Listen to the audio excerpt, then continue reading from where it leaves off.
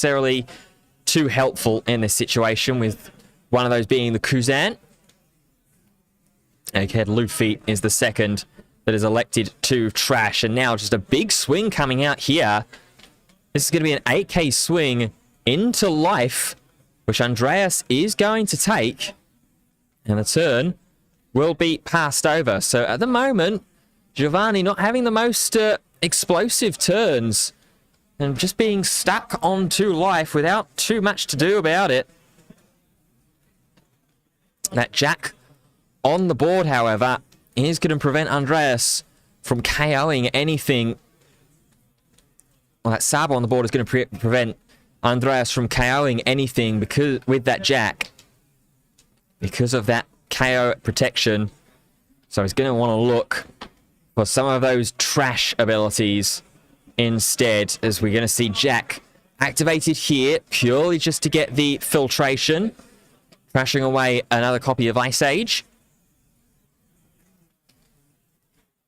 But now, what does Andreas do here? We're going to pay 8 for a Gecko Moria, a very early Moria here for Andreas, given the composition of his trash there. Just 2 Ice Ages and the Kuzan as that Moria was getting played.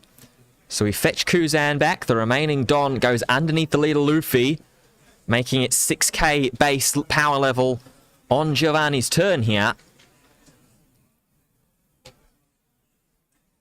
Interesting matchup here, an interesting situation for both of these players. We heard Arman earlier on in his post-match interview talking about the prospects of Mono Black Luffy and how he said that it was a strong matchup. It had a good matchup, he felt like, into BY Luffy, purely because of that ability to protect Rebecca inherently with the leader skill to give everything +1 cost.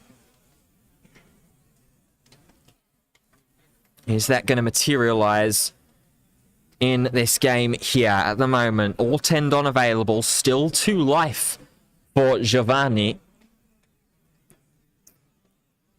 And now the awkward point is that you've got 2 very, very big bodies in Jack and Gecko Moria, and all of your opponent's characters, all of your Andreas' characters are +1 cost. So Moria is a 9 cost on board. Jack, in combination with the +4 that he already gets in his first line of text, is a 12 cost on board. And then you've got Brook at a 4 cost and the 2 Kuzans at 5. So they are KOable, but for some of those higher threats, they're going to need a little bit of reduction work here with a swing in with the Kuzan that Giovanni has active. And even then, your KO options are Sabo, the yellow Sabo from the starter deck, and then the Egghead Luffy in this situation as well. And the Luffy can only KO 4 costs or less, whereas the Sabo can take care of 5s. So paying 1 first off here. Finally we see a Charlotte Flompe hit the character area for Giovanni, who undoubtedly will not be letting this less than opportune start to this round 8 matchup phase him too much. Kuzan is going to swing in here. The attack will fizzle because it's going 5k into 6, but it's more just for the Gecko Moria to get costs reduced. There is the yellow Sabo coming down, and that will spell the end of the early Gecko Moria that Andreas put onto board. What it also means is that Giovanni is down to 0 life, and with 2 Don underneath the leader, we're going to trash 1 card from hand and activate that leader ability and begin to really play the game the way that Giovanni is going to want to. He's going to stack Sabo and 5 cost starter deck Luffy onto the board, as we are going to play down the Sabo here.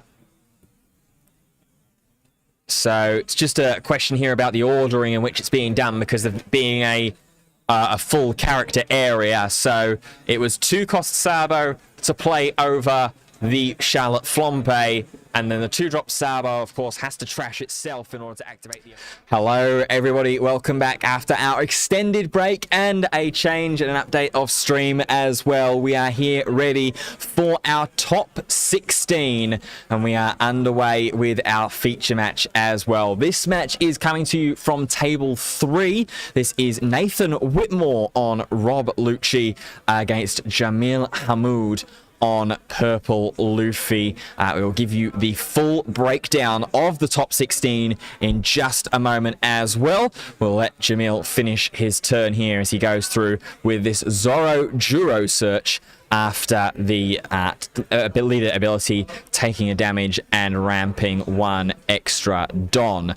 So your top 16 breakdown for the final European major before Bandai Cardfest is as follows. 4 Black Yellow Luffy and 4 Rob Lucci are the equally most represented decks going into Top Cut, then followed by 2 Mono Blue Doflamingos, one of them being your 8-0 undefeated player in Arman Haji Gasemi, and then 2 Mono Black Luffys, the ST14 deck. Our lone Purple Luffy deck you are seeing right here. Then 1 Enel, 1 Bonnie, and 1 Marco. So another event in the European region where there's no Namis making it into the top 16 cut, and another European major where Black Yellow Luffy is one of the most represented and most well converted decks going into the top cut. Not too much of a surprise in that second point. Nami, however, maybe a little bit of a surprise to at least not see one of them sneak through, but that place has been fulfilled by the likes of Enel and Marco as well, with the one of those. Of course, we are now into the best of 3 in our top cut as we see Luffy Taro make its way onto the board, which is going to don -1 and get itself a Straw Hat Crew card alongside with it, electing to play Franosuke off of the ability here.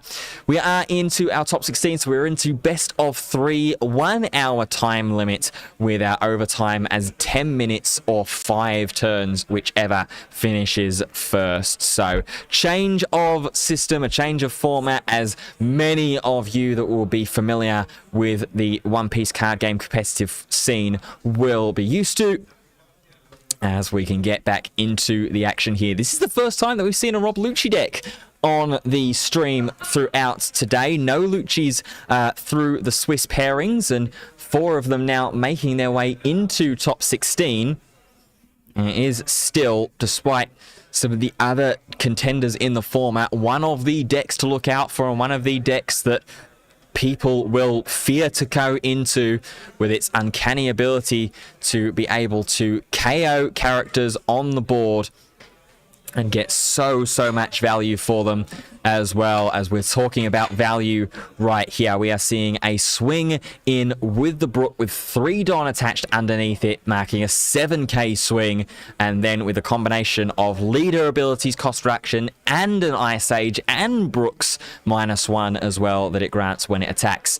Luffy Taro is off of the board for Jamil, leaving him with just a Zoro Juro and the Franosuke as well. 5 cards available in hand there, and when we draw 2 Don per turn, we will go up to 8. So still have an option here to play a second copy of Luffy Taro if it is available for Jamil.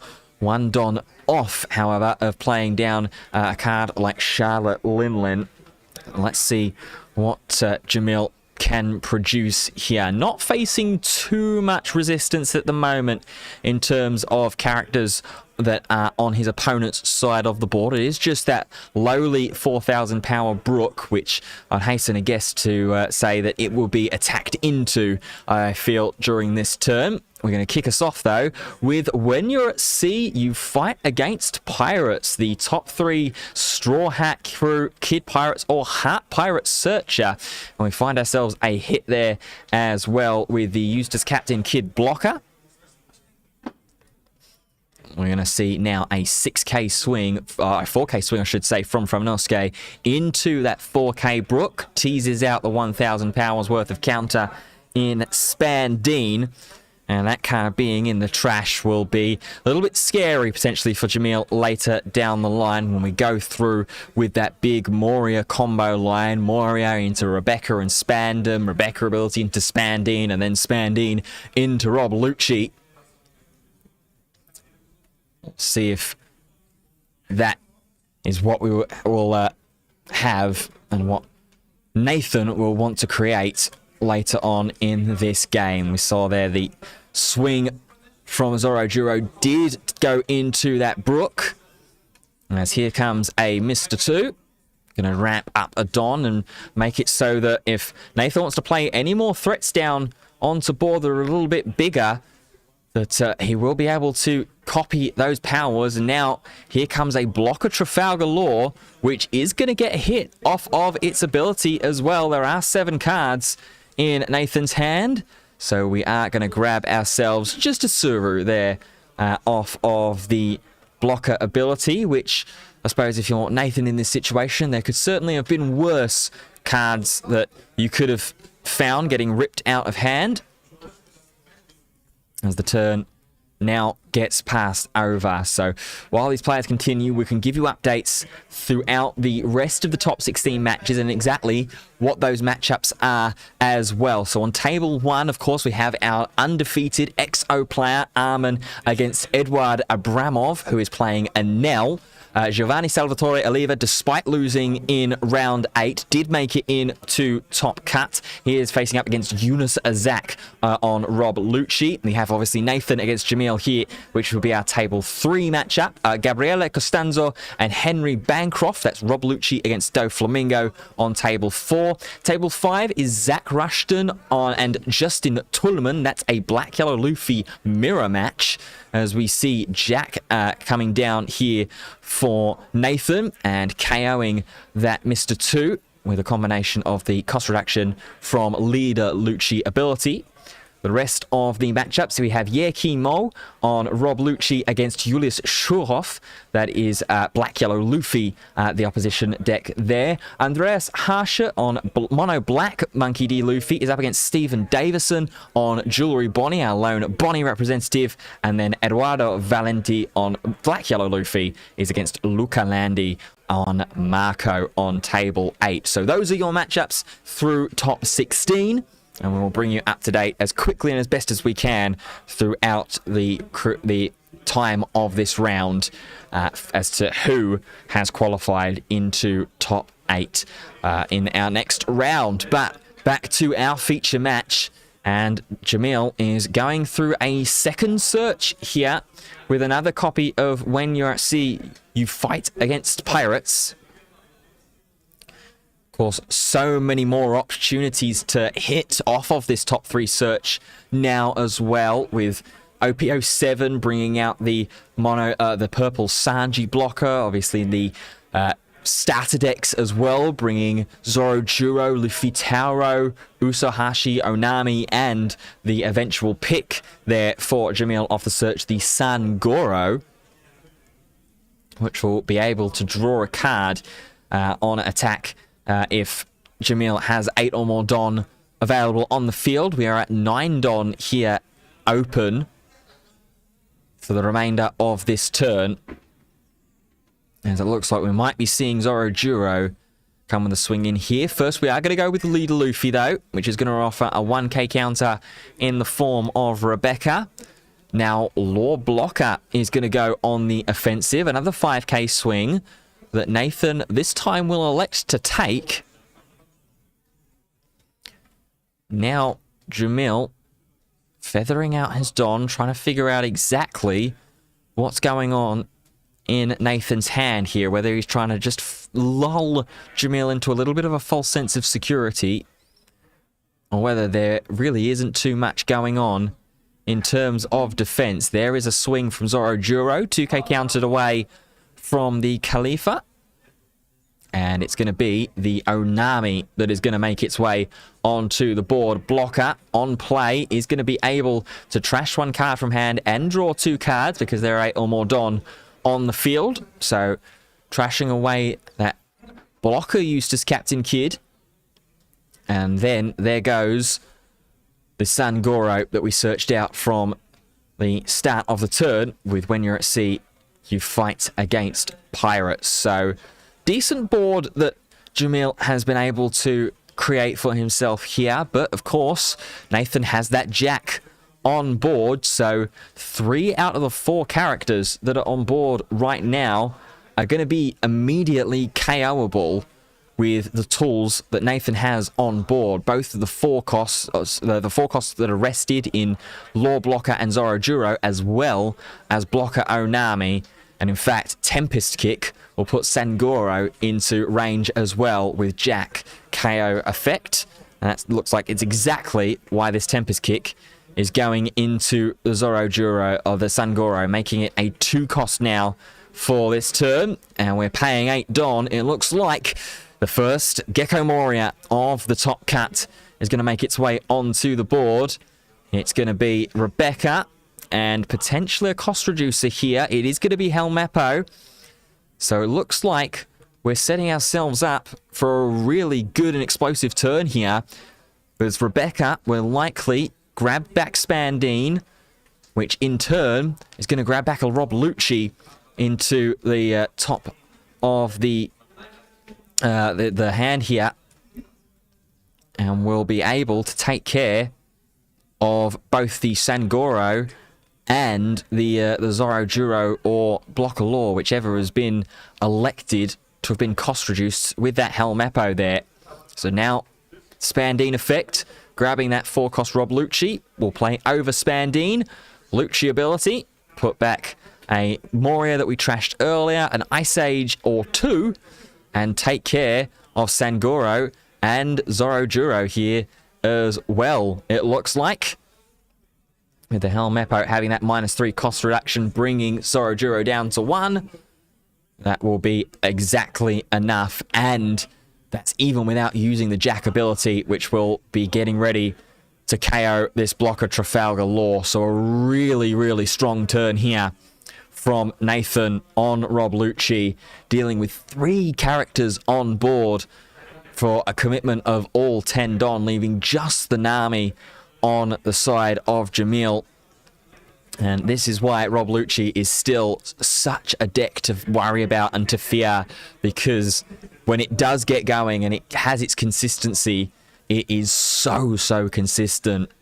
And these combo loops like you just saw there, we highlighted it at the start of the game, the loop that starts with Moria and ends in a Rob Lucci is very, very scary.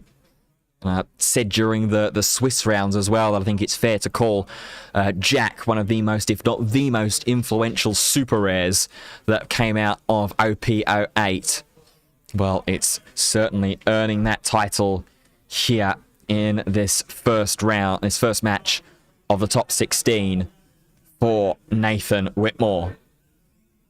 Now for Jamil, all 10 Don open and just a lowly blocker on the board, which will easily be able to be Jack KO'd as well with the Rob Lucci leader swing on Nathan's turn. So Jamil is going to go for a 6k swing. Rebecca will happily jump in the way. Does leave 9 Don open, so there is a potential here to Charlotte Lin, and that's what we're going to see just to buy Jamil a little bit of extra time. He's going to have to trash 1 card out of hand first before getting ready to get healing, trashing a 2nd copy of Lin. And then the 4-drop Rob Lucci is going to go to the bottom of Nathan's life there. So that is 1 less 6k swing that Jamil has to worry about defending next turn. And now Nathan's attention will be turning undoubtedly to that Charlotte Lin and potentially him wishing that some of those Ice Ages that he bottom decked earlier on in the game to put them back with Spandine, wishing he maybe had one or two of them in hand here as we see a 5k swing go through. 2 cards trashed off the top of the deck. Cost reduction likely going into the Charlotte Linlin here. Although there is also an argument to just put it into the Onami so that you could get the guaranteed Jack KO. And it is going to go into the Onami here for this turn. So Onami down to a 3 cost.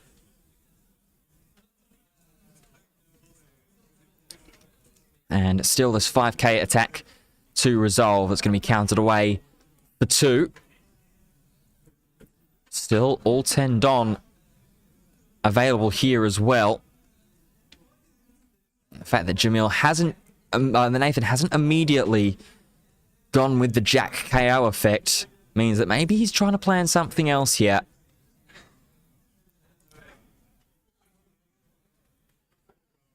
Looking through the trash just to see exactly what has already gone. Paying 5 for a Kaku here onto board. The 5 cost super rare. So grabbing 2 Cypher Pole cards from the trash to the bottom of the deck and KOing that Onami and freeing the way for Jack to swing in here for 8k. Then 9 for the Gecko Moria. And there is that protection for Nathan as well with the blocker Sabo. Draw 2, trash 2, but more importantly in this instance it's gonna be a blocker. So if Jamil wants to try and attack into, say, that rested Jack or Gecko Moria, he's gonna have to go through a blocker first in order to do it. So it essentially has an opportunity to eat up the Linlin swing if that's what Jamil wants to go with first.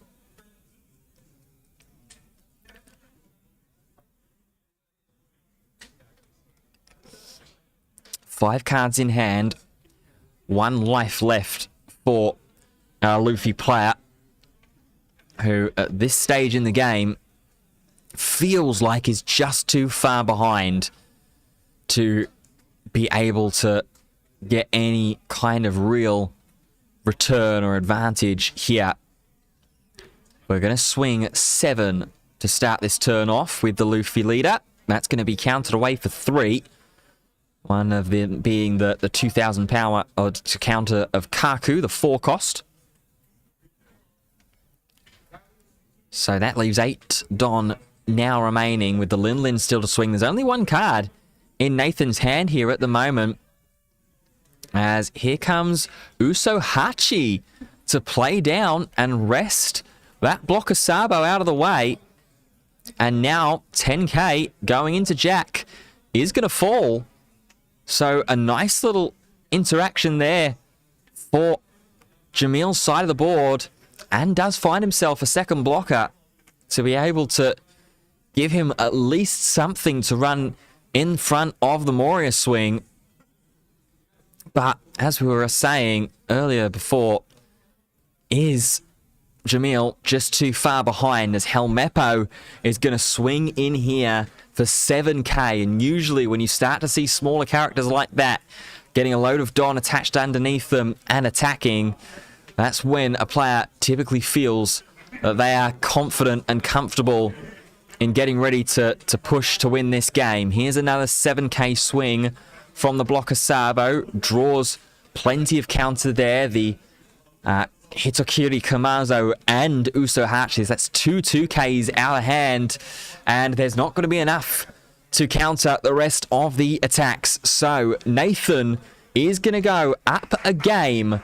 Nathan Whitmore in the lead against Jamil Hamoud in this top 16 feature match. And that was Lucci played down to a T in that first game. It's really, really difficult going up against Mono Black Lucci as Luffy, because there's 2 ways that you're going to look to try and win this game here.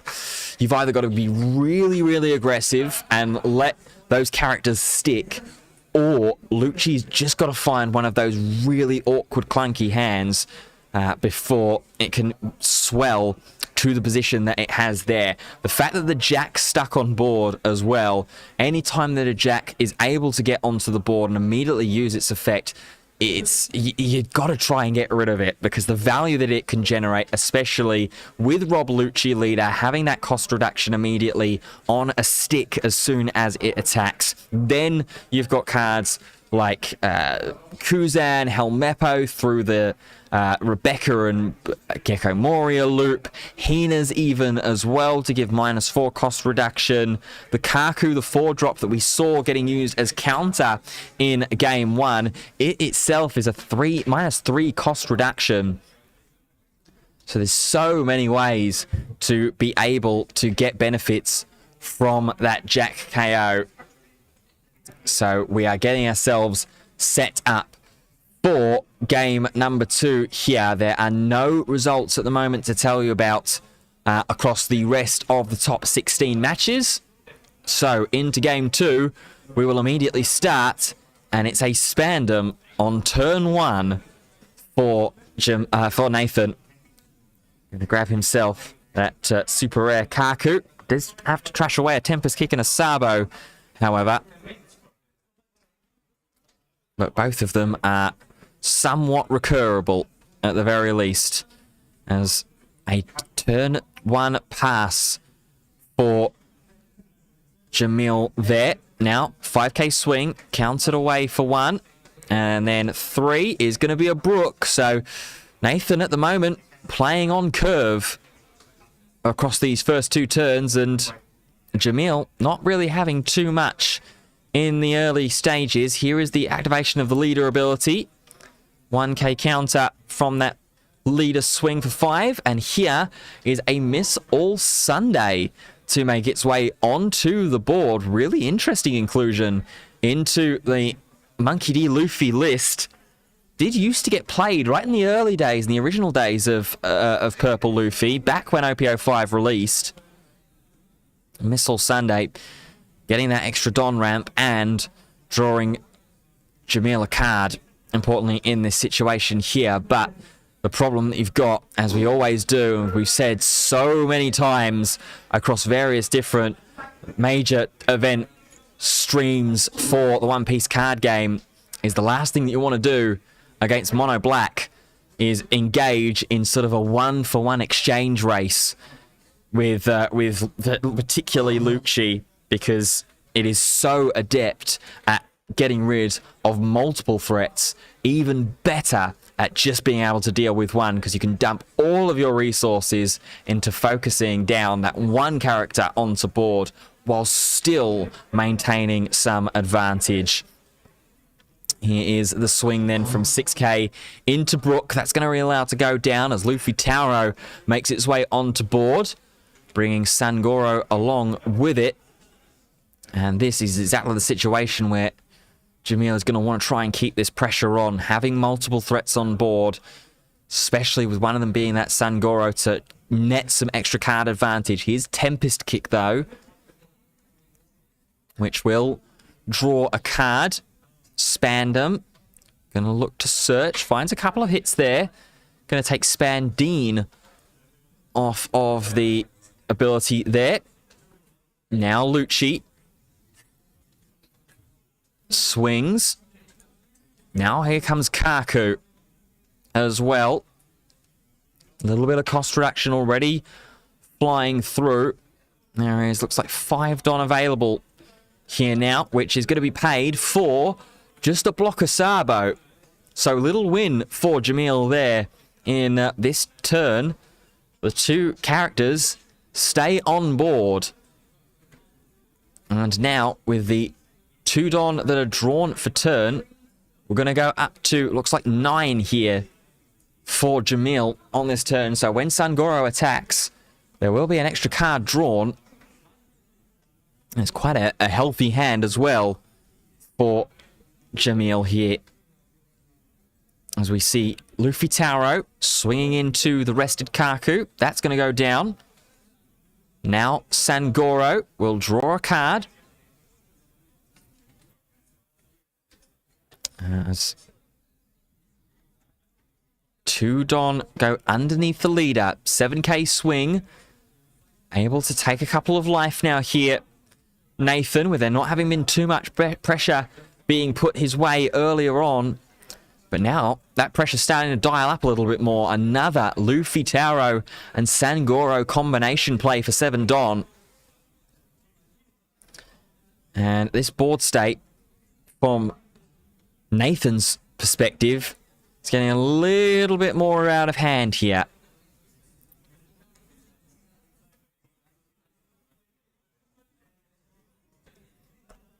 So start this turn. We're going to pay 1 Dom.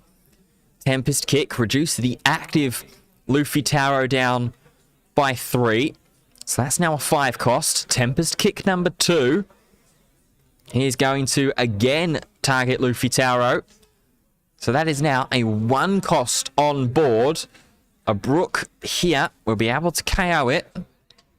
But instead, we're going to Ice Age the rested Luffy Tauro, bringing that down to a 2 cost on board.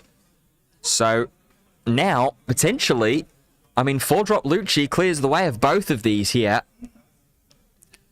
And with 6 Don available, it is well within the realms of possibility. We're going to go for a 5k swing first, though, trashing away a Jack. And cost reducing the rest of Luffy Tauro. Now, back with a resolution of the swing here for 5k. Which will be countered by Captain Kidd. 6 cards left in Jamil's hand. Now paying 4. Here is Rebecca. Going to bring Jack back into hand. And do we have a Spandine in hand? Yes, we do. So Spandine, going to grab ourselves a couple of those Tempest Kicks back. In fact, all the Tempest Kicks that have already been used back into the bottom of the deck. And what should swiftly follow here should be the 4-cost Rob Lucci. There it is, to deal with both of the Luffy Tauros on Jamil's side of the board. Get the Ice Ages and a Gecko Moria back into hand, into the bottom of the deck as well, as those Tauros do go into the trash. And now 2 Don here remaining. Nathan gonna go and swing in with the Sabo blocker into Sangoro. And that's going to get counted away for 3. And keeping that card draw engine safe for Jamil here as he enters into his next turn. Will be all the way up to 10 Don. And it looks like we're just going to start off with a swing here from Sangoro. Does draw the card there. And a 2k counter from Khalifa. Second will swing. Get an extra card draw. And that damage is going to be taken this time. 6k again. Rebecca will block. And then 9-cost Lin is going to make its way onto the board.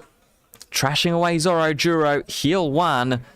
And again, that 4-cost Rob Lucci, just as it did in game 1, is going to find its way to the bottom of the life. So both players on 3 life. And Jamil here in a little bit of a better board state and a bit of a better position than he was when he played Charlotte Lin on the last game. What can Nathan do to be able to get this game back into his kind of tempo? 5k swing. Cost reduction goes into one of the Sangoros, and the damage was pretty instantly taken there from Jamil as well.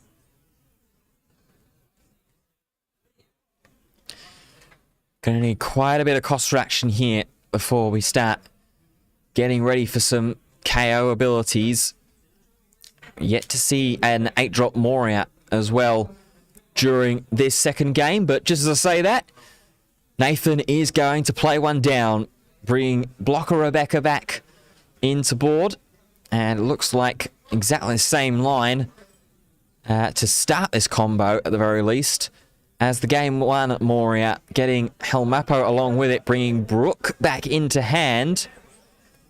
And maybe onto board as well. It will be. So it'll just be one character off of Jamil's board in this combo exchange. But it's one less card at the very least that Jamil has the opportunity to potentially see, as 8k swing now from the Sabo blocker is going to fly in. And another big counter away there for Inosuke as a 2k. And then a 1k counter to finish off as well. So over to Jamil's turn now, who immediately is going to swing in with a Sangoro. Drawing a card with that Don advantage, with that full complement of Don. This is an interesting back and forth that we've now found ourselves in. A little bit more than the matchup was in game one. Now, Jamil looks like he's going to get himself ready for Lin Lin.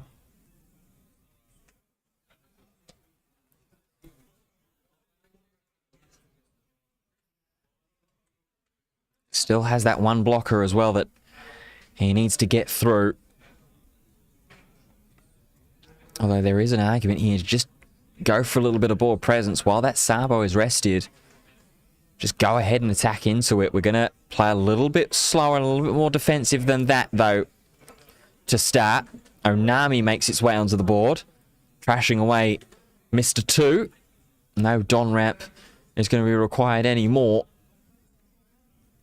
Although with a Gecko Moria on the board, easy 9,000 powers attacker for 4 Don's commitment. Doesn't sound like a terrible idea, but the use maybe not to its fullest potential in this scenario, as we see 6k swing is going to be taken here for Nathan.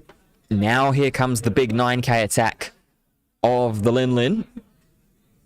Still 5 Don left open here as well, so potential for Jamil to just drop a Queen blocker to give him some extra security, really force Nathan to commit a lot of Don to getting multiple threats off of the board. And, well, it is going to be a 5-cost purple blocker, but it's going to be the Eustace Captain Kid instead of the Queen.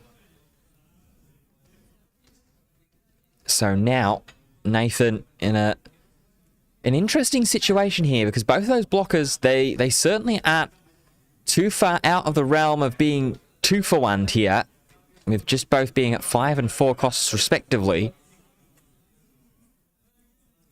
We're going to start off with Lucci leader swing, trashing away Sabo and Moria.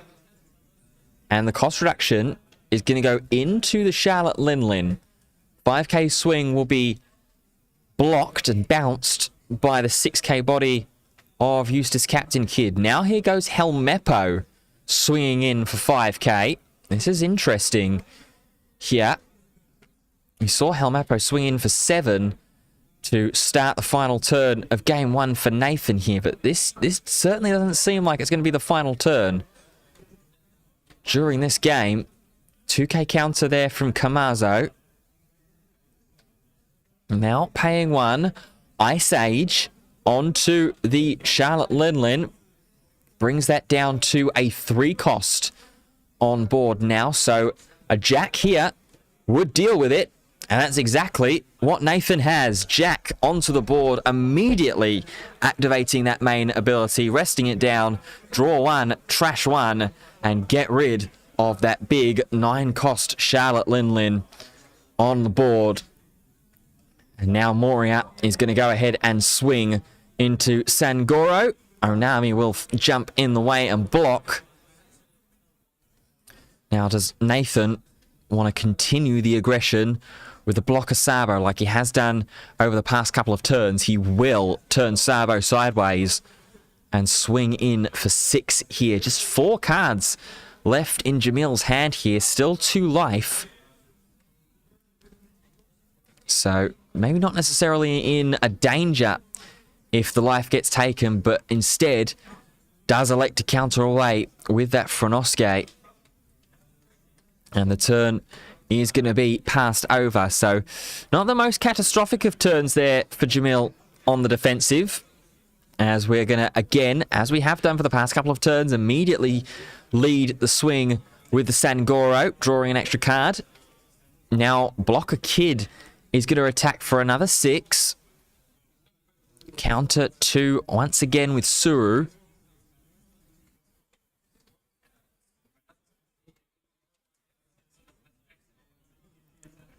What is going to be the follow-up? But do you see that there is that Gear 5 Luffy in the back of the hand for Jamil? He's been holding on to it for quite some time here. I think just been trying to figure out when the most opportune time to drop it is going to be.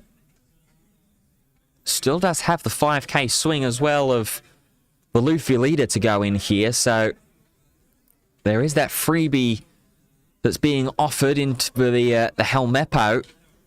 5k into 3. Can't imagine that Nathan will have too many complaints with Helmeppo potentially going down. As now we do see the leader is going to attack for 5k, and it's going into life. Damage will be taken. And here we go. It is going to be 10-drop Luffy time now. So, 10-drop Luffy will don -10, reset Jamil's entire board, apart from the Luffy itself. And of course, Jamil's going to take an extra turn after this one. We're going to use leader ability, get the ramp, activate main, don, pay the 1, add a card active, and then pass the turn back to me, says Jamil, with a 5k leader and a big 12,000 powers body on the board. And it looks like we're just going for it here on this turn with Luffy leader ability activating once again. 10k swing is going to go through. 12k looks like it's going to do it as well. The 10-drop Gear 5 Luffy being able to secure game 2 there for Jamil. And we are going to go in to a game 3 here in our top 16 feature match. Jamil was waiting and waiting to try and play that 10-drop Luffy, trying to figure out exactly when the best time it was going to be to play it down, and decided that that second to last turn was finally it, with 2 life available. So we are getting ourselves ready and shuffled up, as it is a game 3 scenario, and both of these players are essentially back into the mentality and the mind state that they were at in the most of the games today, into an essentially best of 1, and both players are going to kick it off with a mulligan as well to start. Still no results to tell you about from what I can see so far across the rest of the top 8. Still have just about 20 minutes left on the clock for the other matches in the top 16. Of course, the feature match does have its own round timer.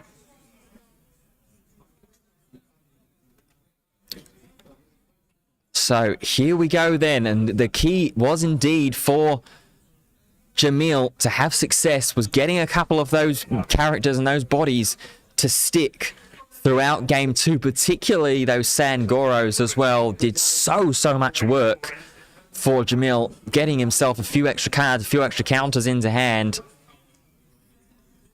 as Jamil on his second turn will activate leader ability, get himself an extra don. 5k swing taken straight into Zorojuro, looking for a Straw Hat Crew card. We signed a few of them, one of them being Luffy Tauro, that we're going to play. We're going to grab ourselves into hand. Now over to Nathan's turn here, which is going to swing 6k to start things off. Of course, this cost reaction will be going into Zorojuro. And now pay 3. Is this going to be Brook here? It is going to be Brook. And it's not going to be enough to KO Zorojuro on this turn. So already, Jamil getting a little bit of early tempo going in here. Up to 6 Dons, 7 with a leader ability activation to play that Luffy Tauro that we saw get searched out from Zoro on the turn before. And looks like that's what we're going to see after a couple of swings. 1 Don extra ramped up. And there is 7 cost Luffy Tauro. Don -1, bringing Sangoro along with it as well. And setting himself up, if Sangoro lives, to Jamil's next turn to get some more cards drawn. Now over to Nathan's side of the board. 6 Don available here. Ice Age immediately onto the Sangoro to put it down to a 0 cost. So it is in Brook KO range. And we're going to swing here. 6k into Zorojuro. The Brook takes down Sangoro. No extra cards drawn for Jamil this time, unchecked. And still now this 6k swing to potentially defend, but electing not to. It's going to go down there from the Brook attack. And then the 5k leader swing is going to be allowed through, and it is a chorus of Brooks that are going to be on Nathan's side of the board. The second one hits for the remaining 3 Don of the turn. So Jamil now up to 8 Don. The Luffy Tauro, the only survivor in that turn, but it's not a bad survivor to be able to have as it crashes into the rested Brook. Now a 5k swing here with leader, counted away. Activating leader ability again here for a Charlotte Linlin to make its way onto board. So a heal 1 and that lowly Brook that is left on Nathan's side of the board is going to get put to the bottom of the life. Jamil playing Nathan at his own game slightly here with a little bit of board control, a little bit of board mitigation. As over to Nathan we will go. The 9 Don turn. 2 Tempest Kicks trashed away there from leader ability. And now here comes Gecko Moria to make its way onto board. It's going to bring Khalifa back as the only target here. Draw 2, trash 2. I mean, it's hand filtration, but if you're Jamil, you've got to be trying to hide a smile here with the fact that you've seen a Gecko Moria get played down and only Khalifa making its way onto board. Luffy Tauro and Charlotte Linlin are going to survive again as the turn is passed over, and Jamil is going to get his full complement of 10 Don here. I mean, there's quite a few cards left in hand at the moment for Nathan, but there's a real opportunity here for Jamil to wreak some serious havoc and potentially put himself one step closer, one step away from going into top 8 here at this Birmingham Regionals. It's going to be all about trying to keep as calm as possible and not get too carried away with the advantage that it certainly looks like is being presented to you. Swing from Luffy Tauro goes through. Linlin attack again is going to go through. Both players now down to 2 life each. As we can quickly bring you an update in a couple of the matches in top 8. Arman, our number 1 seed, continues his unbeaten run through the Birmingham Regional Championships. He is 9-0 now after defeating Eduard Abramov on Enel on table 1. And then on table 8, Black Yellow Luffy, piloted by Julius Schurhoff, beats Yeki Mo on Rob Lucci. So 2 names already confirmed into top 8, as we see there a block of Trafalgar Law tearing a Gecko Moria out of hand. And then a 7k swing countered away with double 2k counters there with both Khalifa and Suru. So Nathan with a little bit of work to do here. First, we're going to start off with Tempest Kick. -3 cost. I mean, it's likely it's got to go into one of those big end threats, one of those Lin or Luffy Tauros. Depends on what else is in hand to be able to combine off of this. If there's an Ice Age or something in hand, then perhaps the Tempest Kick is more suited to go into Luffy Tauro.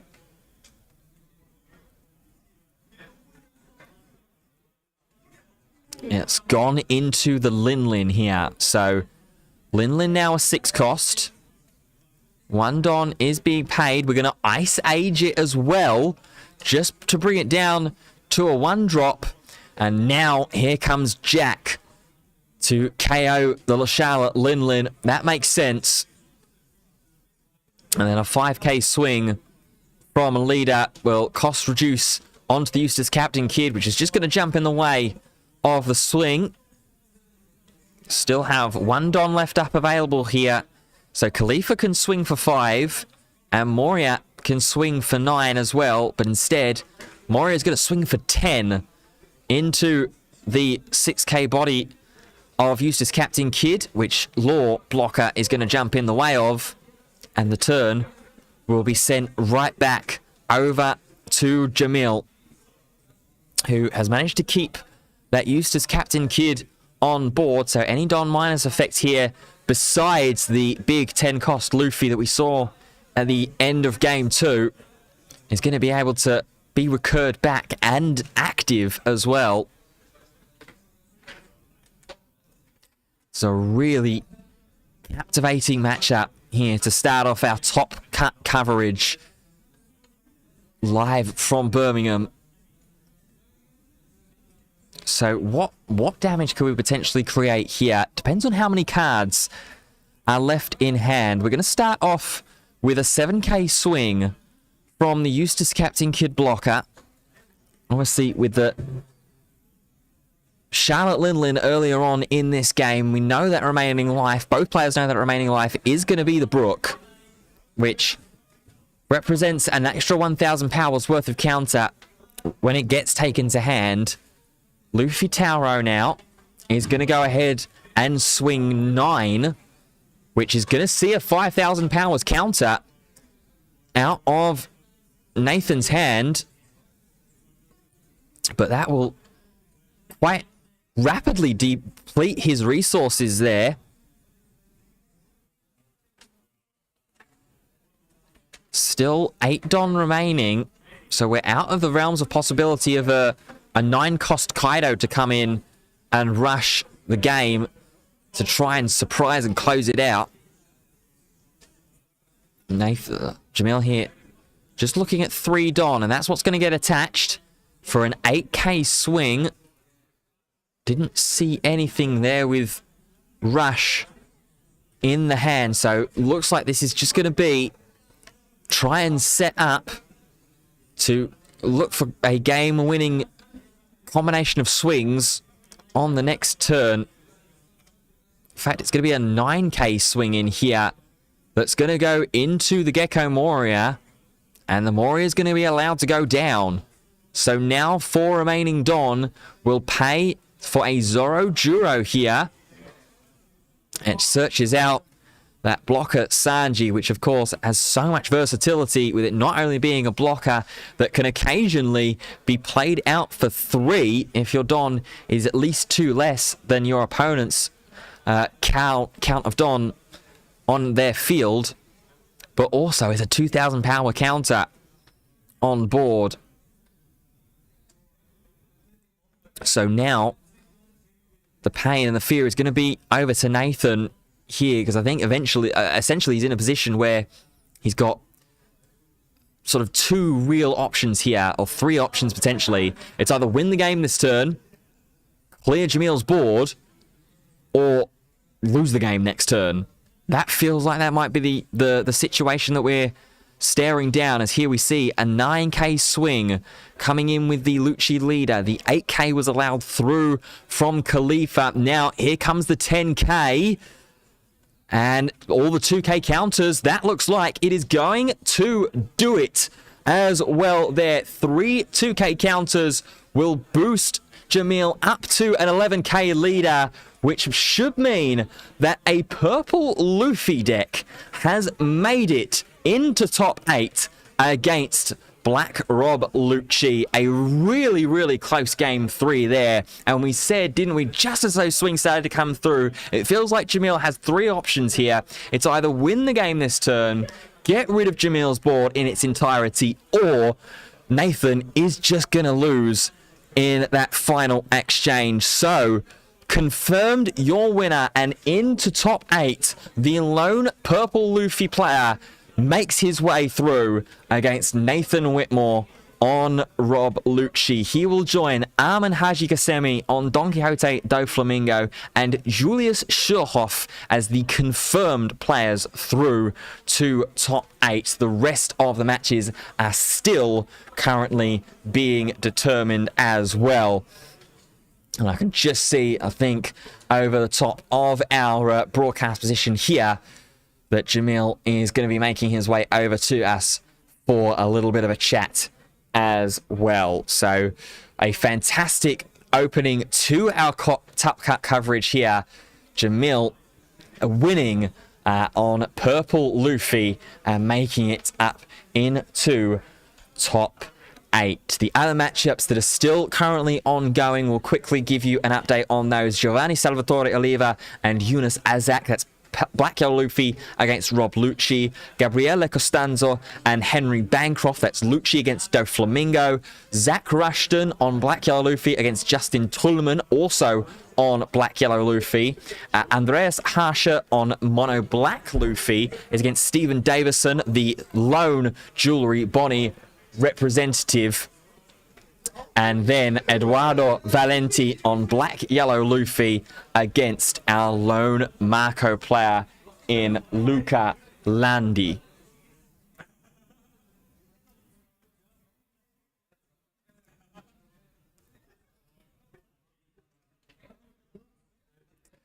So it looks like that as opposed to getting ourselves a word from our winner, we are just going to get ourselves off to a quick break, which you'd understand, I think it's fair to say, a very, very intense best of 3 matchup.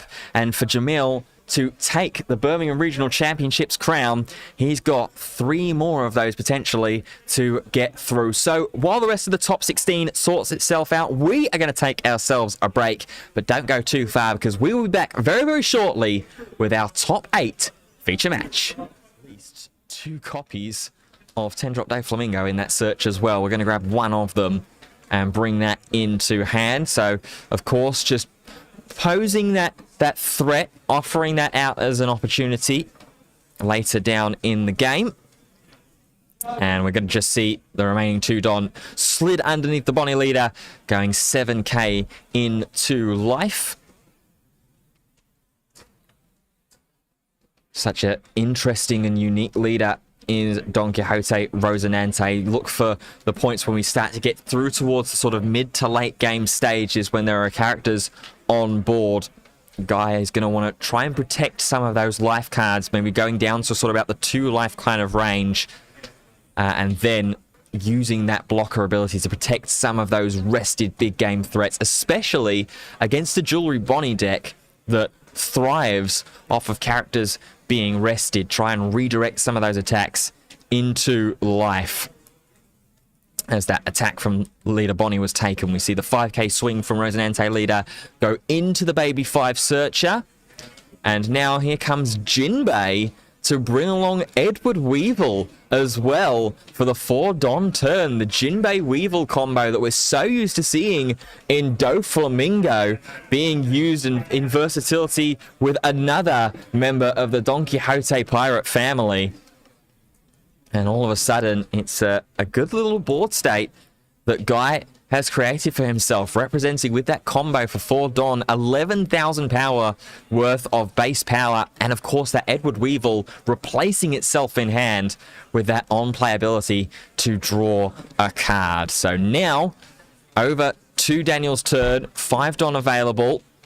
Could potentially be setting up for a Cavendish play here if it's available. The swing will be countered away for 1 by the 5-cost Luffy, and there indeed is the Cavendish to on-play restand 2 of those Don. 1 is going to get used for another baby 5 to play down, but of course won't use that final Don to search for it.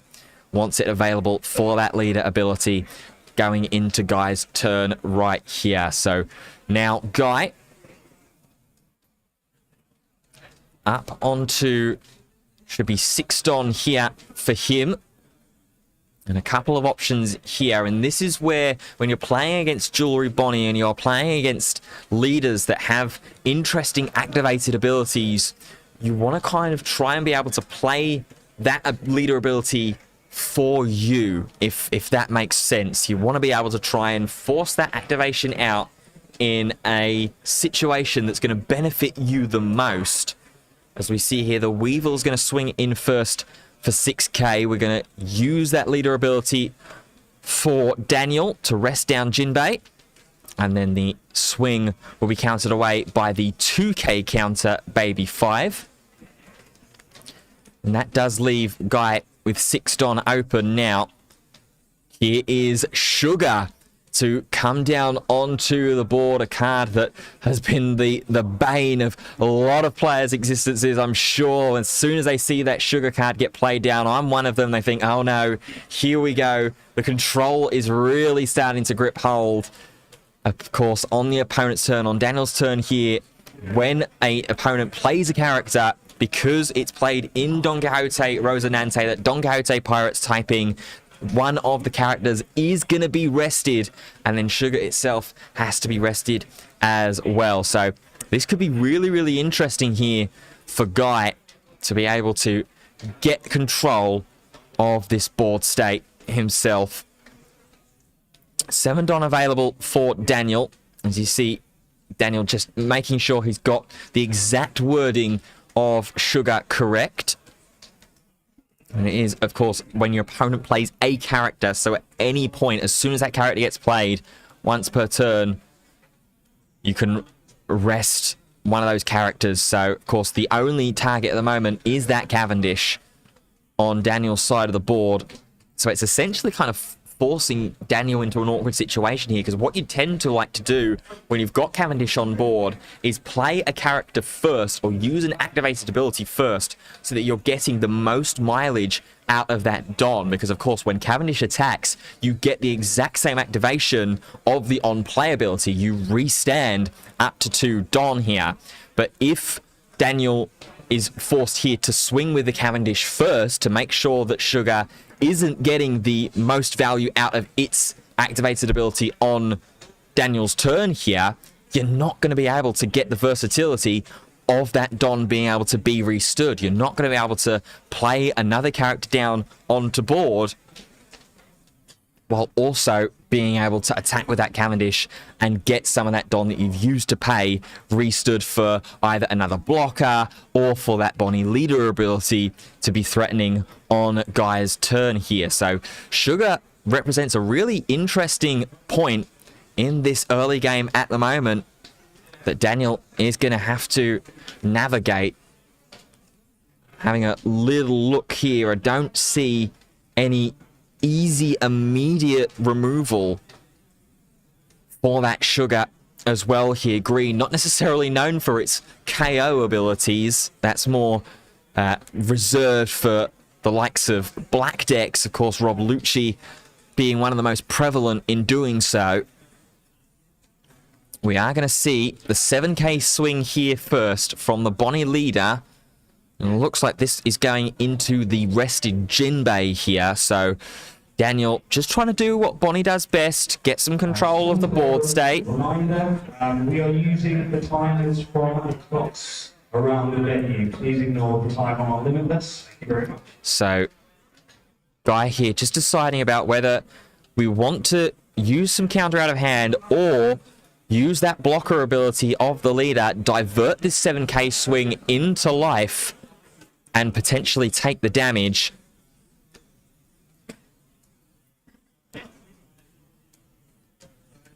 Instead, it looks like we might be going to counter here. We will. There is 2k and 1k. the pudding and the Gion there. So now with 5 Don available, we are, it looks like, being forced, exactly as we potentially thought here, to swing in with the Cavendish. 6k into 5. That's going to draw out the 2k's counter of the Dracul Mihawk. And now here comes the Carrot onto board as well, which is going to fall into that sugar trap and get rested immediately, despite getting some value, resting down one of those Edward Weevils and making it so that it's not going to become active during Guy's refresh phase here. That Carrot is going to be a potential target that he's going to be able to attack into. And with it being a 6k base and there one Edward Weevil still active on board, there is a pretty easy and nice trade that we might be able to create here. So over to Guy's turn now, and we are going to see the Edward Weevil swing in. It's going to be a 7k swing into life. Damage will be taken. Now we're just going to push 5 here with Jinbei, and this might be a little easier to counter out of here. It's going to be a 2k counter that's committed though with Scratchman Apu. Now the 5k swing from leader, that's going to get taken.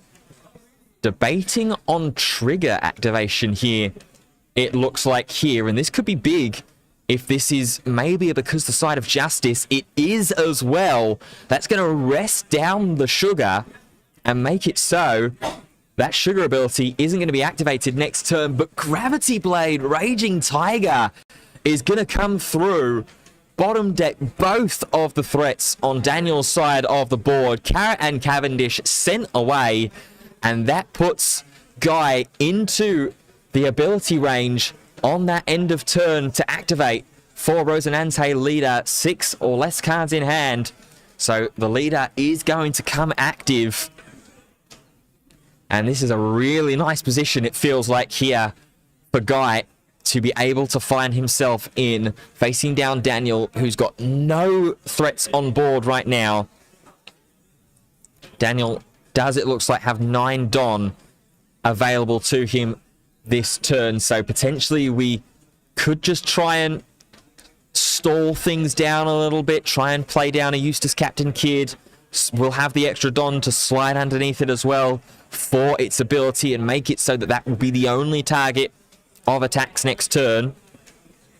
We're going to start first off though with a 5k swing from the leader Bonnie into the sugar, and here is where that blocker ability is going to get activated, diverting the attack from the leader into life, and Guy will take the damage. Now here comes 2 Don for a blocker Rosinante, which is going to be able to be rested down there by the sugar, and then the Basil Hawkins will come down there as well, and the turn will be passed over. So all up to 10 Don now. A wide board state that Guy has for himself, and at the moment it's just running into one active blocker in the form of Basil Hawkins, which does have that ability to protect itself from being removed by opponents' effects. But there might be a window here for Guy to just try and brute force through this Basil Hawkins here. We will see here the Basil Hawkins, the Edward Weevil swing in for 7k here. Leader ability activated to rest down the second Weevil. And Guy will take the damage, down to 2 life apiece now here for both players. Jinbei still to swing here, the Rosinante leader as well. And 9 Don potentially available. It's difficult here as well with that 4 Don. You're essentially wanting to commit both, to commit 2 each to both of the characters. The character and the leader on board here, which is what we're going to do to try and force that interaction with Basil Hawkins. Here comes another 7, this time from the Jinbei. So there's not going to be any threat here, potentially, of a Eustace Captain Kid of Guy's own here, with 7 Don now available.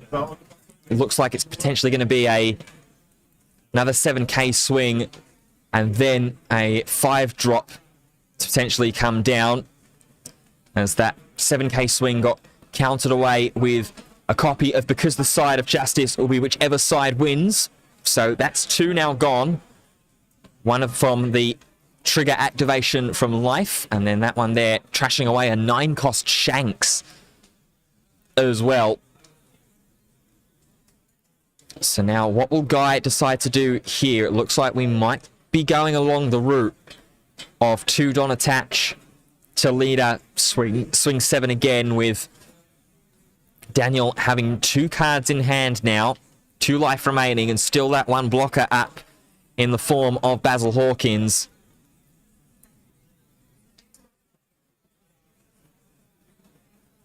We're going to see Sugar swing in here with 2 Don attached underneath it, going into the blocker Rosinante. This is interesting here. And Daniel is going to let this go, electing to be really, really aggressive with the board state control that Guy is creating here. Now here's a 5k swing at Life. Easy and free block there from the Basil Hawkins. But that's going to be the carrot that's going to come down there. Played to exactly the way that Guy wanted it to be played. Get that free block, or what looked like a free block there for Daniel, who took the bait on the 5k swing. And the carrot comes down to freeze it for this turn. This has been really, really well played so far from Guy. Some of the mind games as well that have been executed. And now Daniel finds himself in a bit of a precarious situation here. We're going to start with a 5k swing. Guy with, looks like 5 cards in hand. So that's why Rosinante is restood. I mean, if we've got the 1k counter in hand, this is a pretty happy 1k counter, I think, from my perspective. Guy agrees. And now we're going to go 10 and play down the Doflamingo that we searched early on in the game. And that's going to freeze down both of the Weevils as well as the Jinbei. So at least that buys Daniel a turn here with the board state at the moment. But with 2 cards in hand, there is a potential argument, a potential way that Daniel could, or Guy could, look to try and push the game here. If you go 5k swing with the leader first, that maybe draws a card out of hand, then you could put 7 Don underneath Sugar, swing 7, and then the remaining 3 Don would make a 9k swing for Carrot. With that blocker in Basil Hawkins rested, this could be very, very dangerous here. Looks like we're going to start with the 9k swing first. And with the when attacking ability, we're going to keep that Basil Hawkins frozen down. 9k swing here is going to have to be taken with 2 cards in hand. No trigger activation here. Now we're going to swing 9k again. This time with the Rosinante leader. That will be taken. And then 3 Don here will be paid for a Don Quixote Doflamingo blocker. Now, a Guy is going to have to get rid of a character here once this on-play search resolved, because there's 6 characters on board at the moment. And of course, the maximum is 5. So one of those characters is going to have to be KO'd, and it looks like that's what's been caught there by our stream judge on the table. So Jinbei is going to fall into the trash, but it certainly earned its mileage throughout this matchup, getting that early Weevil on board and starting this early pressure that Guy has been able to create. Daniel now with just a Lone Bonnie leader, a Doflamingo 10 cost, and 10 Don open. I mean, this is difficult here because you're wanting to... There's two sort of ways you can go here, and it'll be indicated as to which line Daniel is going to take here from the first couple of actions that we see throughout this turn. If Daniel starts looking to clear the board, then we're likely going to see something like an 8-cost kid come down to try and prolong the game. If Daniel looks to try and go over the top and with attack into life, then we'll likely see a second 10-cost Doflamingo come down to get the most mileage out of that ability, resting down both the Weevils and the Carrot as well. Still does have the danger, of course, of the leader, the Doflamingo blocker, and the Sugar still being on board, which will be able to rest down something. So we are going to see an attack go in first from the 10-cost Doflamingo on board into the rested Carrot. Doflamingo blocker will jump in the way. Now 3 Don there being held by Daniel. Would need at least 1 Don underneath that Bonnie leader to threaten an attack into the Weevil. It would be 2 Don. Oh, no, so it would still be 1 Don with the Carrot, but 2 to really try and force a 2k counter out from hand.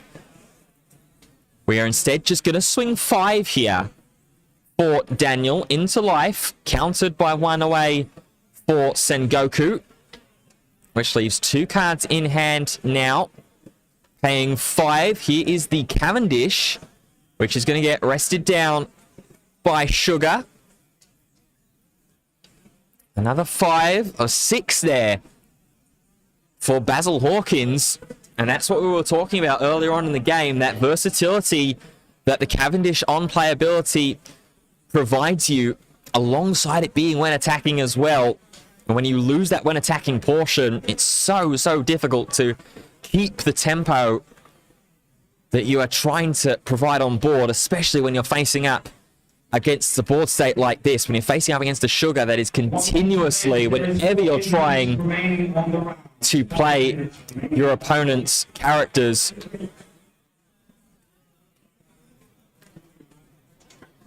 as we see now Guy potentially look for a route to close out this game.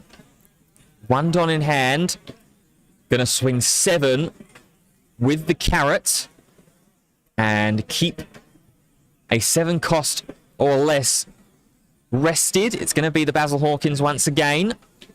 Leader ability activated. Rest down a Weevil. Throw the Basil Hawkins in the way to block. 7k again. This time going into the rested Basil Hawkins. No, it's going into life instead. And with double Hody Jones and Eustace Captain Kidd left in hand, that is going to be it. And Don Quixote Rosinante goes to at least 2 copies of 10-drop Doflamingo in that search as well. We're going to grab 1 of them and bring that into hand. So, of course, just posing that threat, offering that out as an opportunity later down in the game. And we're going to just see the remaining 2 Don slid underneath the Bonnie leader, going 7k into life. Such an interesting and unique leader is Don Quixote Rosinante. Look for the points when we start to get through towards the sort of mid to late game stages when there are characters on board. Guy is going to want to try and protect some of those life cards, maybe going down to sort of about the 2 life kind of range, and then using that blocker ability to protect some of those rested big game threats, especially against the Jewelry Bonnie deck that thrives off of characters being rested. Try and redirect some of those attacks into life. As that attack from leader Bonnie was taken, we see the 5k swing from Rosinante leader go into the baby 5 searcher. And now here comes Jinbei to bring along Edward Weevil as well for the 4 Don turn. The Jinbei Weevil combo that we're so used to seeing in Doflamingo being used in versatility with another member of the Don Quixote pirate family. And all of a sudden, it's a good little board state that Guy has created for himself, representing with that combo for 4 Don, 11,000 power worth of base power, and of course that Edward Weevil replacing itself in hand with that on-play ability to draw a card. So now, over to Daniel's turn, 5 Don available. Could potentially be setting up for a Cavendish play here. If it's available, the swing will be countered away for 1 by the 5-cost Luffy, and there indeed is the Cavendish to on-play restand 2 of those Don. 1 is going to get used for another baby 5 to play down, but of course won't use that final Don to search for it. Wants it available for that leader ability going into Guy's turn right here. So now Guy up onto, should be 6 Don here for him. And a couple of options here. And this is where, when you're playing against Jewelry Bonnie and you're playing against leaders that have interesting activated abilities, you want to kind of try and be able to play that leader ability for you, if that makes sense. You want to be able to try and force that activation out in a situation that's going to benefit you the most. As we see here, the Weevil's going to swing in first for 6k. We're going to use that leader ability for Daniel to rest down Jinbei. And then the swing will be countered away by the 2k counter baby 5. And that does leave Guy with 6 Don open now. Here is Sugar to come down onto the board, a card that has been the bane of a lot of players' existences, I'm sure. As soon as they see that Sugar card get played down, I'm one of them, they think, oh no, here we go. The control is really starting to grip hold. Of course, on the opponent's turn, on Daniel's turn here, when an opponent plays a character, because it's played in Don Quixote Rosinante, that Don Quixote Pirates typing, one of the characters is going to be rested, and then Sugar itself has to be rested as well. So this could be really, really interesting here for Guy to be able to get control of this board state himself. 7 Don available for Daniel. As you see, Daniel just making sure he's got the exact wording of Sugar correct. And it is, of course, when your opponent plays a character, so at any point, as soon as that character gets played, once per turn, you can rest one of those characters. So, of course, the only target at the moment is that Cavendish on Daniel's side of the board. So it's essentially kind of forcing Daniel into an awkward situation here, because what you tend to like to do when you've got Cavendish on board is play a character. The top 8. Hello everybody and welcome back to our top cut coverage. We are into top 8 now here in this Birmingham Regional Championships. We've got Giovanni Salvatore Oliva back in the feature match area after losing his win and after losing the down pair in round 8. Was safe to qualify up into the top 16, and with a victory in his previous round in the top 16, Giovanni Salvatore Oliva has secured his 10th, that's right, his 10th serialized card, which is incredible numbers for a player of his caliber across these early stages of the One Piece card game. Up against him is going to be our lone Jewelry Bonnie player, Stephen Davison, who went all the way to overtime and end of round procedures to take a victory in top 16. So to fill you in with the rest of our top 8 now, as we see Stephen go through this Jewelry Bonnie search. On table 1, we have Arman against Eduardo. It's Giovanni here and Stephen. Those are the table 2. Jamil Hamoud, our winner from our feature match in top 16 on Purple Luffy, is up against Julius Schurhoff on Black Yellow Luffy. And then Henry Bancroft is up against Justin Tullman. That is Doflamingo against B White Luffy. So our top 8 decks are 4 Black Yellow Luffy, 2 Doflamingos. That's right, all 4 Rob Lucci's fell at the top 16 point, and then 1 Jewelry Bonnie and 1 Purple Luffy, which does mean, yes, unfortunately, our Marco player Luca did lose in top 16. But going through into this feature match here, this is going to be a really interesting matchup. We've heard a couple of times that one of the biggest strengths that Jewelry Bonnie has in this current format is a pretty good matchup into black-yellow Luffy decks. Obviously, generally being able to rest down 5-cost characters or higher or less, of course, with the Bonnie ability, just being able to rest characters down, then utilizing tools like Carrot to be able to keep things frozen, Hody Jones as well to force through those big game-winning swings and get away from some of those pesky pesky Sabos that stick onto the board as well. So Steven might have a good little opportunity here to deal some damage, although just a baby 5, the 2k counter baby 5, and a pass the turn maybe isn't the best of scenarios and the best of early games so far up against Giovanni Salvatore Oliva, who, of course, himself needs no introduction. A player, a part of that esteemed team of Italian players among Luigi Amato, Matteo Longin, Roberto Rondino as well. And it's over to Giovanni's turn here.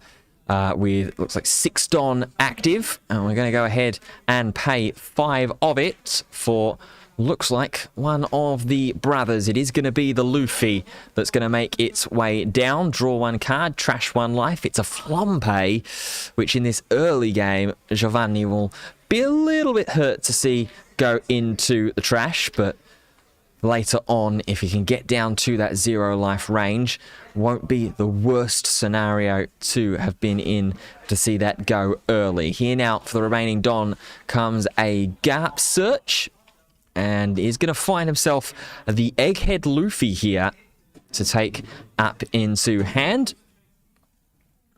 Is Giovanni going to go ahead and swing to close out the turn? No, he will not.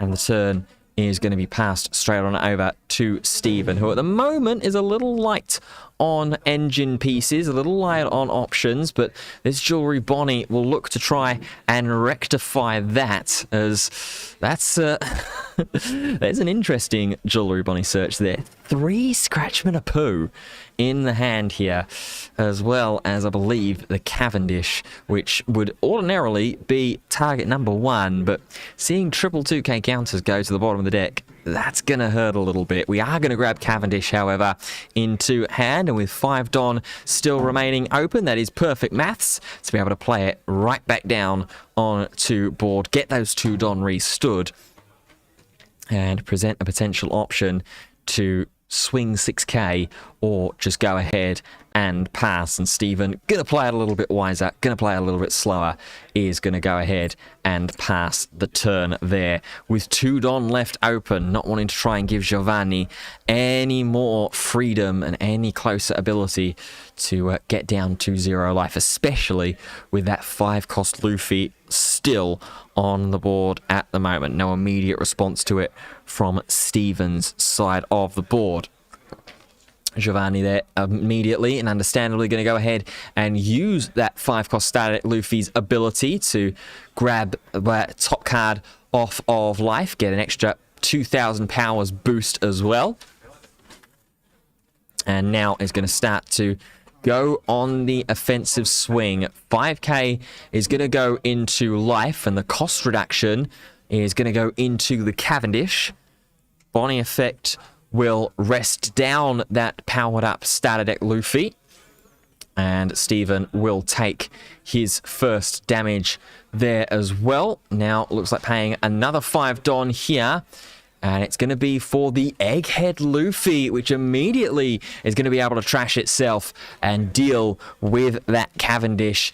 Of course, we talk about how so important some engine pieces are in various decks. Cavendish is one of those in Jewelry Bonnie. So the fact that Giovanni has immediately been able to answer it here is a perfect step in the direction and a little pinky toe ahead in this early race in the best of three here, our quarter-final stage as we are now.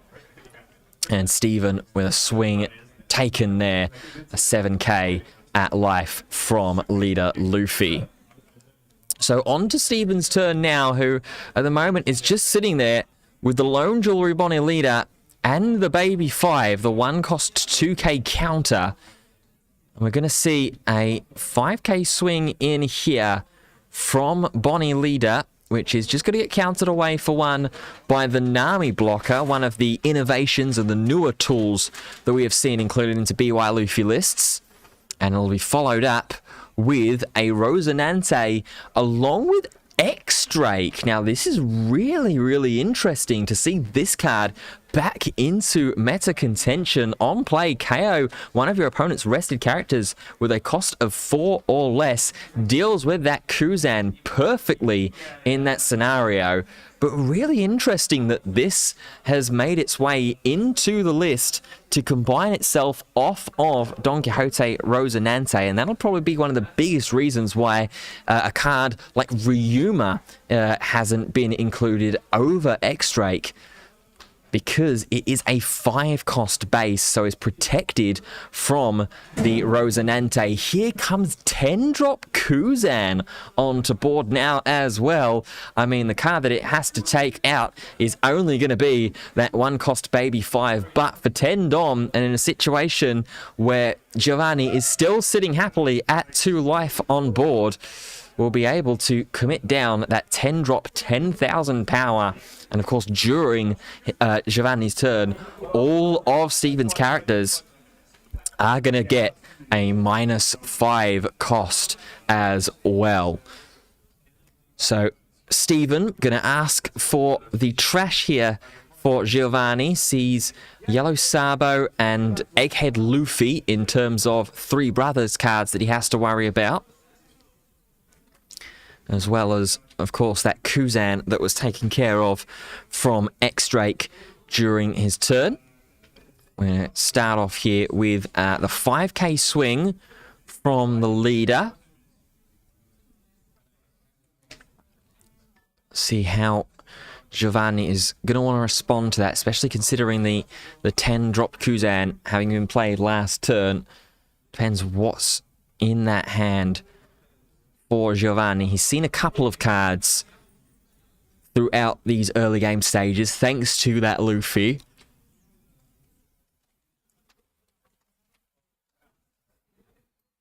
With a 6k swing and an 8k swing minimum as well, to still make its way into potentially life here for Giovanni. He's going to elect to counter and over counter here as well with the 2k of Makino. So, be interesting information here potentially for Steven to see that 2k getting used, as we see 6k swing now from the X-Drake. Giovanni initially moving over to take the damage, and indeed he will. Now, still with that Rosinante to swing in, and that will attack. Now, of course, with it being rested during Giovanni's turn, he's not going to be able to KO that X-Drake via effect. He's going to have to attack into it. There is that prime target to do so with the 10-drop Kuzan, but I have a feeling that that's probably going to be directed more towards Rosinante during Giovanni's turn. Still waiting to resolve this 8k swing in here from Rosinante, which is such a cool card, and glad to make its way back into some contention and into meta relevance as well. It's found itself a really neat little home in Jewelry Bonnie at the moment with this Don Quixote Pirates type package that it's also running alongside it.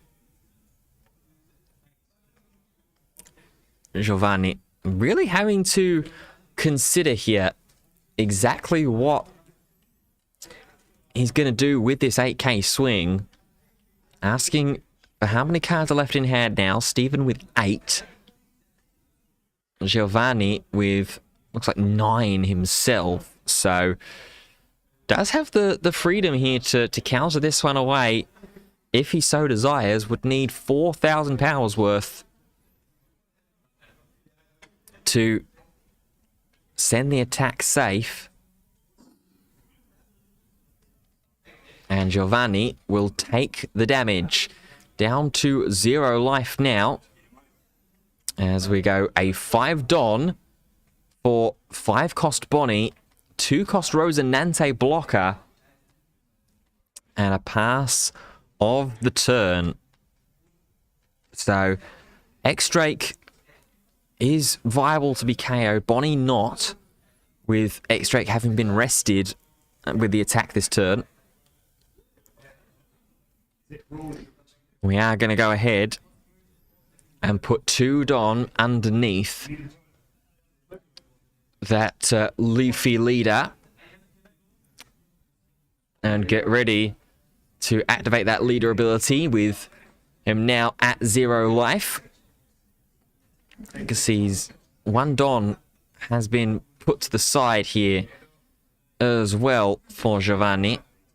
Or in fact, that's the Don that's being kept rested from the 5 cost Bonnie effect. So Giovanni, as much as he would have liked to go 2 Don underneath leader and Moria turn here, that's not going to be on the table. Instead, he's going to have to pay 5, Egghead Luffy, take care of the 2 cost Rosinante blocker.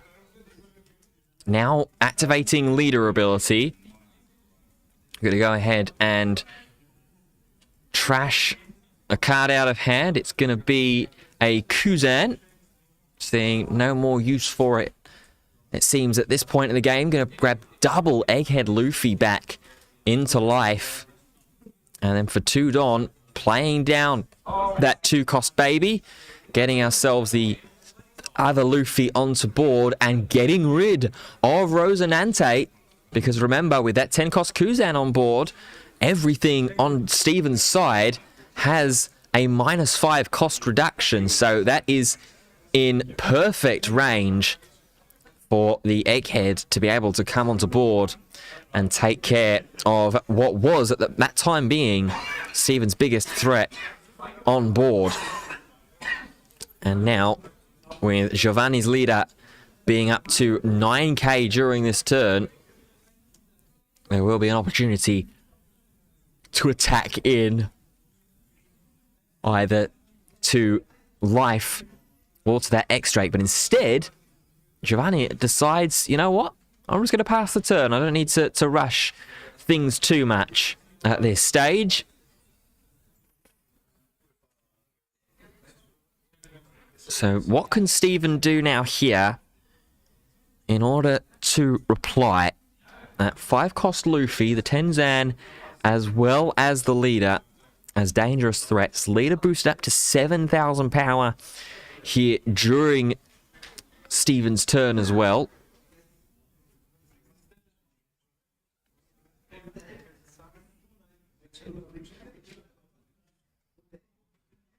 And this is where things get quite difficult when you're going up against Black Yellow Luffy, when you have your opponent getting that cycle continuous.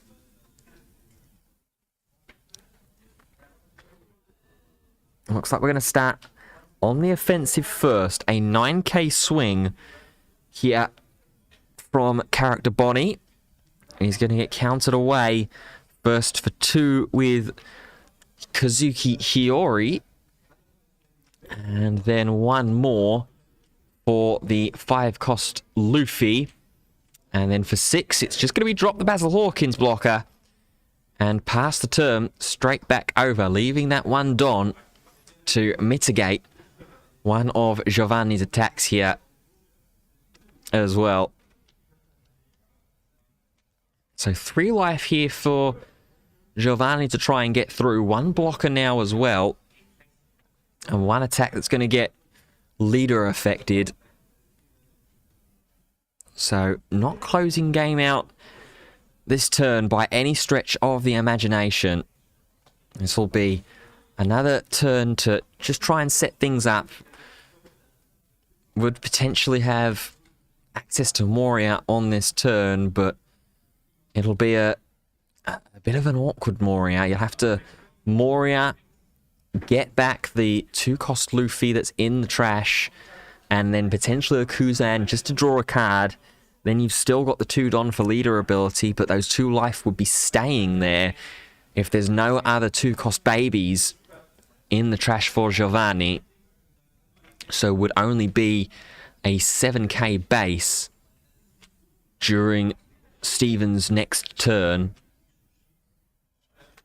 I think that's what Giovanni is trying to figure out here now. There is also the opportunity to just free that 5-cost Luffy out of life using the starter deck Luffy that's on board.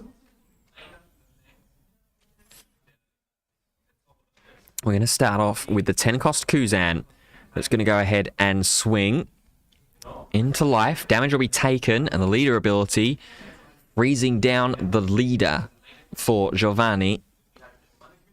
And indeed, we are just going to Gecko Moria here for Giovanni. Going to bring back exactly what we thought. Luffy and 4-cost Kuzan. So Kuzan draws a card. 2 Don underneath here, ready for the leader ability. Once this egghead has been freed. And we're going to 5-cost Luffy effect first before activating leader skill. Keep that 2 life valuable. And it looks like this 8k swing is going into the 6k character Bonnie here as well. So Steven still does have the blocker Basil Hawkins on board, but now the fact that there is a 8-drop Moria for Giovanni, I feel like Steven will be wanting to keep that to jump into the way of one of those real big attacks. Instead, it was at life, and the damage is going to be taken. So Steven down to 1 life now here on Jewelry Bonnie, our lone remaining Bonnie player. And Giovanni is about to get himself back up to 2 life, trashing away Moria for leader effect. And he's going to grab back starter deck Luffy and Egghead Luffy as well. And then at the conclusion, pass the turn. So now what do you do if you're Steven? I mean, if there's a 10-drop Doflamingo in hand, 10-drop Dofi doesn't feel like an awful option here. Freeze the leader, the 10-cost Kuzan, and that 5-cost Monkey D Luffy as well, so that they don't become active in Giovanni's refresh phase. Means that it will just be, in terms of strong attacks that he will have to defend, will be the Moria.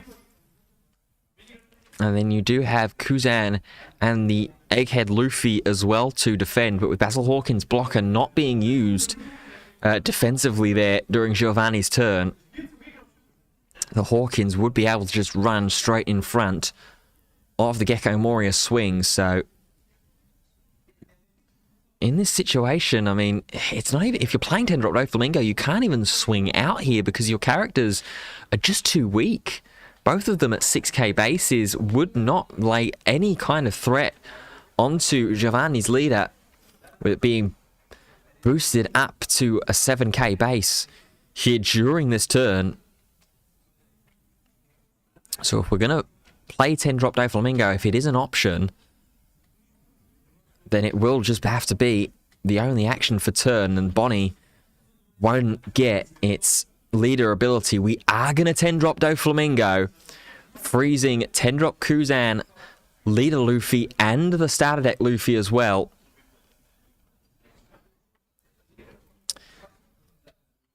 And it does leave Gecko Moria the Egghead Luffy and Kuzan on board, that all three are going to be able to swing here, because Steven doesn't have anything like an Arouge out on board to be able to recur one of those Don. Here goes the first attack. This from the Kuzan, and a 4 cost reduction going into Doflamingo as well now. So that makes it a 6 cost body. Egghead Luffy swings in, is going to get rid of it, and of course, because of the cost reduction that 10 cost Kuzan represents, that 4 cost Kuzan swing is enough to be able to put it into the Egghead's activation, and 10 cost Doflamingo is immediately dispatched. And now the Moria swing is going to draw that Basil Hawkins block, and because the side of justice will be whichever side wins, will keep the blocker around, trashing away a 9 cost Zorro there as well.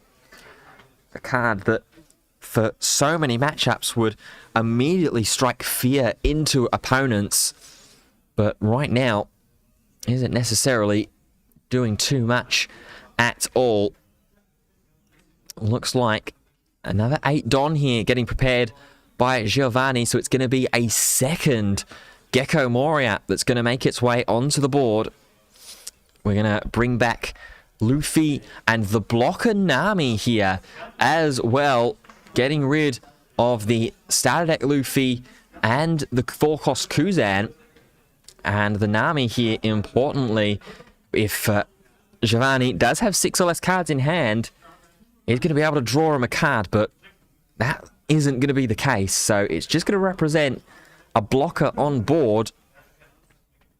And I mean, credit to what Giovanni has been able to do here throughout game 1. We've not seen a single blocker Sabo from Giovanni's side of the board so far, a card that typically is so integral to this strategy and to the combinations that Black Yellow Luffy creates. We've not seen a single copy so far, as leader ability is going to activate here, stacking Yellow Sabo and the Egghead back into life. And this is getting a little bit difficult, a little bit more scary here for Steven to try and figure out a way through in this game 1. 2 Gecko Morias, a 10 cost Kuzan that he's staring down, and 1 life still remaining. 5 cards in hand for Steven.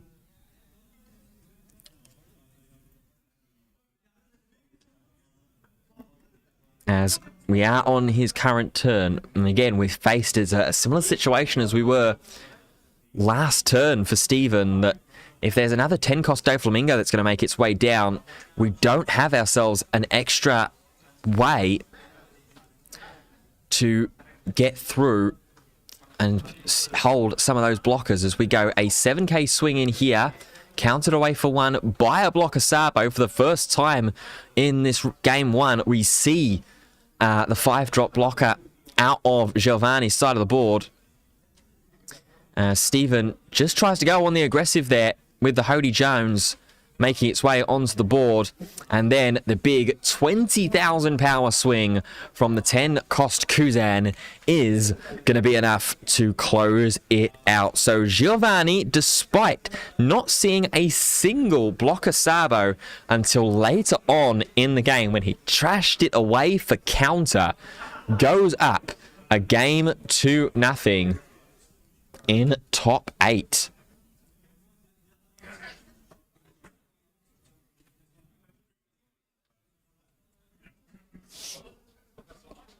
So a great work there, a great game one for Giovanni Salvatore Oliva there, being able to get through what looked like was a little bit of an awkward start initially for Giovanni, but eventually got to that leader ability activation, chained a couple of Gecko Warriors.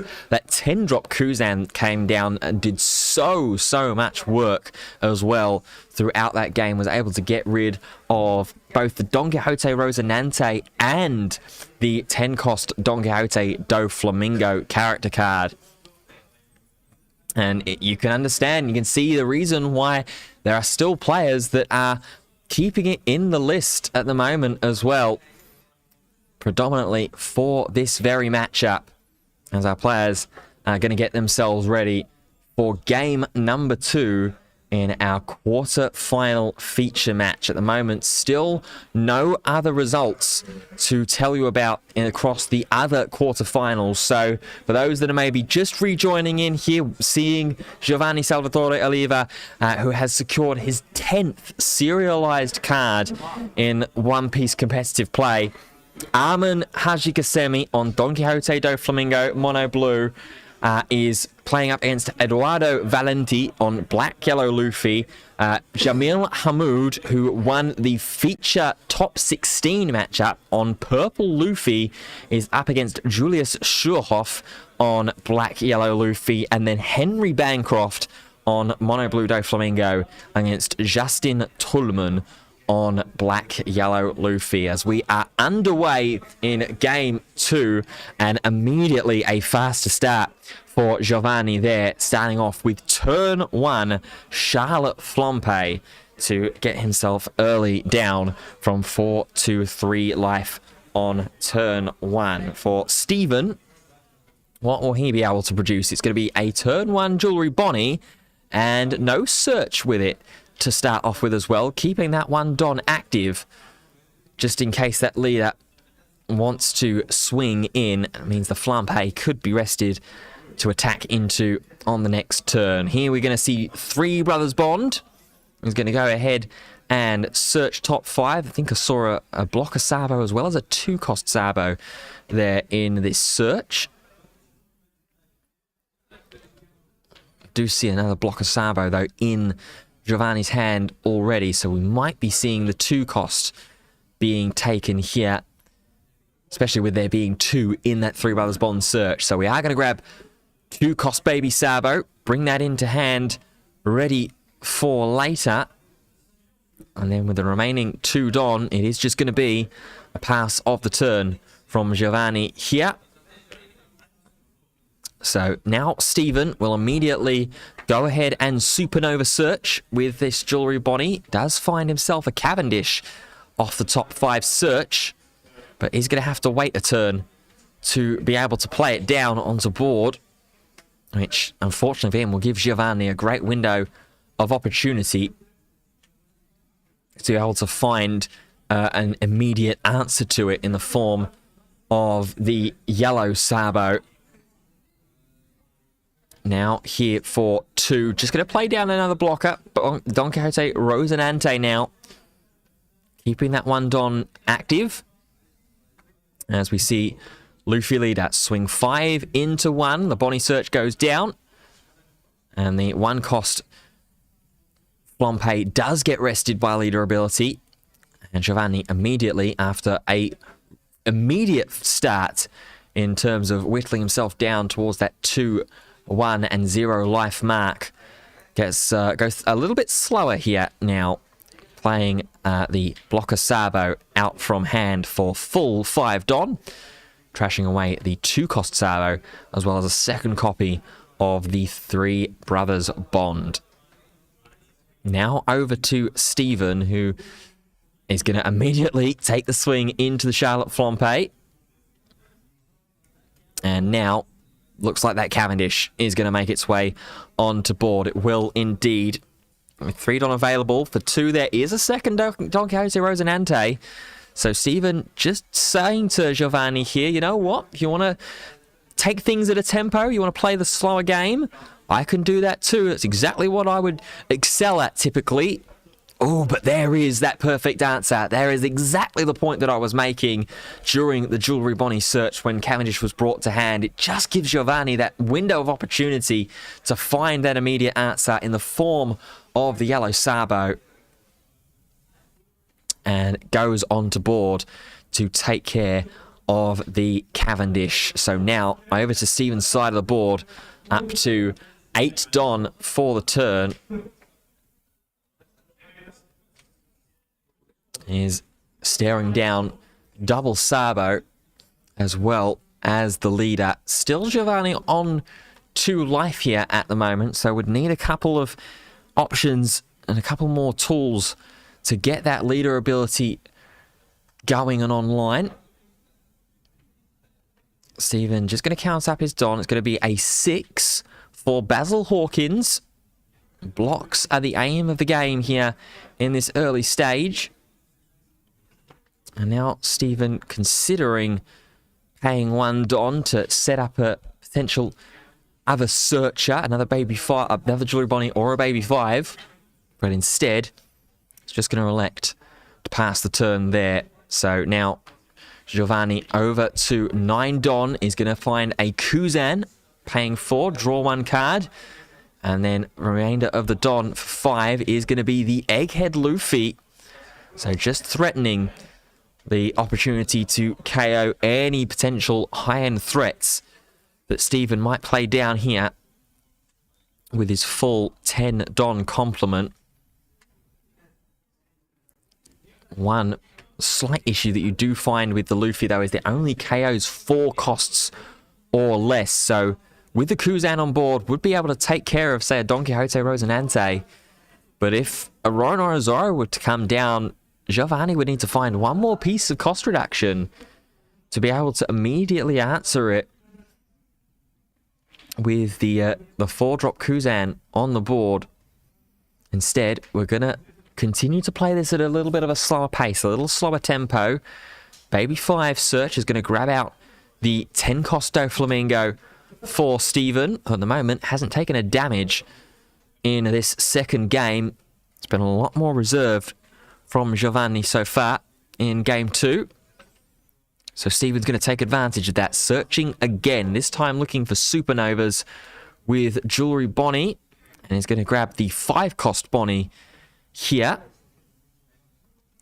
Does have the Don to immediately play it down onto board. And we are going to, as well, over the baby 5 to freeze up one of those Don for Giovanni here. And now over to Giovanni on his turn, who will be working with 9 Don here as opposed to the full 10, thanks to that 5-cost Bonnie that came down at the end of Steven's last turn.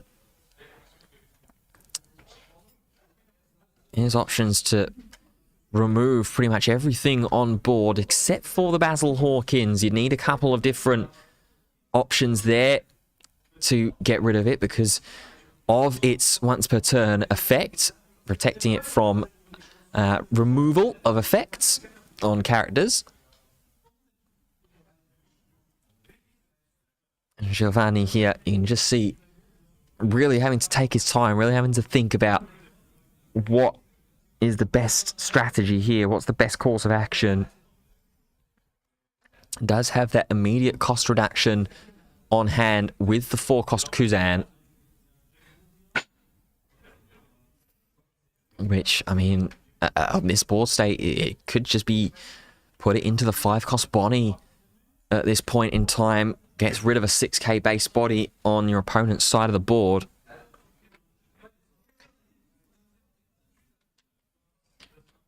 Depends what else Giovanni is working with there. See that there is a Tenzan that's there in hand, which I'd imagine that Giovanni would have loved to have slammed down again here in game 2 as he did in the last game.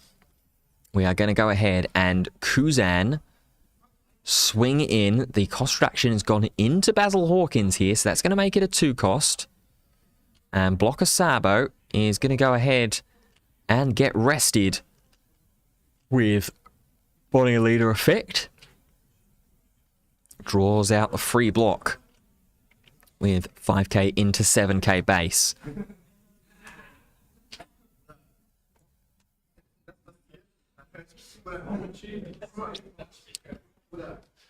What will the follow-up be? However, it looks like a Don was being prepared to go underneath the Egghead Luffy there to go 7 and potentially look to try and fire into that Basil Hawkins. We're going to go 5 into 1. First off with the leader. Takes care of the Jewelry Bonnie search. Now there is the 7k swing that's going to go into Basil Hawkins. Steven does still have his 2 blocker Rosinantes available to him as well if he feels too much pressure from these attacks. But understandably, as Steven looks down on his hand, will be a little more keen to counter the attack away. Instead, it is going to get blocked, which is going to prompt the yellow Sabo to swing in for 9k again here. Or swing in for 9k, I should say. And just pile the pressure on even further. But this time there is going to be the counter. And the effect there of the Rosinante being used with Giovanni trying to Egghead Luffy the Basil Hawkins. He is going to get it for the second time of asking, however, using the remaining 5 Don. With all of Giovanni's characters being rested, not able, Steven, to use that character ability to protect it even further. As here comes some swings into characters, and now it's going to be 9-cost Zoro time. On to board with the Kuzan having been dealt with 2 Egghead Luffys as well, already having been utilized for their effects. And still, Giovanni is currently on 2 life. And if Giovanni doesn't have an immediate answer to this 9-cost Zoro, there could be danger here for the BY Luffy player as well. Being able to have the opportunity to swing 3 times at a 9k base on Steven's next turn. And it looks like we're going to go full 10. We're going to go Kuzan here and take care of the Jewelry Bonnie. Zoro does live, however. And with the Sabo blocker on Giovanni's board, that's going to be at least 1 attack from Zoro that's going to be able to be mitigated. Looks like about 6 or 7 cards that Giovanni has here.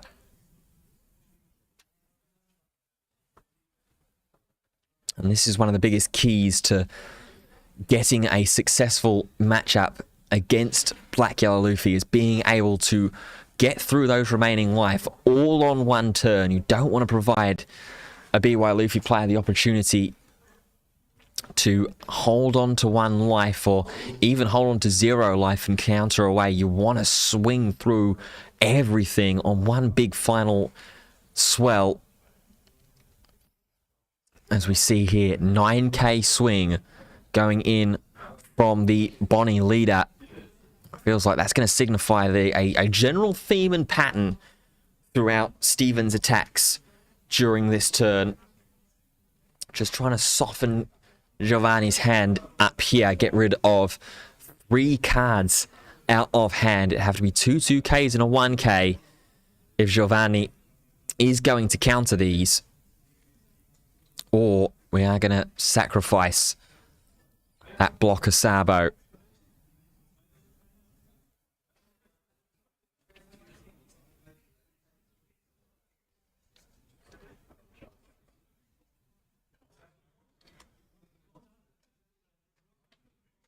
Giovanni looking down on his hand and just trying to see how many potential 9k swings here am I going to be able to withstand. The first one is going to be allowed through here by Giovanni. And we're instead not going to go just 9Ks. We're going to go even higher. We're going to go 12k swing. And then 12k again is going to be blocked. And then a final 12k swing. Can we defend it? 5, 6, 7, 8, 9, 10, 11. So we need another 2k's worth here to keep this attack safe. Giovanni repeatedly checking his trash. Trying to see exactly how many resources are already there for potential Moria activations and Moria turns if Giovanni can find the rest of the counters out here. And it looks like that he can, as Nami goes up to 12. And with one more from, looks like this starter deck Luffy, that will mark 13k. And that will mean that a third Zoro attack is safe. So a big turn there for Giovanni to be able to withstand. And now you feel like that there is a window here. There is a slight opportunity for Giovanni to stabilize on this board. Of course, with that 10 cost Kuzan on the board, that Zoro is representing a 4 cost on the board. So Egghead Luffy effect will be able to deal with it immediately. But first, we're going to try and attack into it for 10k into 9. Try and see if Steven is going to 2k counter. And if we're forced to go down that route and go down that line of having to use either Egghead Luffy or even the Yellow Sabo as a immediate KO answer to it. Looks like that's what we are going to have to do if Giovanni wants to be rid of the Zoro on this turn. Just a double check on how much counter was used there. It was 2 1Ks. And it leaves Steven with just 2 cards now in hand. Leader still ready to swing. But that won't be before, I'd imagine, 8 Don getting paid. Ready for a Gecko Moria. Again, Giovanni's just going to take stock of exactly how many characters are in the trash. We're going to go ahead and leader ability first. It looks like before playing down a potential Moria.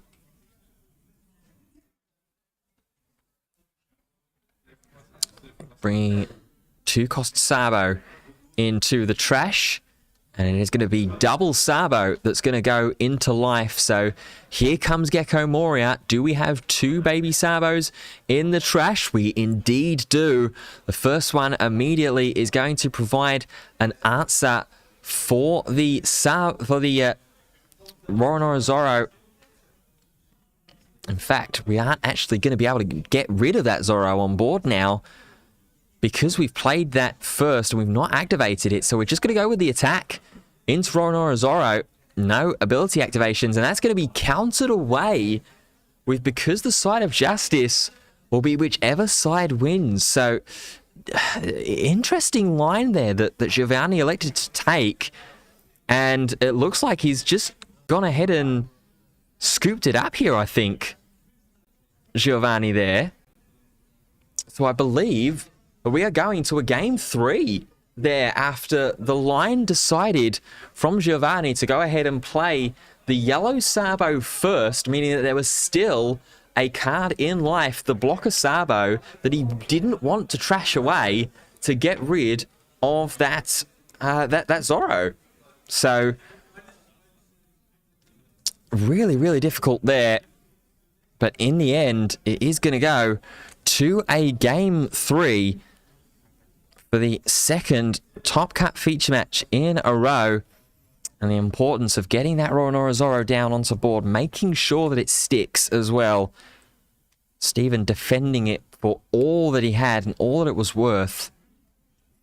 So we are going to go ahead into a game 3. Just peering down on the rest of the quarterfinal matchups, we still have no results to report across the other 3 matches in the quarterfinals. So we still have about 10-15 minutes, 50 minutes on our feature match clock here, and then maybe a little bit less, just a couple of minutes less in the other quarterfinals for both of these players to find, and all of these players in fact, to find some kind of finish and resolution as the players get ready and draw their opening hands for game 3. Steven having a look at his first and is immediately going to go ahead and throw it back into the deck.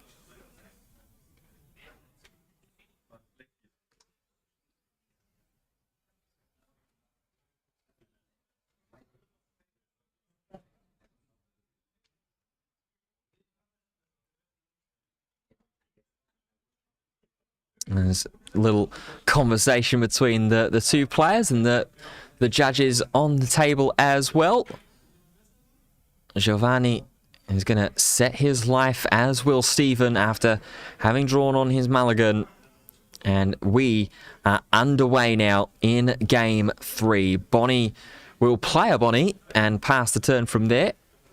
And Giovanni will kick us off the same way he did in game 2, playing down a Charlotte Flompe, but going second had an extra option as well to play alongside for turn 1. It's going to be the Gap to go ahead and search, and he's going to grab a blocker Sabo as well now to end that turn. Over to Stephen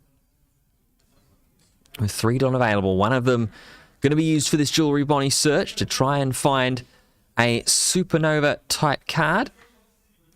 Looks like we did get the hit there off of the X-Drake, and of course that is one of the extra benefits of X-Drake in this list, as opposed to a card like Ryuma, is that X-Drake is searchable thanks to the Bonnie. 5k swing into life now. Giovanni will take the damage. Stephen will follow up with a second Bonnie that he searched out from that first one. And the turn over with Giovanni. 4 Don available for him. At the moment is getting slightly rushed here as he prepared to make some of his lower resources and searches get some use, but instead we're going to go in with the leader with to swing into the 1-drop Bonnie. And of course that is going to be allowed to go through. And now we're just going to put the remaining Don underneath the Gap and go ahead and swing for 6k at life. And for Giovanni, after he failed to make Stephen take a damage in game 1 and game 2 early, will be able to do so here with a 6k swing. Cavendish on curve for Stephen on the 5 Don turn. Was 1 Don left open, ready for Bonnie to potentially search here, and he will do so after swinging into that Charlotte Flompe. We'll look for another Supernova type card. Again, this time we'll grab X-Drake off of the top 5, and that will be the conclusion of the turn. Now, does Giovanni have an immediate answer to that Cavendish? Stephen hasn't been able to have too much value out of Cavendish so far in this best of 3 set, as the leader Luffy swing goes into the Bonnie that was rested, goes down, and Gap is rested by Bonnie's leader ability. And with 6 Don, do see that there's the Luffy in hand. There's also a blocker Sabo as well, with Giovanni at 2 life here in this scenario. Is going to elect to play it a little bit safer. Going to go for the Sabo. Draw 2, trash 2. Does find the yellow Sabo now off of that 2. So we'll have an answer for Cavendish on the next turn. And in fact, we're actually going to trash it away for that Sabo blocker ability alongside the starter deck Luffy. So again, interesting early exchanges here from both of these players, trying to battle it out for a spot in the semi-finals, as the 5-cost Bonnie makes its way onto the board. Gonna again freeze down one of these Don. We've seen the importance of that and the versatility of that in this matchup in particular. Just puts Black Yellow Luffy an extra turn behind on its normal flight path, as the Cavendish swing will go through. Bonnie swing will go through as well. And Giovanni, down to 0 life, will have leader ability activation available to him on this turn. And with, looks like 8 Don, 7 Don available.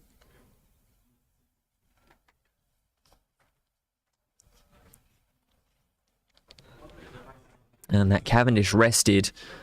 We can attack into it if we feel the need to. But first, we are going to lead our ability.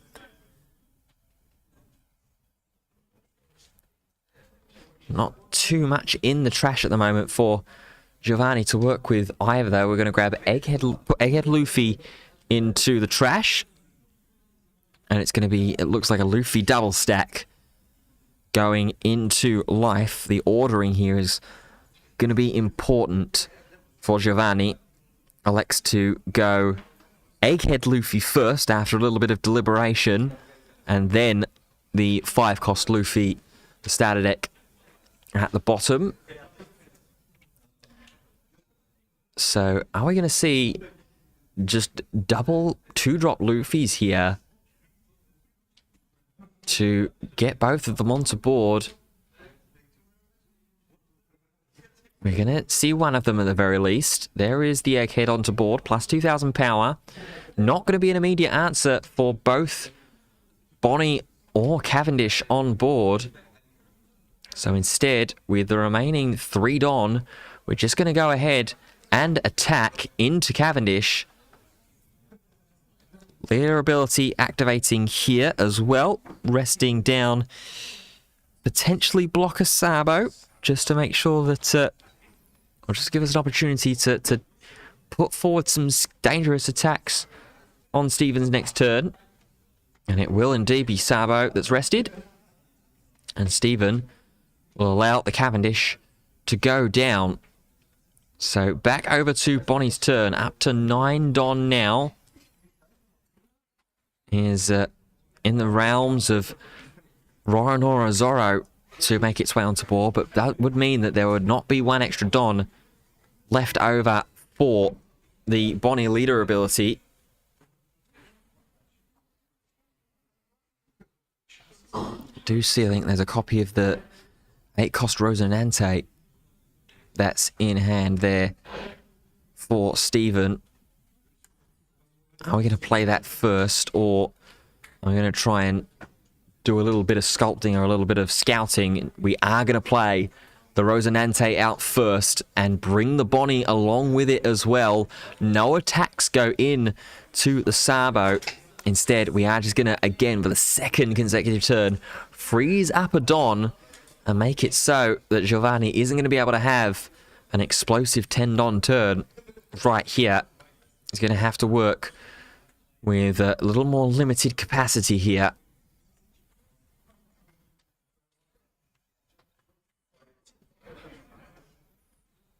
As we have a quick update, it looks like from another one of our quarterfinal matches, Jamil Hamoud on Purple Luffy is into the semi-finals after beating Julius Schurhoff by 2 games to 1. So a big surprise there in terms of players and decks making its way into top 4. Purple Luffy for Jamil Hamoud is going to go up against the winner of this matchup right here, Jewelry Bonnie or another black-yellow Luffy. And I mean, if it's Giovanni Salvatore Oliva that is able to make his way through this game here and get into top 4, I think Jamil might find himself feeling a little bit confident, having just bested a black-yellow Luffy deck in the quarterfinals.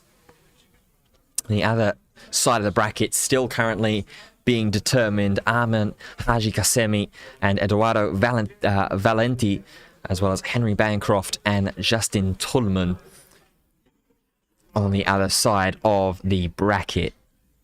So we're seeing here the first action of Giovanni's turn, a Garp search. Going to grab the yellow Sabo out from hand, which is going to be not as useful immediately on board here for Giovanni because of that Rosinante that is rested. Both those 5-cost Jewelry Bonnies are going to be protected from KO effects.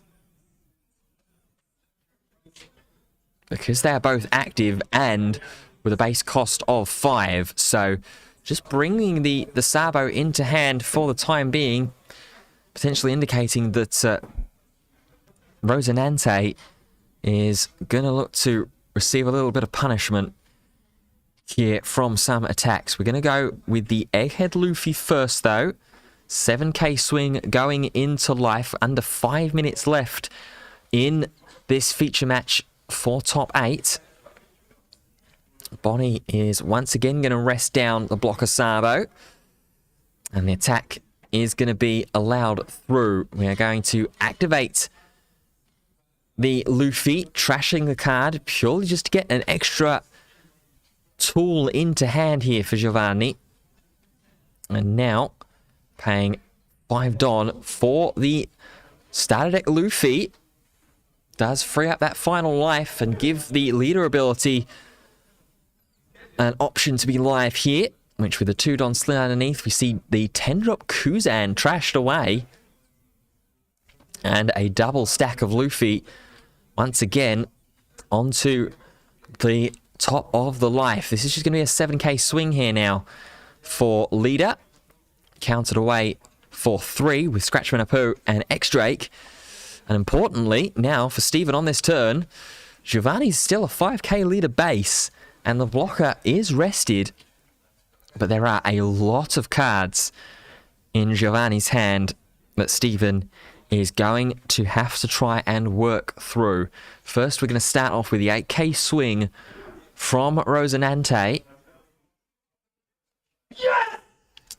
And the celebration there, you might have heard, is the indication that Arman Haji Gassemi has booked his place into top 4 on Mono Blue Doflamingo. So he will be on the other side of the bracket with that final matchup still being determined. And in the celebration of all of that, a 9-cost Zorro found its way onto the board for Steven as well.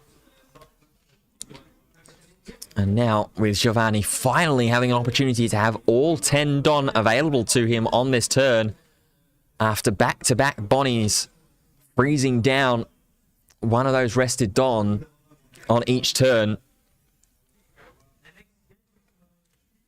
Giovanni has to be a little bit careful here.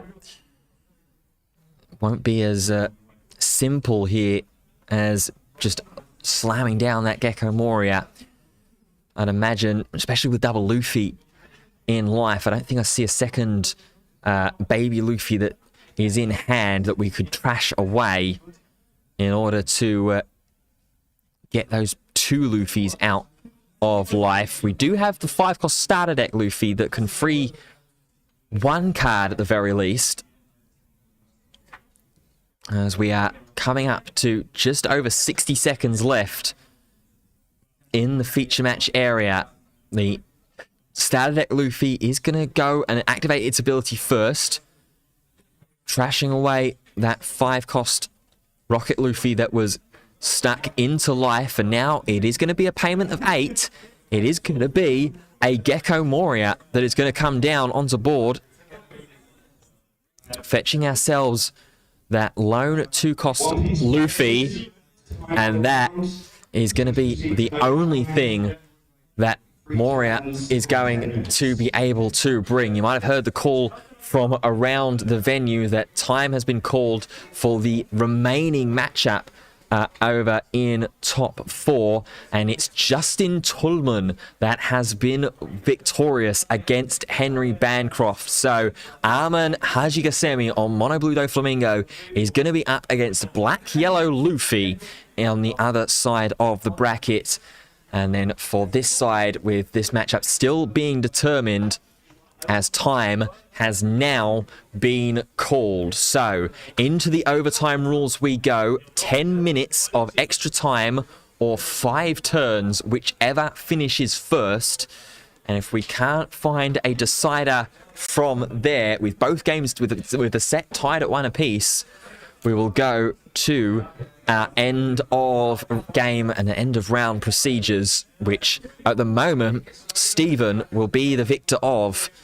with most life still remaining. Here comes the aggression now, though, from Stephen Davison. The 8k swing counted away for 2 by Makino.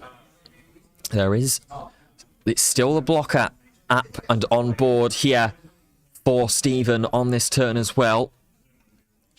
So 3 attacks here have to land. 4 essentially if you take the blocker into consideration. We're going to see a big stack here go onto the Zorro. That one's blocked. Swing again. That one is going to be taken and sent to the bottom of the deck. Now restanding Zorro. Are we going to immediately swing once more? The problem is because of all the Don that's been committed now to that Zorro, we can't attack with the 2 Bonnies in the characters and the leader, because Giovanni is at a 7k base.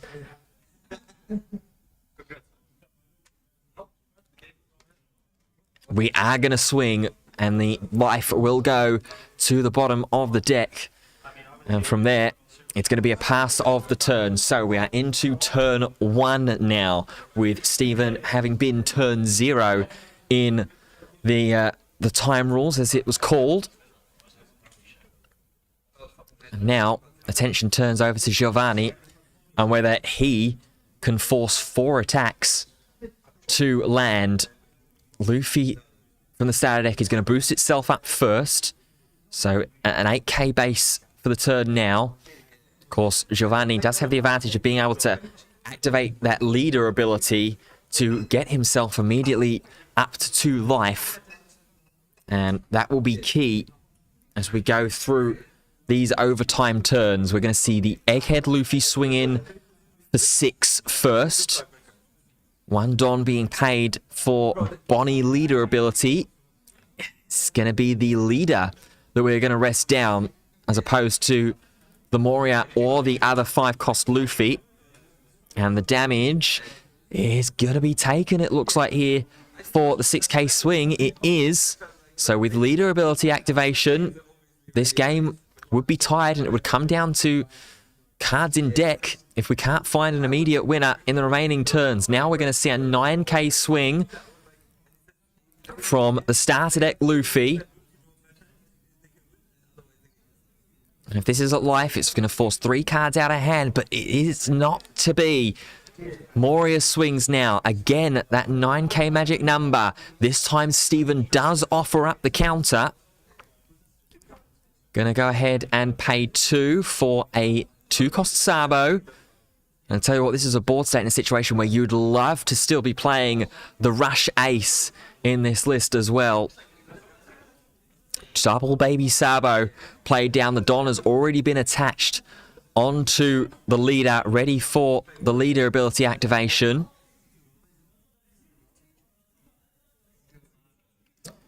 Activate and trash away that Egghead Luffy, drawing 1 extra card. Now we're going to leader to heal us back up to 2 life, and at the moment be in the lead in this game. 3 is going to be for a blocker Nami, which is going to be able to net a card with 6 or less in hand, and that 8 cost on the board in Moria.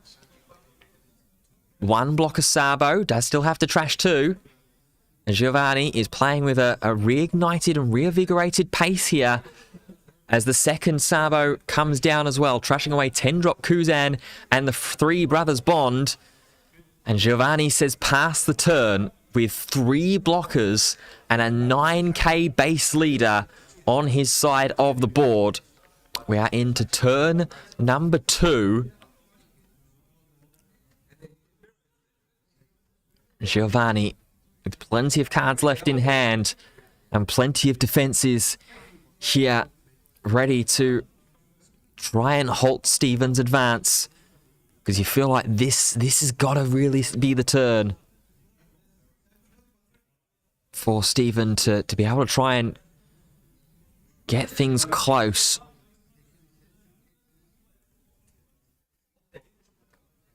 Looking down onto his hand, I think I see double Rosinante, the 8-cost kid as well. I think I see is that a Hody Jones in hand as well for Stephen, that'd be a very, very risky gamble if it is Hody Jones to rest down two of the blockers and keeps the 3-Don active for the Zoro attacks, but it would then just be 3 9k swings at base, which would be pretty easy for Giovanni to counter away from.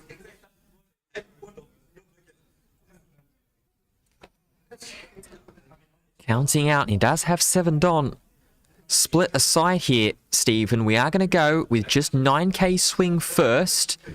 Activates the first ability to restand. Then the second 9k is going to get countered away for 1 by the yellow Sabo. Now paying 2 more. Attack again. Counter for 1.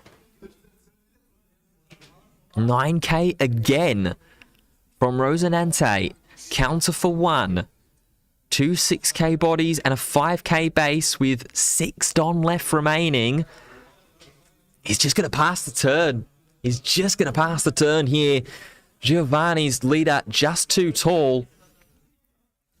As it looks like immediately, first action of the turn is going to be activate leader ability. And the fist bump has been extended there as well.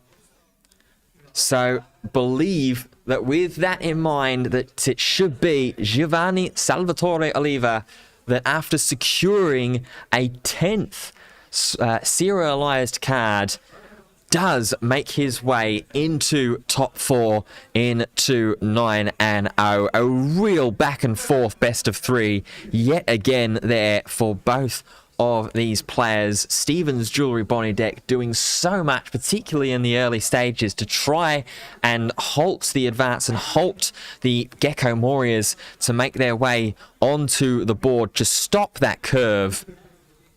But in the end, it was just too much for Stephen Davison, who will be able to leave with his head held high at the end of this tournament, push one of Europe's finest right to the very brink of potential elimination. But the 10th serialized card is just too strong there for Giovanni, and he will take the win. So Giovanni Salvatore Oliva will face off against Jamil Hamoud on his side of the bracket in top 4, and it will be Arman Hajikasemi on Mono Blue Doflamingo up against Justin Tullman on Black Yellow Luffy. Players just getting their final instructions from the judging team in regards to the protocol now for top 4. Of course, a situation and a position that Giovanni has found himself in so many positions before.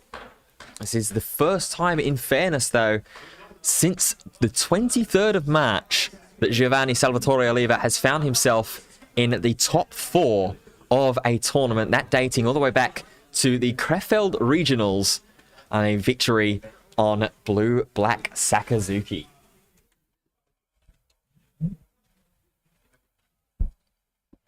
Hello. Well, here we are with the man who, with this tournament, has secured himself the 10th serialized card in his One Piece career, and now, with this win, has put himself into top 4. Giovanni, that looked like a tough matchup. Talk us through it. Yeah, I play Tenko Skusan, so that's a thing. But he didn't attack me, so I was able to play it. And when I go second with it, it's pretty good. And second game I threw, because I'm a little tired. I want to say that out loud. I could have won like many different ways, but yeah. Third game I had to play for the timer, of course, because 15 minutes you cannot finish a game. Bonnie versus BY, and I managed to win it at the end. Well, let's talk about the 10 cost Kuzans, actually, because it's a card that is still sort of floating around in some BY Luffy lists, but yours is a little unique in playing multiples of the 10 cost Kuzan. Is that purely just for the consistency basis, or is it there is a rhyme or reason to have 2 10 cost Kuzans potentially out on board? Yeah, basically you wanna. It's 2 because you should see it at 10 to play it. So if you play 1, you're gonna see it not consistently, and I wanted to test it out for this tournament before Utrecht, and that's why I played it. But I don't know. I'm not sure about it. Not sold. Well, at the moment, it's been able to serve you well. Black Yellow Luffy, what's the thought process on playing the deck? Obviously, a Luffy player at heart, all the way back towards your red purple Luffy days. But what was the decision? Just best deck in the format? Yeah, it's just the best deck in the format.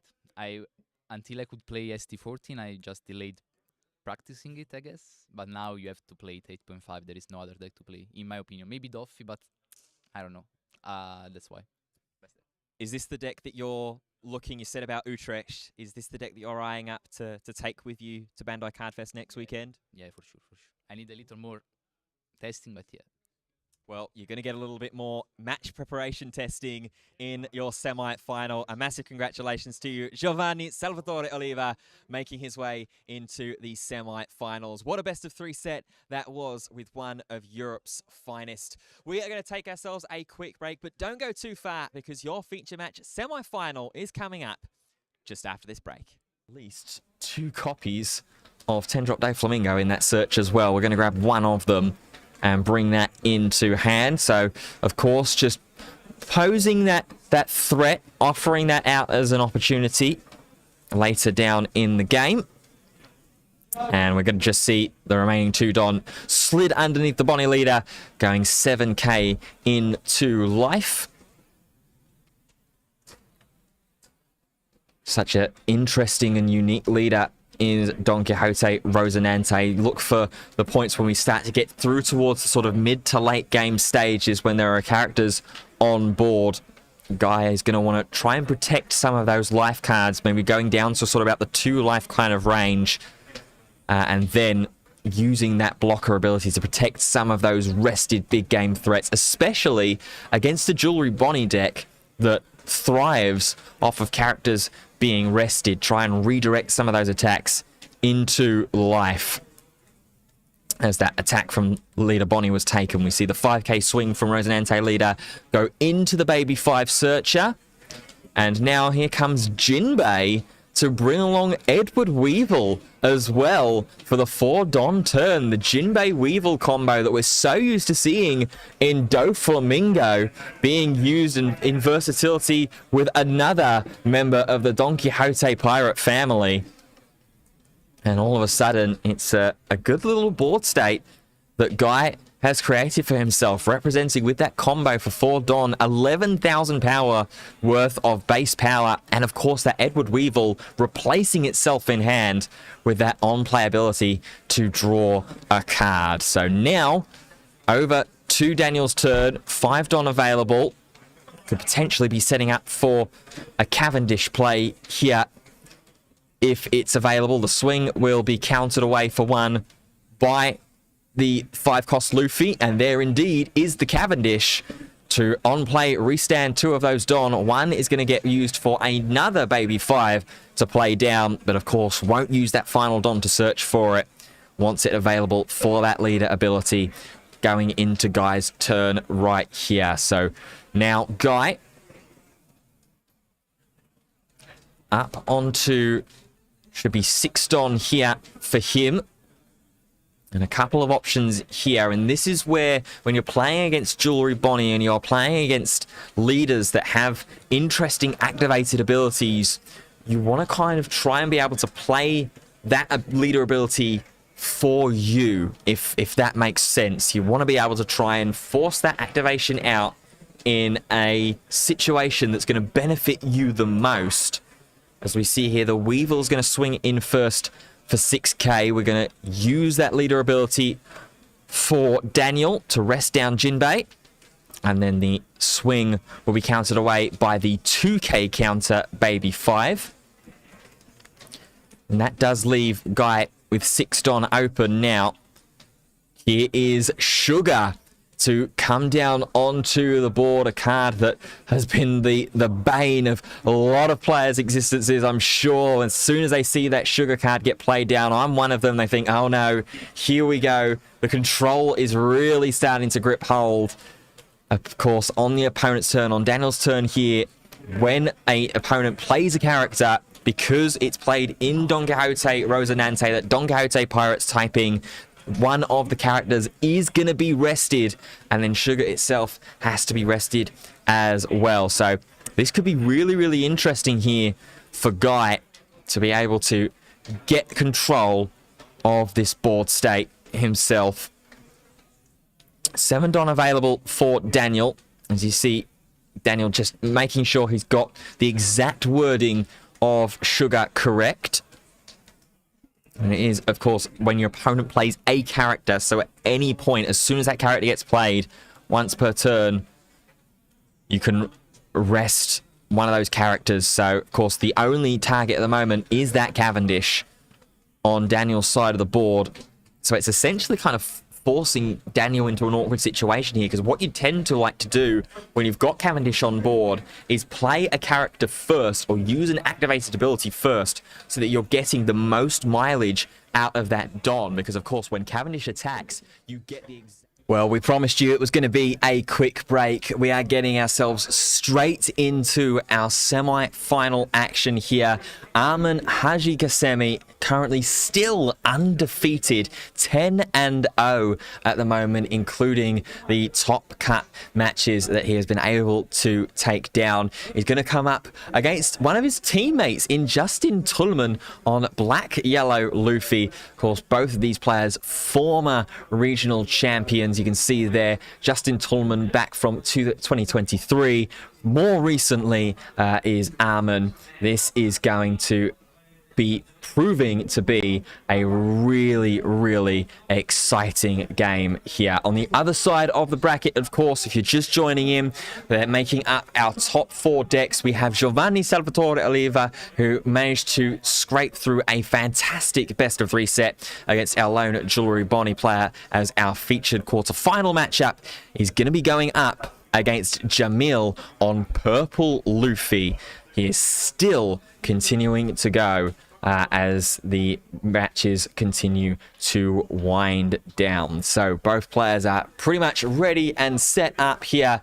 We waste no time anymore whatsoever. Let's get the game straight underway, as Justin Tullman will be going first, and Arman will be second here.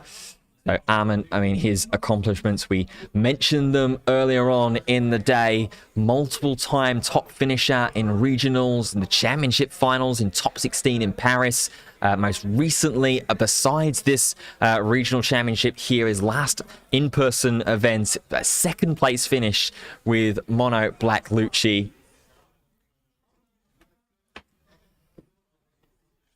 As we're going to go and look through a buggy search here, just to reorganize that that top 3.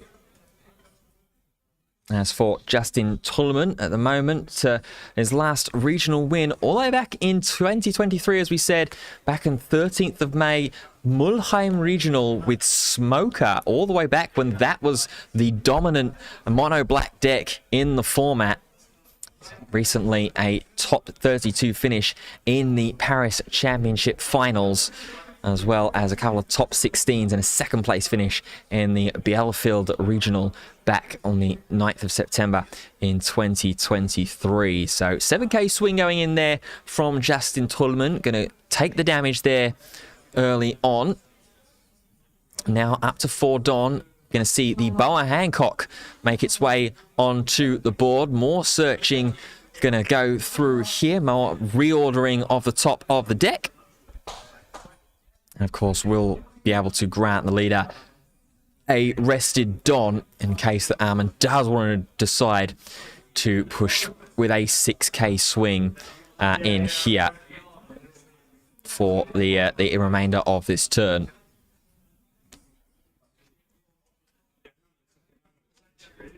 Main thing is have to be outside get double charged. And I have to stream it. So reordering that top 3 and putting it all to the bottom of the deck there, interestingly, for Arman, and putting the rested Don underneath the leader. He isn't going to fall for the temptation to swing for it, though.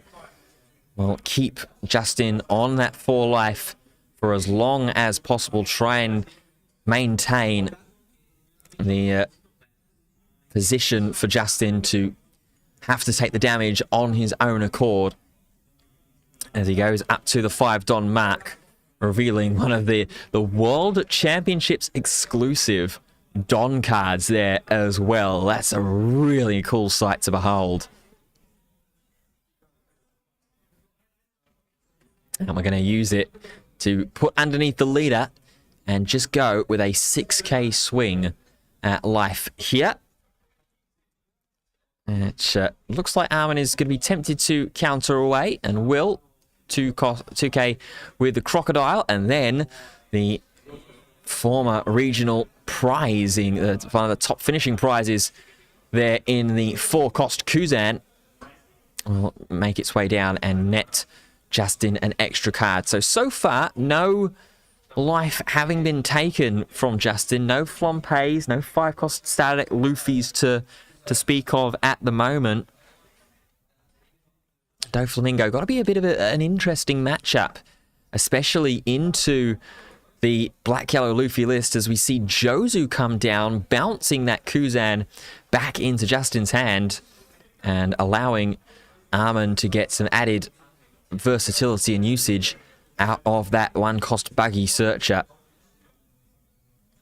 But as I was saying, it's got to be a bit of an interesting matchup for a deck that particularly typically likes to be a little bit more aggressive, likes to go quite wide with its 4-cost 5 and 6k base body characters. You sort of have that initial aggro mitigated by the fact that you're playing against BY Luffy that wants to go down to life relatively quickly, as we see Justin Tulliman here playing down that Sabo blocker. Going to draw 2 and trash 2, one of them being a second copy of the blocker Sabo. What else are we going to trash here out of hand? And he's going to be the Rocket Luffy, or the Egghead Luffy to go away. And then with 2 Don remaining, we'll be able to put them underneath the leader, but instead it's just going to be the 5k swing, block with the Boa Hancock, and then play down a 2-cost baby Sabo and pass the turn there. As over to Arman's turn we will go.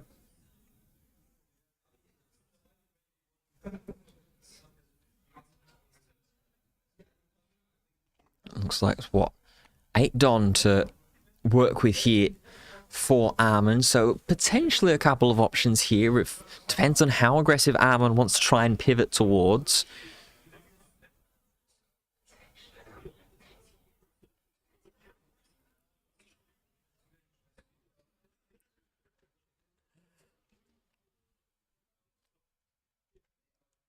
Just double checking the 2 cards that were there from the trashed Sabo. A bit of an awkward position, as I said, that this game is in at the moment in these early stages. Justin Tulliman hasn't been able to find those aggressive cards to be able to whittle down and take some damage, and it's put Arman in an awkward situation where he feels kind of hesitant to swing and start to take some, and try and push to take some damage. Gonna go with a 5k swing here, so Arman will elect to slightly blink.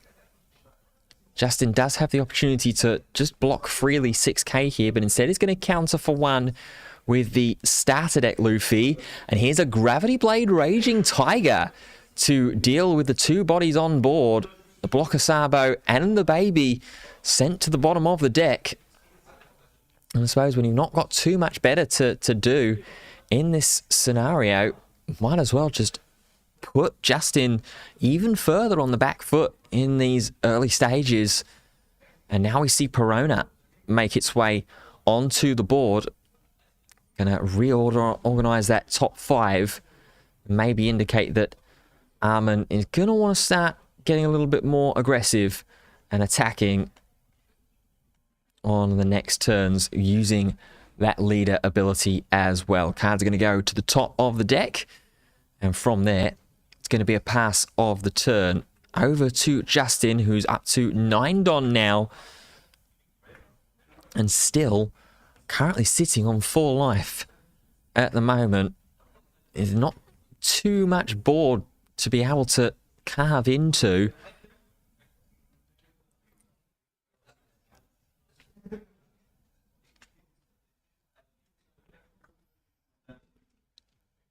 So, 4 Don going to get paid for here to start us off. And it's going to be for a Perona here. Now, this is really, really interesting. I've never seen a 4-cost Perona getting run in Black Yellow Luffy, but it's going to make its way onto the board. Arman has 5 or more cards in hand, so he's going to be forced to trash away that Charlotte Pudding, which would have been a fantastic tool to use against Black Yellow Luffy with the amount of card advantage that it is able to generate. But really, really interesting and a great choice here in the deck building process. That's the thing with Black Yellow Luffy. Typically, you've got about 42 to 46-ish cards that are relatively confirmed and relative staples into a strong BY Luffy list. Then you've got kind of those 4 to 6, maybe even 8 of the most flex slots that Justin Tullman here has elected to use on 4-cost Perona, a card that I've not seen since the days when Gecko Moria was the deck to fear in the format. And speaking of decks and cards to fear, here is a 10-cost Kaido out of the hand from Arman to replenish and then some the hand that Justin Tullman started to carve into. Here comes a Three Brothers Bond search now for Justin. Finds the 2-cost Baby Luffy.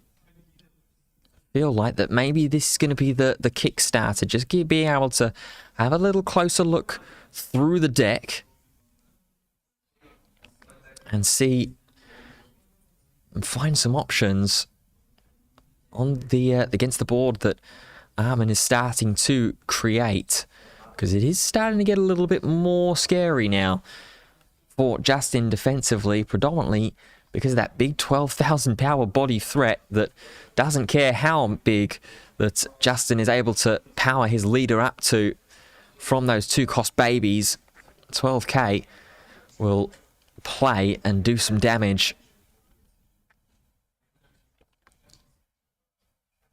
So looking for 5 Don potentially here. That tends to be the magic number of Don cards that you see getting used on a character because of so many of those Three Brothers cards being at that 5-cost mark.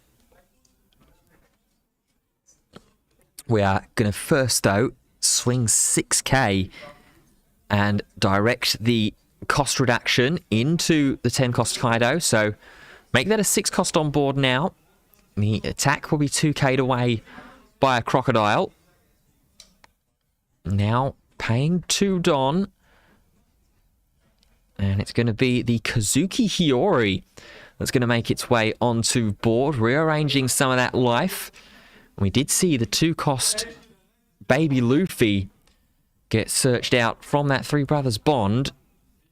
So I have a feeling that we're going to free it immediately up. The Egghead Luffy comes down Ice Age onto the Kaido as well to get it immediately into Egghead KO range. And there, just as we were saying about how dangerous and scary the big 12,000 power body could potentially be for Justin if left unmarked, Justin conducts a strong threat assessment and immediately finds the tools to be able to get rid of it. Does mean that the leader for Justin is going to be at that 7k base as well into Arman's next turn, as the second Three Brothers Bond search of the turn goes forwards here. Grabs another 2-cost Baby Luffy. And with 2 life remaining, 2 Don left up. There could potentially be a 2 7k swings here. One from Perona and one from leader. And it looks like that's what we are going to see. Perona will go first. 7k into life, which Arman is going to take. No trigger to activate, and then the 7k leader swing will be blocked and then countered up with the Championship 2023 version of the Dracul Mihawk from Starter Deck 3. So, over to Arman's turn now, and interesting situation that he finds himself in as the attack from the leader goes into the 4-cost Kuzan, then Jozu comes forward, and a second 10-cost Kaido is going to make its way onto the board. Arman says, okay, you were able to get rid of it once, do it again. As 4 fresh new cards are drawn for Arman as well. And the board has been whittled down to just the lowly Kazuki Hiyori, as well as Arman's, as Justin's leader.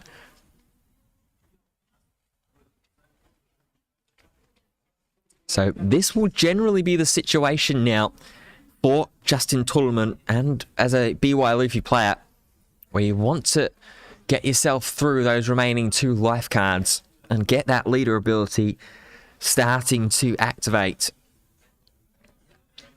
But does Justin have the ability to be able to do that with all 10 Don? Arman's going to have a little look into into Justin's trash.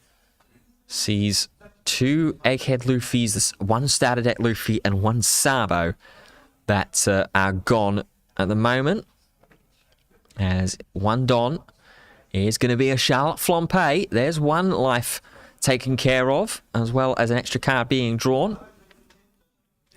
Is there a second, or is there a Kazuki Hiyori on board in hand here to be able to play down and, if not clear that final life, at least get it to a situation where he knows what's there, and there is Kazuki Hiyori to make its way down, organize that final life. It will be a Luffy that will immediately be played out as well. And that's exactly what we were saying. This is the point in the game where you'll be looking to try and get to that 0 life range and get the leader ability activated. Paying 1 more here now for Garp to search even further. Potentially looking for options to trash away here to leader ability. Ready to restack them or find another 2-cost baby to play 1 of them out from life. Get the leader up to the 9k base on Arman's turn and keep yourself 1 life available as well. But Justin feels like in a pretty strong position here in this game 1 of our feature semi-final. Of course, if you missed it already and just joining us as we come towards the closing stages of this Birmingham Regional Championships, the other matchup in the other side of the bracket is Purple Luffy against BY Luffy, and that BY Luffy being piloted by Giovanni Salvatore Oliva. We see 2 Don slid underneath the Luffy leader here, as it looks like we are just going to get ready to activate the ability.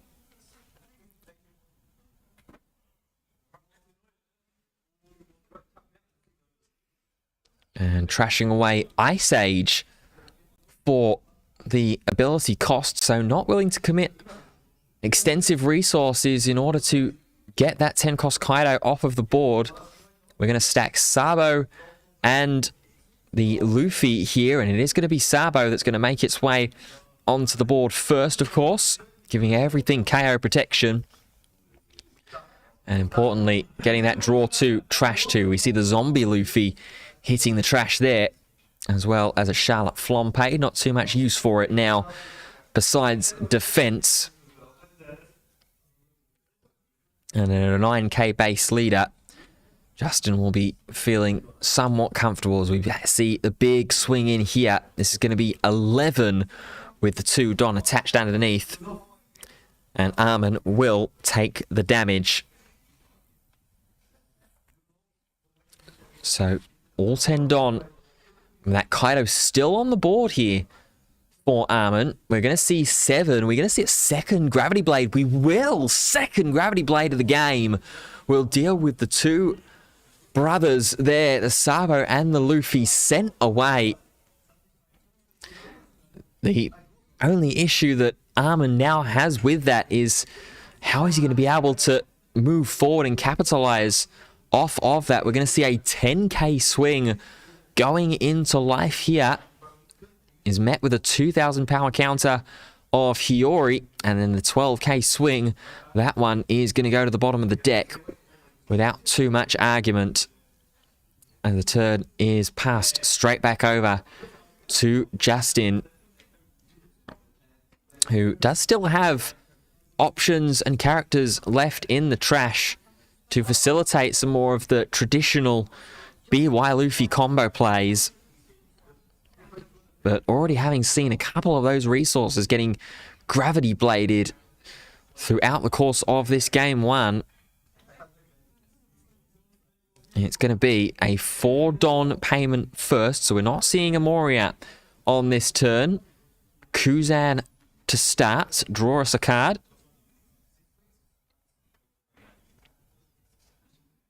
And 4 more Don being reached for there. And he just scoops it up. Justin Tullman scoops up game one. And Arman, out of nowhere, chaining back-to-back 10-cost Kaidos, 2 Gravity Blade Raging Tigers through the game as well.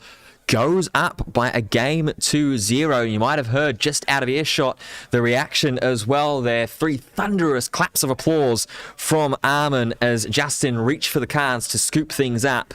He is fired up and looking for as much confidence, as much traction as he can make going in to Bandai Cardfest next weekend. So an early concession there with plenty of time still on the clock, over 40 minutes still left for both of these players in our feature match. For Justin Tullman at this point to rescue himself a place in the final, and as for Arman to book himself a place in back-to-back in-person regional championship finals. The other matchup as well, the purple Luffy against black-yellow Luffy. I can just see just in my eye level there on the lower level from where we are set up here in the broadcast area. Looks like is just being scooped up from one of the games there. So looks like we are still playing in the best of 3 set there. But I have just seen that one of the games has just concluded as well. As you see there, some of the jovial celebrations and the remarks between both players, friends, compatriots, teammates as well, both part of the No Heroes organization. And Arman Hajigasemi right now is 1 game away from being the No Heroes representative to make it into the final of this Birmingham Regional Championships. We are guaranteed a representative from No Heroes in the final. But will it be Arman or will it be Justin? It is advantage to the current, the most recent 2nd place finisher from the Utrecht Regionals, as the players are going to go through their opening hands and respective mulligans here as well, with Arman electing to mulligan. Justin will do the same as well. So many of these players we will be seeing next weekend at Bandai Cardfest as well, trying to book those final 2 spots to the World Championships in Japan in March. Already have 3 European representatives that will be making their way to Japan. Benjamin Guerrero, who piloted black-yellow Luffy to a victory at the Liverpool Championship Finals. It was the Nami player to surprise everybody, Javier, in the French Championship Finals. And then in Milan, it was the opportunity, another BY Luffy taking a great best of 3 set against Luca's Nami deck. So 2 more players will join those 3 at the end of next weekend's events. But for now, it's purely going to be about getting some more of that confidence And some more of that in-match testing practice ready for next weekend as both players get their mulligans prepared and get their decks reshuffled by our stream judges. A handshake coming out once again between both players as they will draw the opening 5 that they will have to keep now for this game 2. Arman will set himself a 5 life. Justin the 4th had a slow start in game 1. Did Justin Tullman. He will be looking for something a lot better in this game 2 to start off with. And hear a few laughs and a few chuckles from both of the players as we get ourselves underway. A turn 1 Perona search for Arman, who is letting everybody know his thoughts and feelings behind getting the opportunity to stack the top 5 on curve.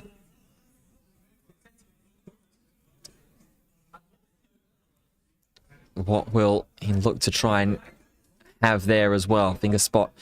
There might be a Jinbei as one of the cards, as well as a Dracula Mihawk. There's the 2k counter.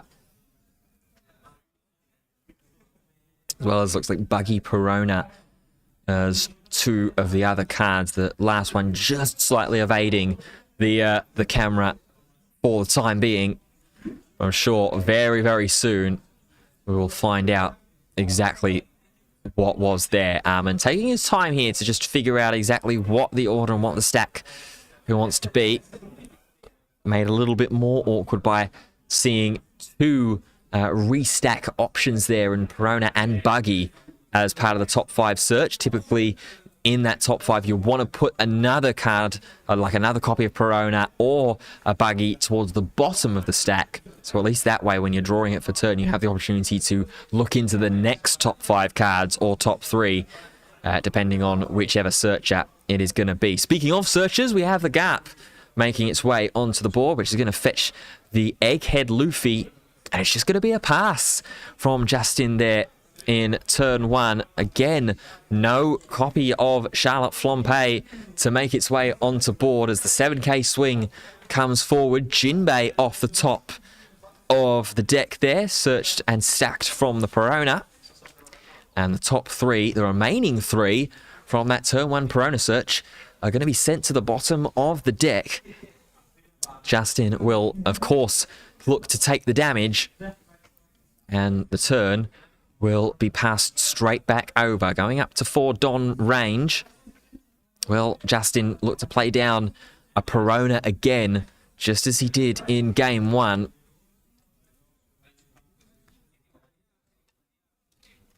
Eight cards, it looks like, in hand for Justin on the according to the dice that Arman has put down onto the board.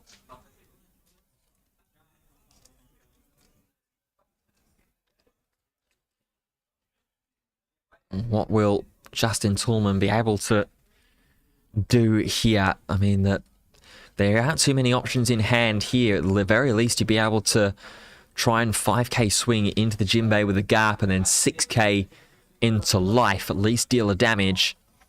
We're going to go 5k. We are going to go into the Jinbei, but it's going to be the leader that's going to swing 5k. Draws out the block of the Boa Hancock.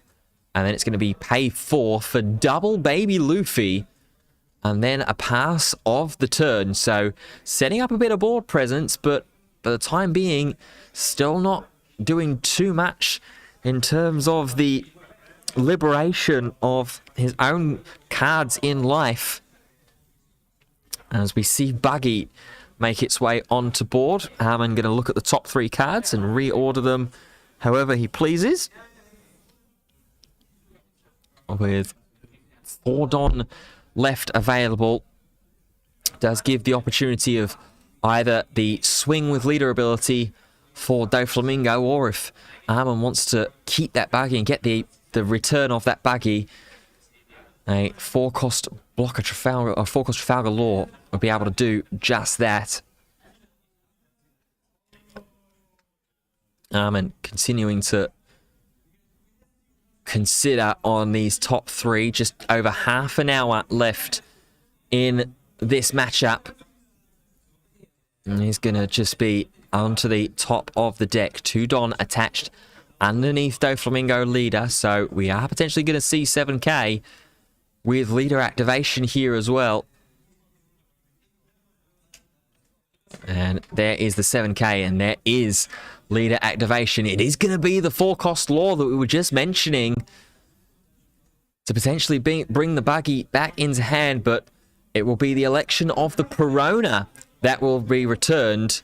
And then there goes one of the 2-cost Luffys back into Justin Tulleman's hand as well here. So even back-to-back Kazuki Hiyori's to reorder and get a couple of Luffys into life won't be possible here on this turn. Justin will just have to settle for 1 if it is an option going into this turn. But Justin, I think it's fair to say, so far in this best of 3 set, hasn't necessarily had the best opportunities so far.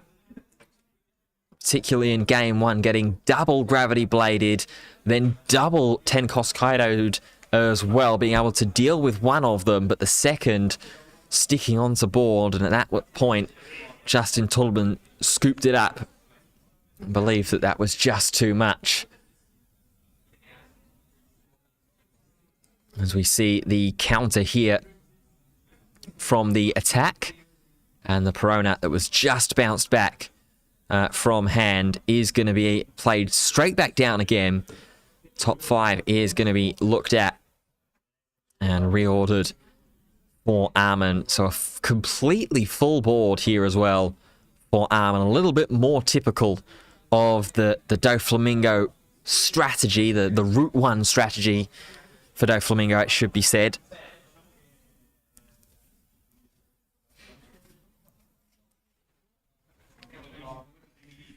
And the question will be about how Justin will be able to respond and be able to get himself a real foothold into this second game. Here does, of course, have that 2-cost Luffy available on board when it goes over to his turn, but would need the likes of Kazuki Hiyori to really guarantee the immediate value off of it. Otherwise, it's leaving himself susceptible to another 4-cost law to make its way onto board and bounce it straight back into Justin's hand. Top 5 have been reordered, and the turn passed straight back over to Justin Tulleman here, who with just 6 Don is working with here at the moment as well. It's so easy to be able to sort of overlook how economical that Don Quixote Doflamingo can be with its Don usage. We're only at 5 Don at this point, and it's a completely full character board that Justin is going to attempt to deal with slightly here. A 6k swing into the law. That's going to be able to go through, which leaves 5 Don left now for Justin, and which potentially the best he could maybe do here is just play down a 5-cost brother out of hand. If we have a yellow Sabo, for example, at least that is able to get us an extra step into Arman's board state, but instead it's just going to be the 5-cost Luffy. No activation of the ability here as well. It's just going to be a pass of the turn over to Arman.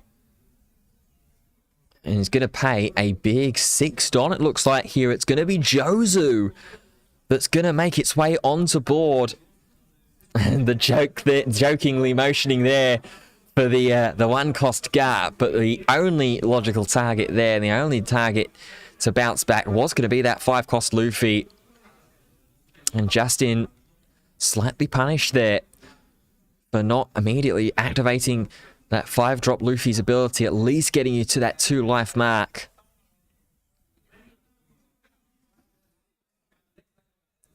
As Justin will look to again rebuild from the position that he found himself in at the start of last turn.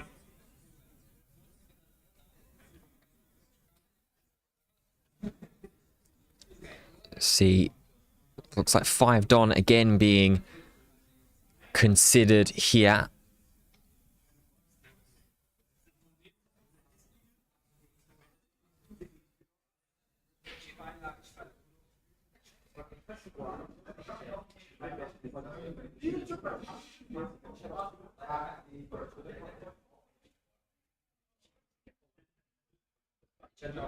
So Justin Toolman at the moment still a game down against Arman Hajigasemi, his teammate.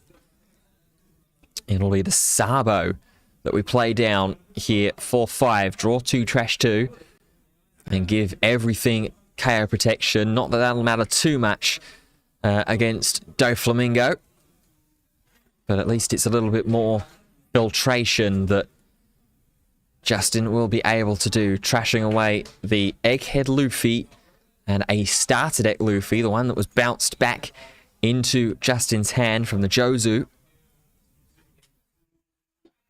Now, 3 Don left over.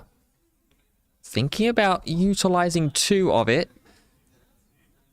And it's going to be for another 3 brother. Is it going to be for a Hiyori? It will be for Hiyori. Some progress made there in getting some more of the life reordered and into a situation where if Justin can make it to his next turn, we'll look to try and race through and get to those leader ability activations. As, of course, it is going to be the Luffy that's going to be there in the life waiting. And the 8k swing will do the first damage into Arman's life for this game 2. Turn passed over, it looks like here now. Looks like there's just going to be a consideration or a hold for his declaration of the turn. And Justin does just indeed say, no, you know what, okay, you can have the turn. As up to 9 Don, Arman will go. I mean, if Arman has another gravity blade here in hand, ready to bottom deck away that Luffy and Sabo, that is going to be really, really difficult here. It looks like we do have a bounce at the very least. It's going to be the Jozu again for the 2nd turn in a row, bouncing away that 5-cost starter deck Luffy. And then for 1, a Sengoku search.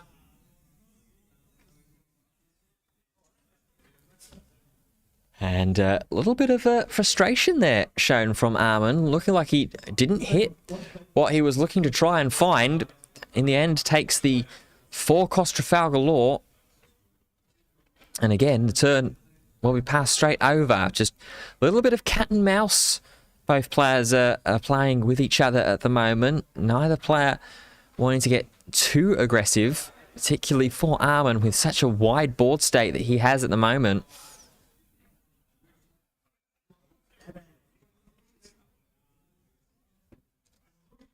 And now, Justin Toolman up to all 10 Don. Wasn't able to do too much with it in game 1. Will it be a little bit of a different scenario here, however? So there has to be a point when Arman is going to look to try and shift the gear and go into a more aggressive mentality and try and close out this game and book a spot into the Birmingham Regional Championships Grand Final.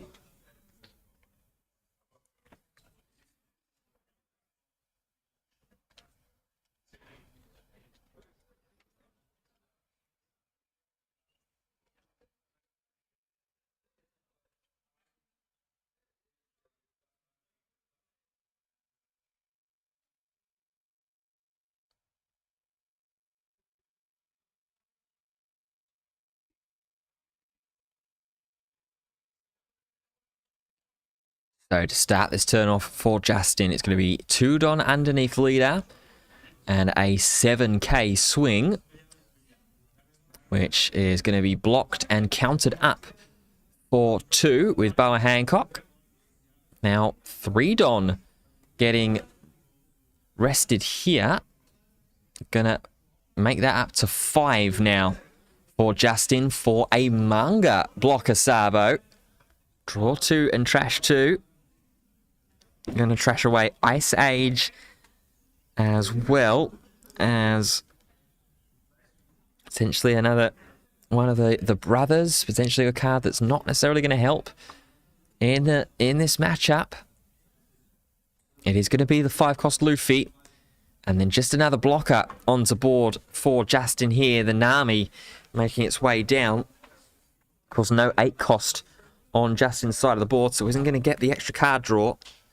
And there is the slam of the 10-drop Kaido onto board. 4 more cards drawn again for Arman. That's 3 Kaidos now that he's seen throughout this best of 3 set. And immediately from there, Arman is just going to pass the turn and say, okay, we've seen this dance already before in game 1. Can you deal with this Kaido? Yes or no? Because if not, then we will look to really turn the pressure on. Here, 1 Don being paid for. So is this potentially an Ice Age here to go onto the Kaido? It's not. It's 3 Brothers Bond to go ahead and search.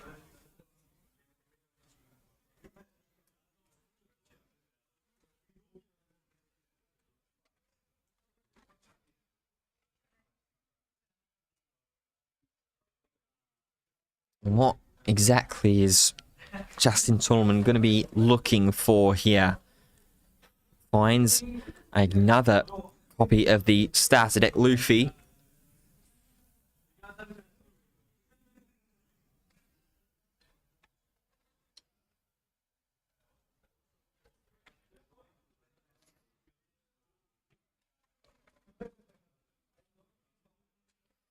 Now, looks like 5 Don being paid here. We'll have to trash away one of those characters on board, but thankfully there's a couple that are easy enough to get rid of, as well as that Boa Hancock being easy enough to deal with there, thanks to the Egghead Luffy. 4 Don being left active now, just under 20 minutes left on the clock for this semi-final match.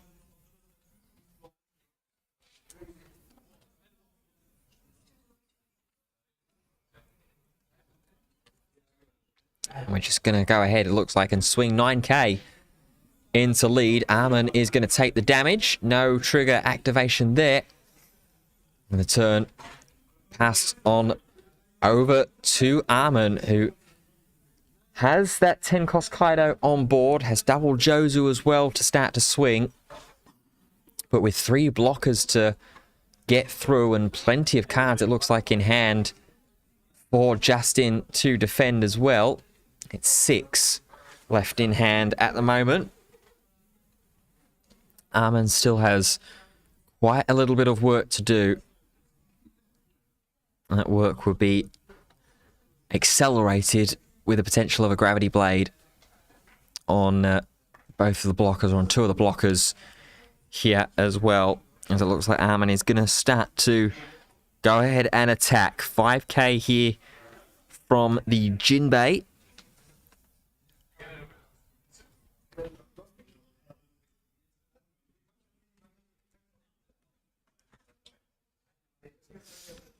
Will Justin give up one of those 6 cards in hand to counter, or will there be a block that will come through here?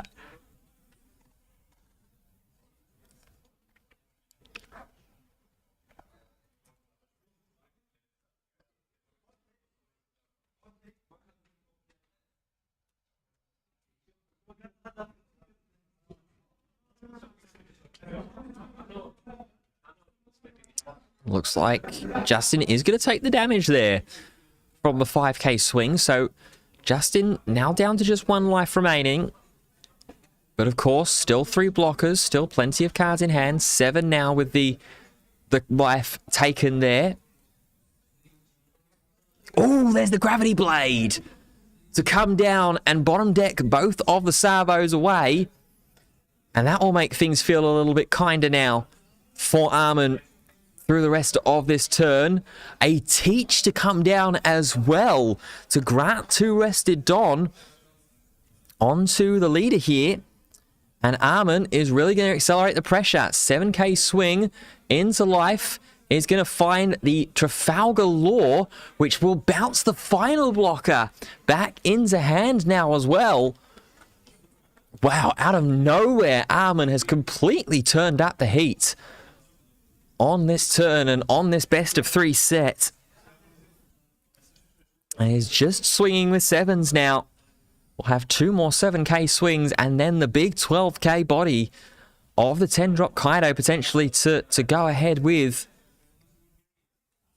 How is Justin going to respond here? Does he have enough counter? Does he have any form of counter? Indeed, in those 7 cards in hand, there is a possibility in a very real world that is a 7-card hand full of not too much, but we do have some counter there to fend away the Doflamingo leader swing. Now the first Jozu will attack with 7 again. Traditional one-piece magic numbers. And he's got to continue to counter these aggressively here as well as Justin, which he does with the second attack. Now Jozu will swing in for 7. A little chuckle coming from the feature match table as Arman spreads out the remaining cards left in Justin's hand. 4 left. 2 of them, a 2 and a 1k, as Arman takes stock at the amount of counter that has already been used on this turn. Does Justin have another 3k's worth of counter here to be able to fend this attack away? If he does, then he guarantees survives to see this next turn. But does he have it? Looks like gonna go ahead and look into the trash first. Just for himself as well. Maybe now looking ahead if he is going to be able to survive to see his next turn into, okay, I'm going to be at that 0 life range. What are we going to be able to get back with leader ability, with Moria if it's there?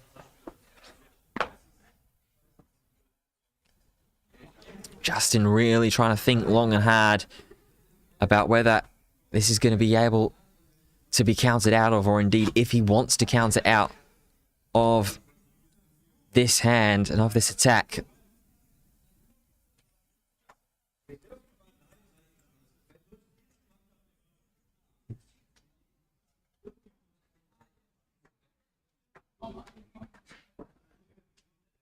What will Justin Tolman do?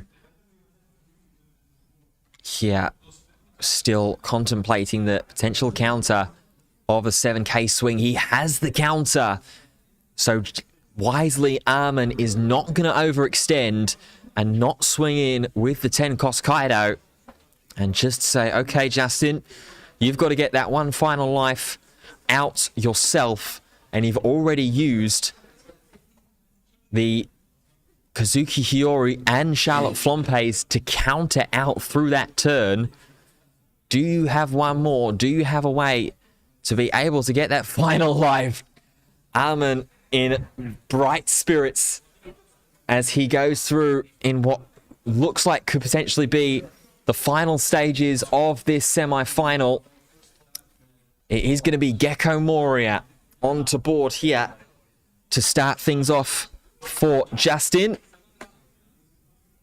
As I just spotted that the second semi-final has concluded just below us. We don't have official confirmation of the result, but as soon as it comes through, then we will be able to bring it to you as soon as possible. So still at the moment, Justin Tolman trying to figure out what's going to come back from this Gecko Moria. And it's going to be a baby Luffy and a Hiyori as well, which is going to reorganize that final card in life. Luffy 2 cost will be able to activate here now, bring the final 5 cost starter deck Luffy into play. The boosts coming through, and then the leader ability, finally, after such a long time throughout this game, will be able to activate. And what will be stood on the top of the life? It is going to be 2 Luffys that are going to go forwards. And then the 9k swing will be allowed through by Arman, and there is the handshake. Justin Tullman knows it. Arman Haji Kasemi is going to go through 2-0 into our grand final, and I tell you what, it's going to set up for a clash of the titans in our grand final, because the other semi-final was a victory for Giovanni Salvatore Oliva. So it will be Doflamingo against Black Yellow Luffy in the grand final of the Birmingham Regional Championships. Big commiserations there to Justin Tullman and to Jamil Hamoud as well over on the other side of the bracket to go all the way up to top 4 in the final with a purple Luffy deck. That is a really fantastic achievement there. But here in our features semi-final, Arman Haji Kasemi has once again made his way into a regional championship grand final.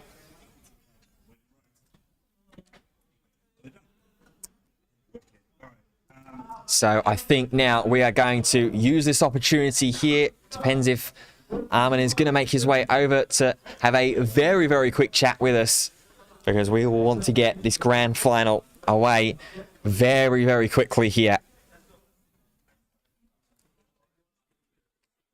I think we might just take an opportunity to go straight to the break here now as well. Let the players have a very little brief respite, and then right after that break, it will be the grand final of the Birmingham Regional Championships. Mono Blue Doflamingo against Black Yellow Luffy. Tune in after this break. At least 2 copies of 10-drop Doflamingo in that search as well. We're going to grab one of them and bring that into hand. So, of course, just posing that threat, offering that out as an opportunity later down in the game. And we're going to just see the remaining 2 Don slid underneath the Bonnie leader, going 7k into life. Such an interesting and unique leader is Don Quixote Rosinante. Look for the points when we start to get through towards the sort of mid to late game stages when there are characters on board. Guy is going to want to try and protect some of those life cards, maybe going down to sort of about the 2 life kind of range, and then using that blocker ability to protect some of those rested big game threats, especially against a Jewelry Bonnie deck that thrives off of characters being rested. Try and redirect some of those attacks into life. As that attack from leader Bonnie was taken, we see the 5k swing from Rosinante leader go into the baby 5 searcher. And now here comes Jinbei to bring along Edward Weevil as well for the 4 Don turn. The Jinbei Weevil combo that we're so used to seeing in Doflamingo being used in versatility with another member of the Don Quixote pirate family. And all of a sudden, it's a good little board state that Guy has created for himself, representing with that combo for 4 Don, 11,000 power worth of base power, and of course that Edward Weevil replacing itself in hand with that on-play ability to draw a card. So now, over to Daniel's turn, 5 Don available. Could potentially be setting up for a Cavendish play here. If it's available, the swing will be countered away for 1 by the 5-cost Luffy, and there indeed is the Cavendish to on-play restand 2 of those Don. 1 is going to get used for another baby 5 to play down, but of course won't use that final Don to search for it. Wants it available for that leader ability going into Guy's turn right here. So now Guy up onto, should be 6 Don here for him. And a couple of options here. And this is where, when you're playing against Jewelry Bonnie and you're playing against leaders that have interesting activated abilities, you want to kind of try and be able to play that leader ability for you, if that makes sense. You want to be able to try and force that activation out in a situation that's going to benefit you the most. As we see here, the Weevil's going to swing in first for 6k. We're going to use that leader ability for Daniel to rest down Jinbei. And then the swing will be countered away by the 2k counter, Baby 5. And that does leave Guy with 6 Don open now. Here is Sugar to come down onto the board, a card that has been the bane of a lot of players' existences, I'm sure. As soon as they see that Sugar card get played down, I'm one of them, they think, oh no, here we go. The control is really starting to grip hold.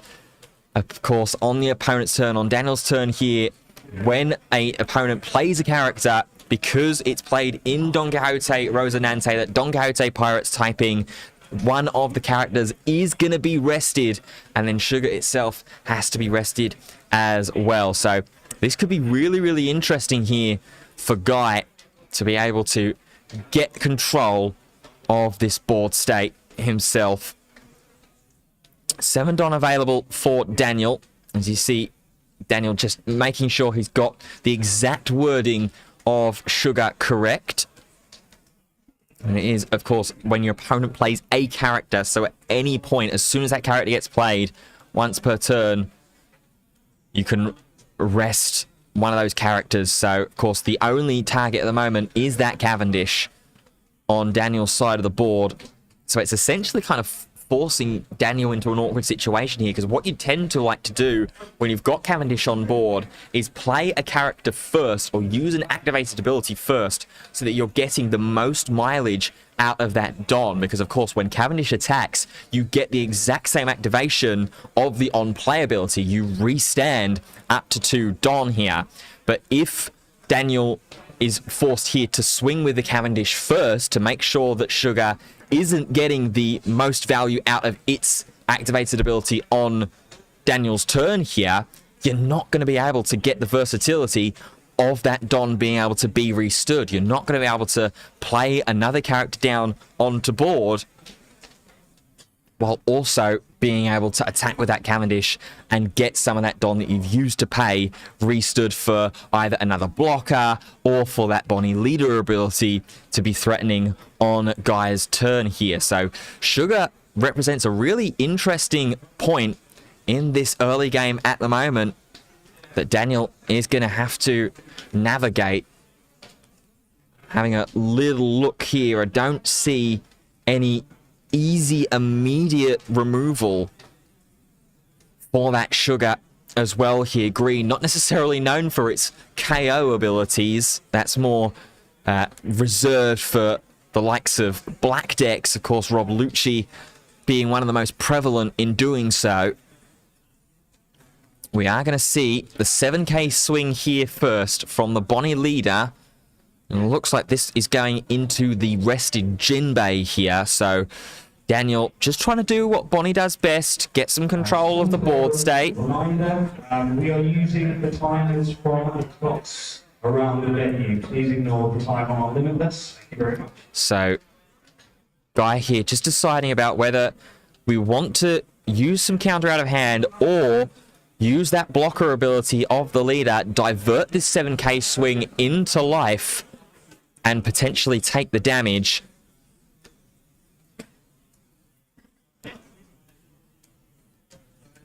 Instead, it looks like we might be going to counter here. We will. There is 2k and 1k. The pudding and the Gion there. So now with 5 Don available, we are, it looks like, being forced, exactly as we potentially thought here, to swing in with the Cavendish. 6k into 5. That's going to draw out the 2k's counter of the Dracul Mihawk.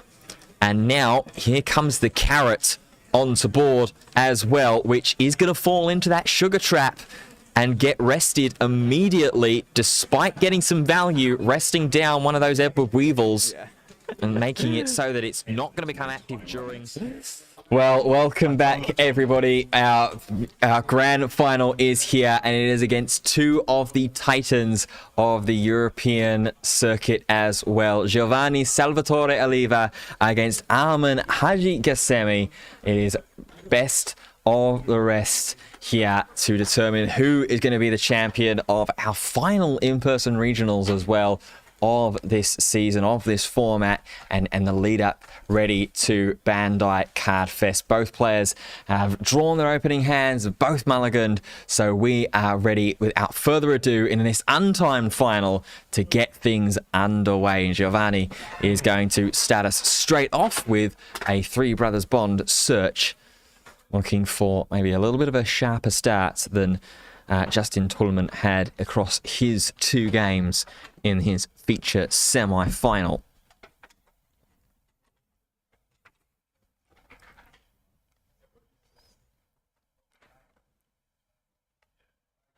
So Giovanni here looking down at that top five stack that he's seen, and is going to grab the 2-cost Baby Sabo up into hand, and from there it's just going to be a pass of the turn.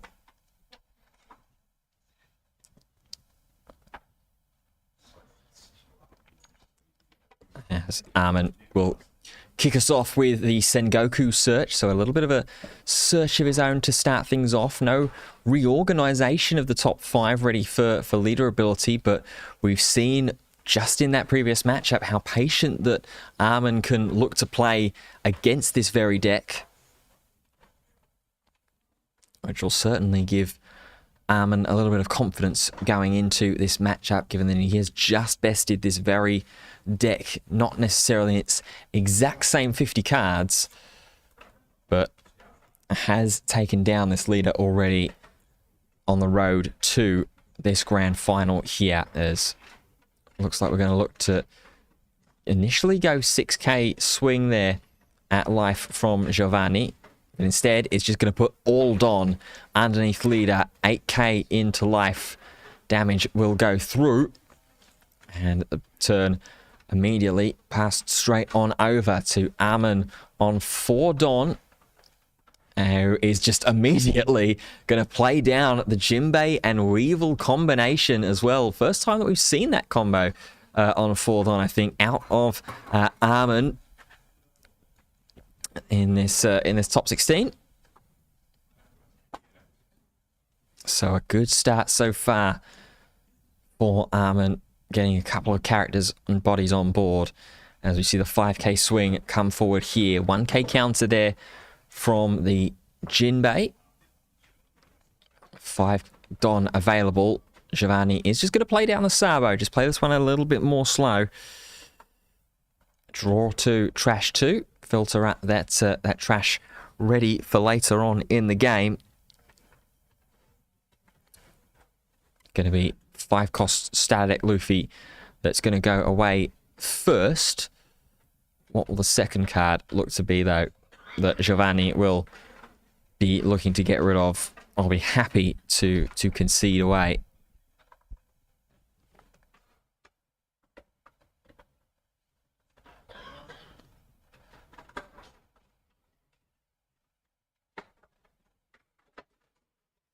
Both these players, of course, according to the current limitless standings, are some of the highest ranked players in the European region right now.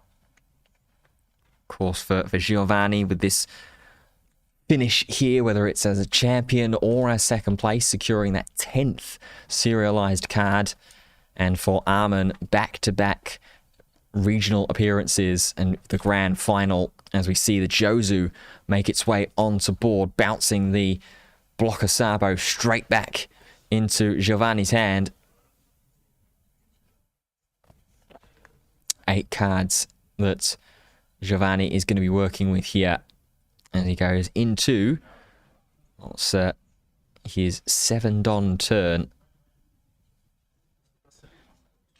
So a couple options for us to play with and to utilize here, depending on what is available. Can play down a 5-cost one of the 3 brothers out from hand, and then Potentially combine that off with a Garp search and a Flompe as well to get some of that life whittled down. We are indeed going to pay 5 first off and replay that blocker Sabo that Arman had kindly returned back into Giovanni's hand, giving the Italian some more filtration options. Getting that trash nice and prepared for if Gecko Moria makes its way onto the board. The starter deck Luffy again is going to get trashed away here. And then a Garp again goes away. The remaining 2 Don are just going to be put underneath leader.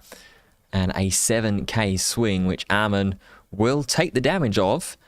And trigger Gravity Blade, Raging Tiger, to be able to bottom deck the Sabo away. That's going to be some really good early tempo there for Arman continuing through onto this game.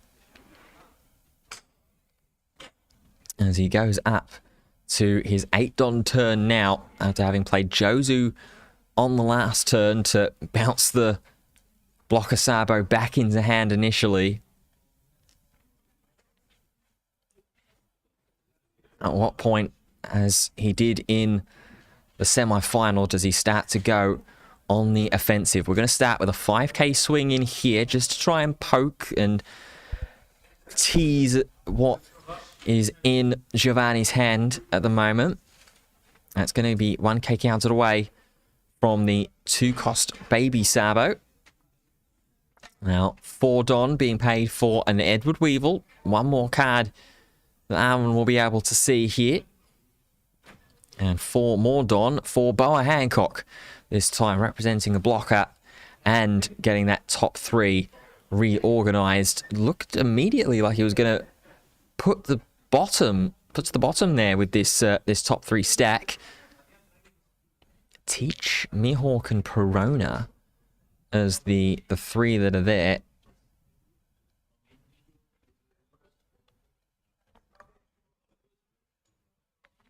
And it is going to be kept on top after the initial belief, the initial reaction from Arman to put them onto the bottom of the deck. We are now going to get that rested Don underneath the Jinbei, thanks to the secondary effect of the Boa Hancock, which will fire in a 6k swing and will be allowed to go through as well.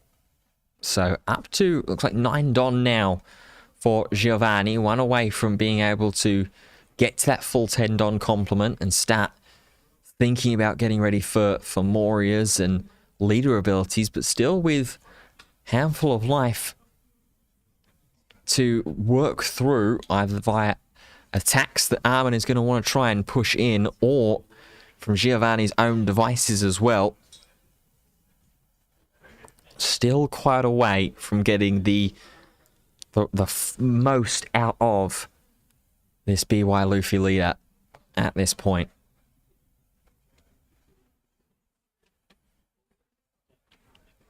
Giovanni looking through the trash at the moment to see what has already been utilized.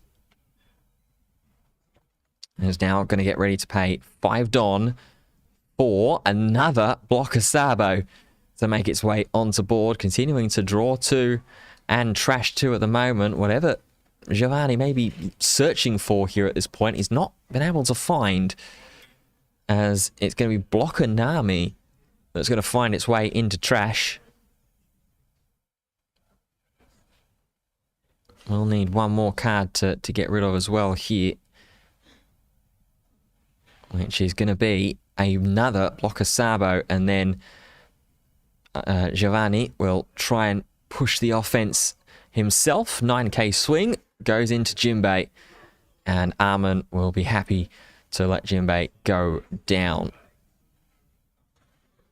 So plenty of cards still left in hand at the moment for Giovanni. Good attacking options for Arman, but it's going to be about at what point he gets ready to utilize them. Well, a 10-cost Kaido has usually been a pretty good indication of when Arman wants to start to turn up the aggression and dial up the heat.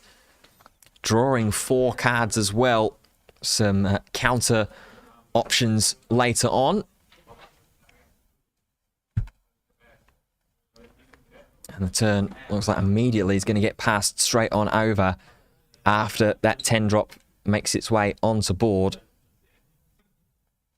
As we are up also the full 10 don now for Giovanni.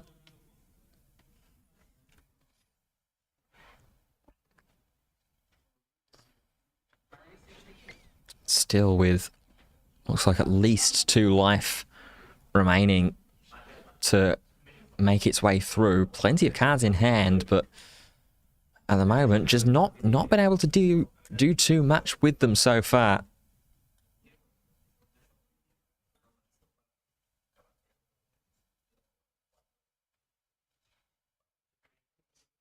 What do we have, and what are we going to elect to play down with on this turn with? We have seen in prior positions to this and in similar positions to this, Giovanni elect to play the 10 drop Kuzan, and that's exactly what's going to make its way down onto the board now. Both players trading 10 drop secret rares. And for Giovanni, he's going to be able to get rid of Arman's blocker. And then the 5k poke is just counted away for 1 thanks to the Sengoku. So now back over with Arman. He's going to slide 1 don underneath Weevil and is going to go for a 7k swing here now at life. Force the interaction of the blocker plus a 2k counter if Giovanni wants to keep this Sabo around with a block and counter up. There is also just the option, the potential here to counter it away with 3k.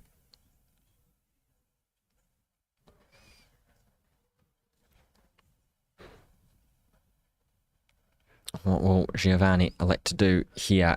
A couple of different cards and a couple of different combinations being pulled to the front. And it is going to be a 3k counter that's going to go forwards there.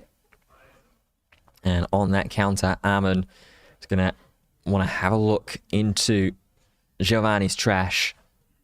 Sees 2 starter deck Luffys and a Sabo that he needs to be immediately worried about in terms of the 3 brothers strategy.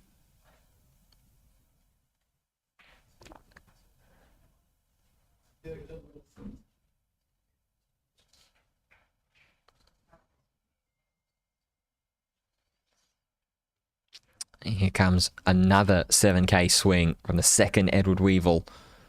5 cards left for Giovanni, who has been countering aggressively so far in this game, but the damage now is going to be taken. It's going to be trigger 3 brothers bond to activate the main ability and get an extra search going. Finds the 2-cost Sabo off of the search and taken into hand. So a little bit more information there for Arman as to what could potentially be coming next. 2 don was being prepared there, looking to maybe continue the attacks and the assault of 7,000 power or higher swings. The beauty of the board state that Arman has right now is that he's got 1 7k base body and that big 12k Kaido ready, waiting to potentially attack. The Sabo potentially as a blocker option as well, though, to get through. Here is a 7k swing, which it looks like Giovanni is going to elect to take here. At least that was the initial indication.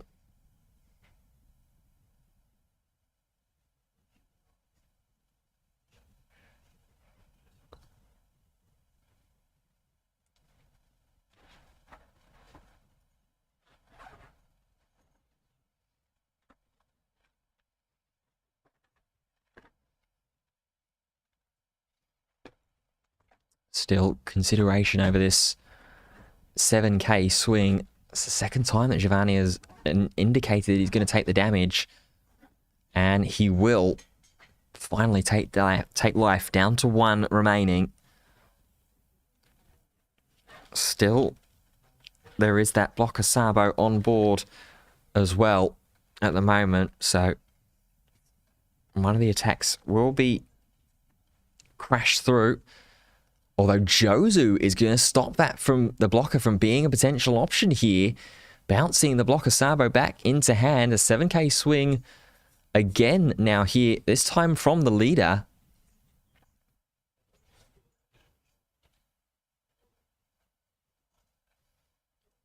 Is Giovanni, with the cards that he's seen out from life, going to have enough to defend? Yes, he will.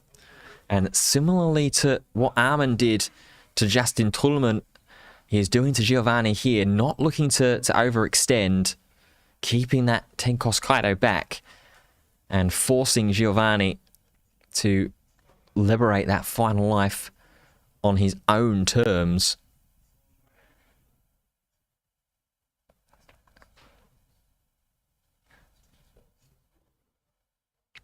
Spreads out the cards that are currently in trash. Double Sabo blocker, a 5 cost Luffy, and then a few other small pieces.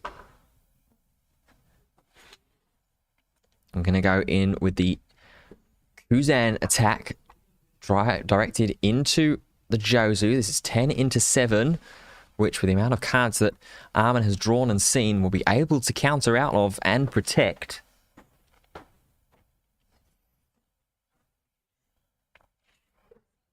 Now, 8 Don being paid for here. It's going to be, it looks like Gecko Moria going to make its way onto the board. It will be indeed. Going to grab back Kazuki Hiyori as well as the 2 cost Luffy.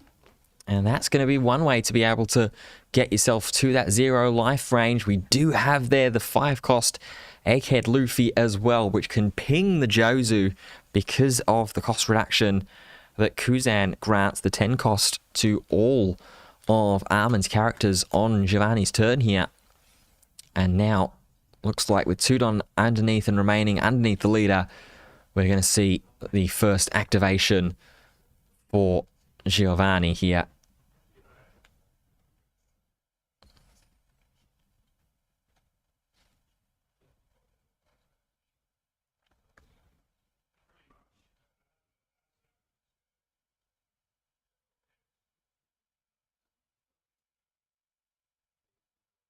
There's just been a reminder there from Arman that there hadn't been a discard just yet. So Giovanni will oblige with the 4 cost Kuzan being dropped.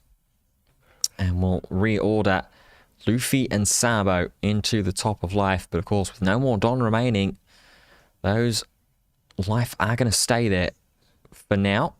And it's going to be a 7k swing into the rested Edward Weevil.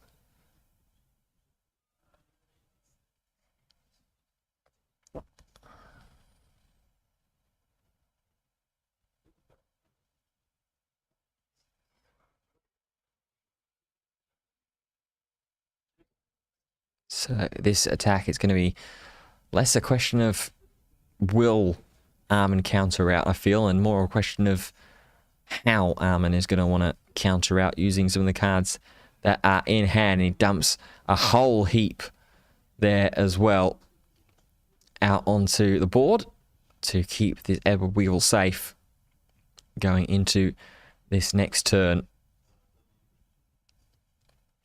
All 10 Don at his disposal. And looks like getting ready to start off with a 9k swing. Looks like asking just confirmation and how many cards are left. 3 attacks have to land here to put Arman up a game. We're going to start off with a 9k swing from the Edward Weevil that just committed so many resources to be able to save.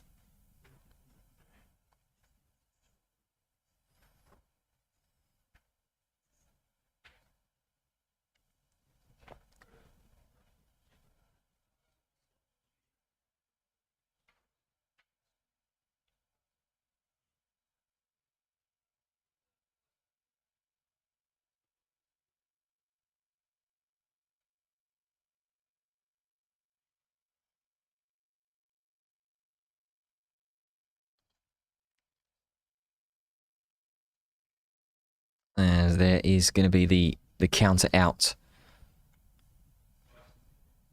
for 3. Because there has been a 2,000 powers boost onto the leader from the earlier stages of this turn.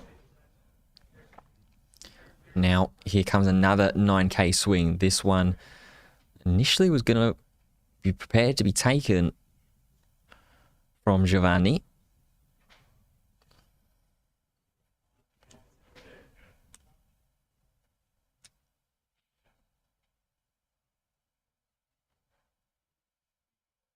Giovanni just trying to consider and try and figure out exactly what else could be making its way onto board, how else this could be continue to attack, as there is going to be the start of the counter there from Giovanni, 2 from Hiyori, and then 1 more from the blocker Sabo as well. So now both of these attacks from Arman aren't going to be able to close out the game on this turn.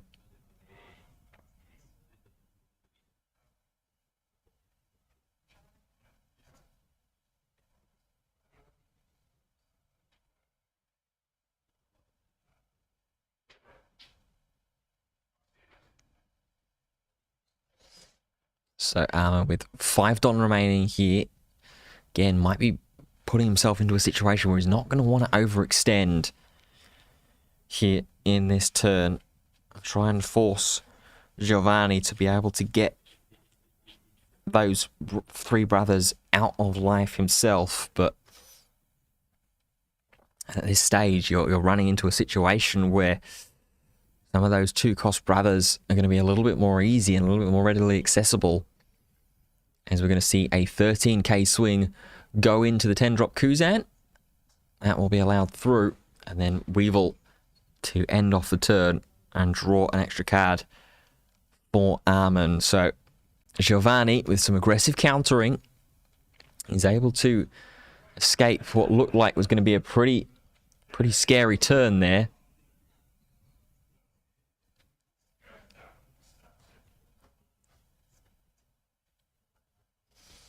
Giovanni looking into the trash, trying to figure out exactly what's going to be the way to victory here. He himself has to put 4 attacks through in order to close this game out, and with the amount of card advantage and the amount of cards that Arman has been able to amass and see as well, he's just obviously added another one with that Edward Weevil 4 cost.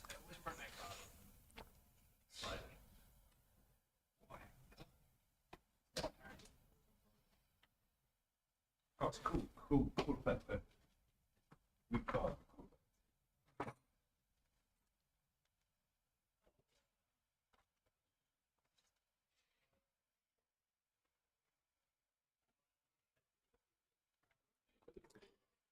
Giovanni going to start us off on this turn then with a 9k swing with the Gecko Moria, which Arman is going to take the damage for. No trigger activation there in that instance as well.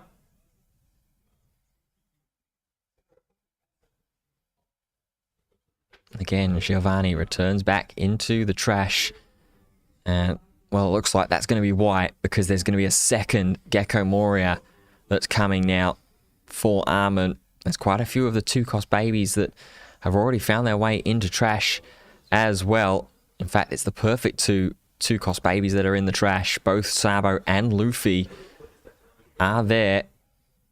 So Luffy, play down the 5-cost, get the 2k power boost. And looks like we're gonna keep the Sabo there. Or are we gonna put ourselves down to 0 life?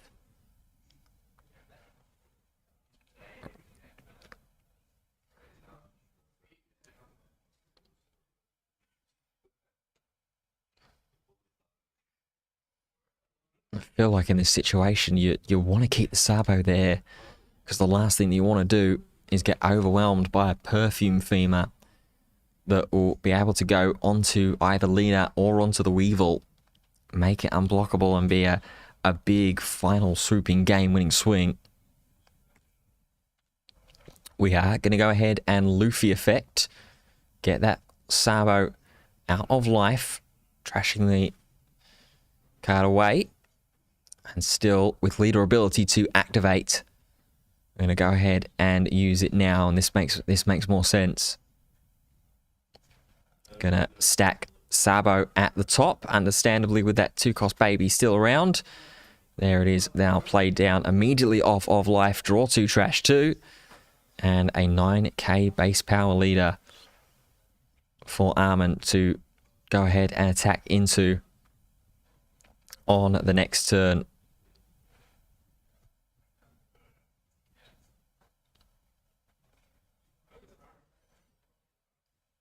Just again, Giovanni's going to have a little look and see exactly what we're happy to trash away. It's going to be double Egghead Luffy that will hit the bin. And then the big 11k swing is going to go through. So both players now on 1 life remaining. Still in game 1 at the moment of our best of 3 final. It's been a long, long tournament for both of these players. But they just need to try and dig up and try and salvage the last little bit of mental energy, the last little bit of fortitude to be able to get themselves over the line here. As Arman staring down double Gecko Moria, 5-cost standard deck Luffy, a blocker Sabo, and right now a base 9,000 power leader as well.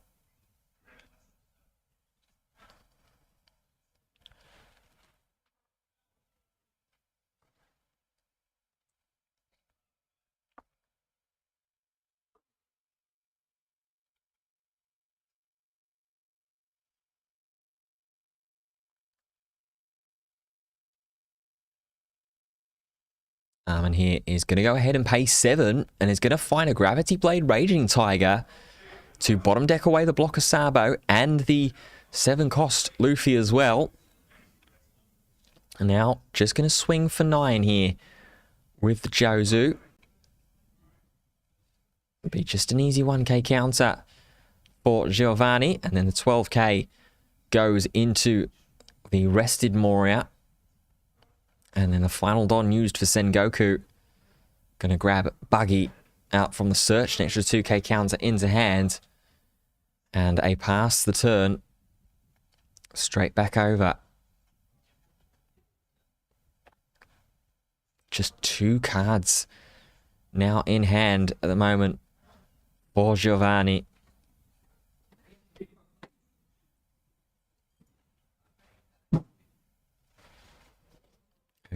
Starting to set some Don aside.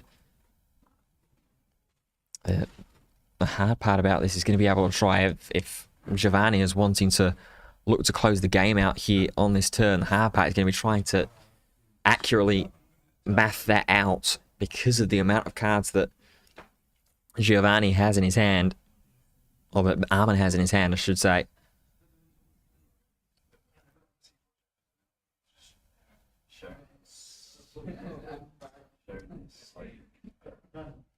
Looked immediately like it was going to, earlier it was going to be a 12k swing from the 8-cost Moria.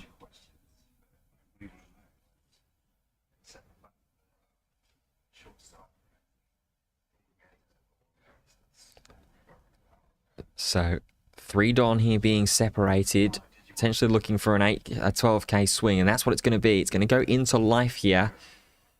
So Giovanni here might be looking just to try and go over the top and try and finish this game out, as that's what it's going to be. A big swing here now with the leader Luffy as we go into counters. So 5, 6, 7, 8, 9,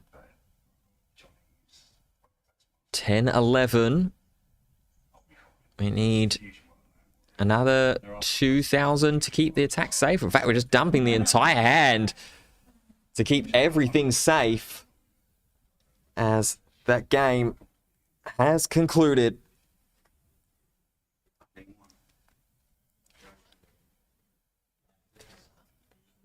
think Arman won? I think Arman won?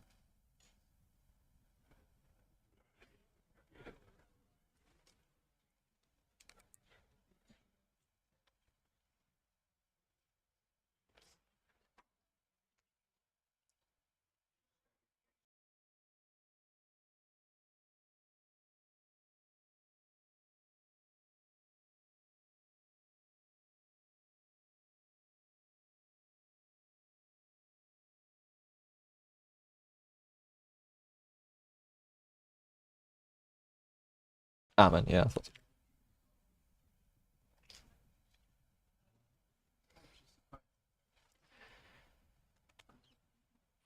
so. Game 1 going to Arman, who just won away now from making good on that second place final win, that second place final position at Utrecht Regionals just a few weekends ago. Is Arman going to be able to have enough here now as well to close this out and become, for the first time since Molheim Regionals back on the weekend of the 15th, 16th of June, a regional champion? He's become so close throughout the most recent tournaments. Top 16 in Milan Regionals, top 16 again, then in the championship finals in Paris, then second place, agonizingly so, in the Utrecht Regionals. Will Arman be able to have enough here as the players get their fist bump, draw their opening hands? We'll see exactly what they're dealing with. Both players, it looks like, are going to mulligan away, though.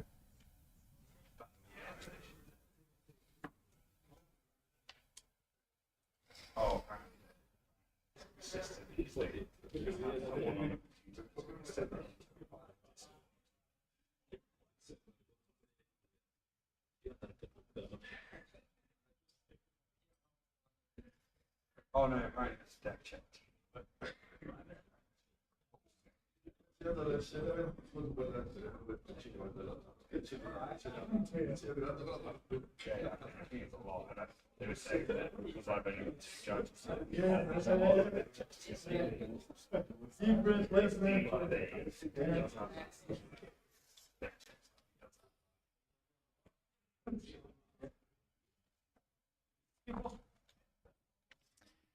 So, the end of the shuffle. We see the fist bump there between both players. And we'll get ourselves ready to get into game number 2. Difficult matchup there for Giovanni in the end. Just didn't quite have enough to secure an early victory or an early game 1 win. So, over we will go, and we will start us off with a Perona, stacking on that top 5.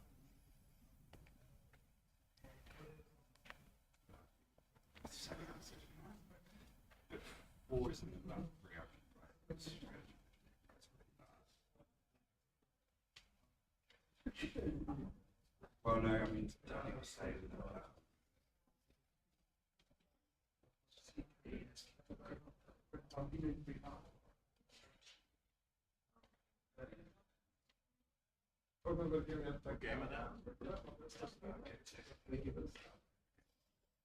So still at the moment just deciding on the Perona restack, as Arman is now finally happy with what he sees, and Giovanni will have his opening turn opportunity. He'll be able to get a bit of a quicker start in terms of going through the life early on. 2-cost Luffy as a turn 1 play doesn't necessarily indicate the best initial start, as here is the 7k swing, the law bouncing away the Perona back into Arman's hand, and the 2-cost Luffy back for Giovanni.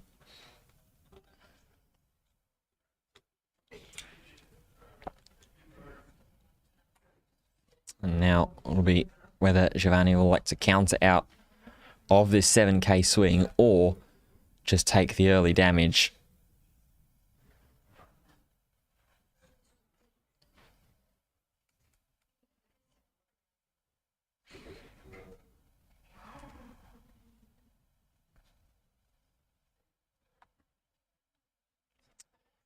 And Giovanni will take as the turn will be sent over to him up towards his forward on turn.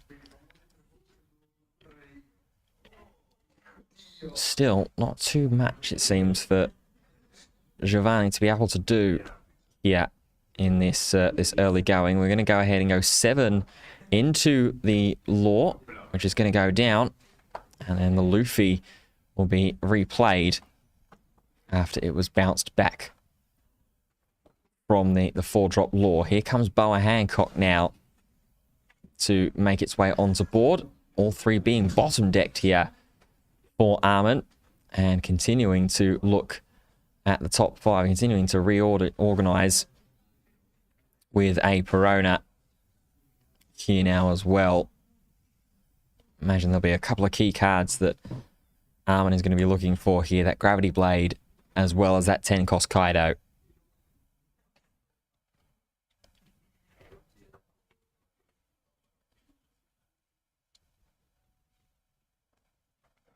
And all 5 being sent to the bottom. So again, still Arman not happy about what he's seen there in the early searches. As we advance on to Giovanni's next turn, up to 6 Don.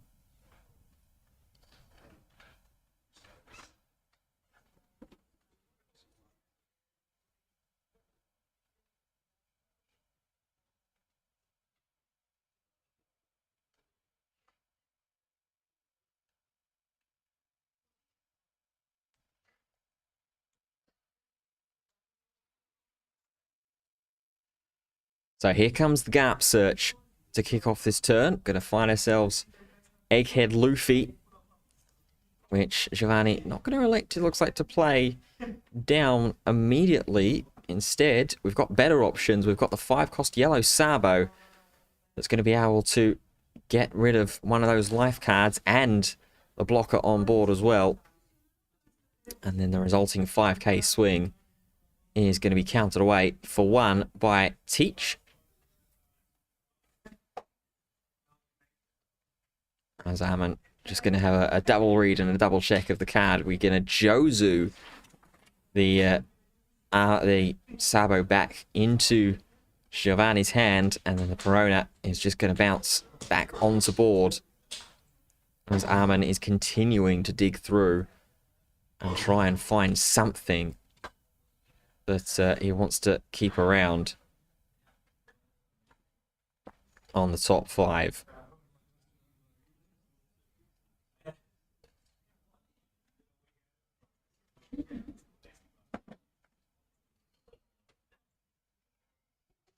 And again, Arman's going to bottom deck everything on the search here.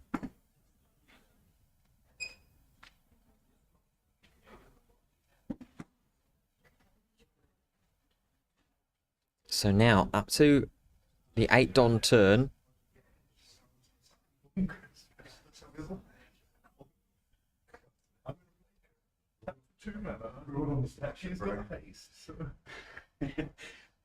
That's literally how we all play. Even in style. Oh, especially style. Because it's 1 for 1. It's just like.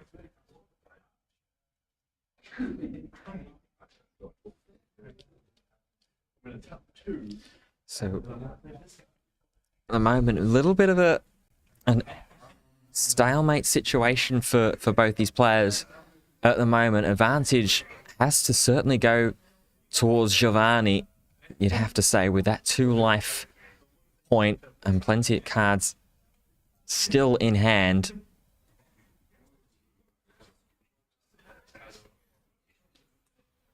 I'm going to go ahead for 1 and 3 Brothers Bond to start off this turn. Looking at top 5, is going to grab the yellow Sabo again here. So that's going to be a second copy now in Giovanni's hand.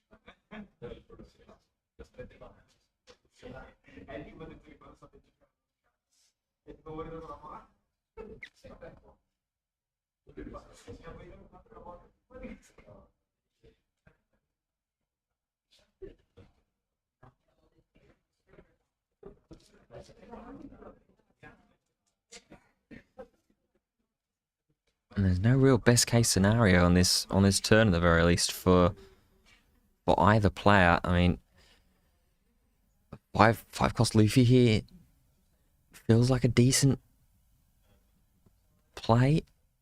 Just to again get one of those life free, represent a body onto board. We're gonna go one more first off. We're gonna go Charlotte Flompe. One more life down, so just one more life to be able to free. And it looks like this might be Hiyori coming here as well, with 2 Don being paid, so it is indeed. We are going to get leader activation here on this turn. Luffy is going to turn into the Egghead. Get that 2k count, take a power boost. And then 2 Don underneath leader. We'll be ready to activate the ability. But there's not really much there that's going to be able to be put on. As we see the trash of Egghead Luffy to get rid of the Perona. This is purely just to facilitate having 2 bodies going into life here. As we're going to see a trash of another Egghead Luffy. As a second 2-drop comes down, boosts the leader all the way up to 11k. And no attack here to conclude that turn as well. And it will be over to Arman's side of the board.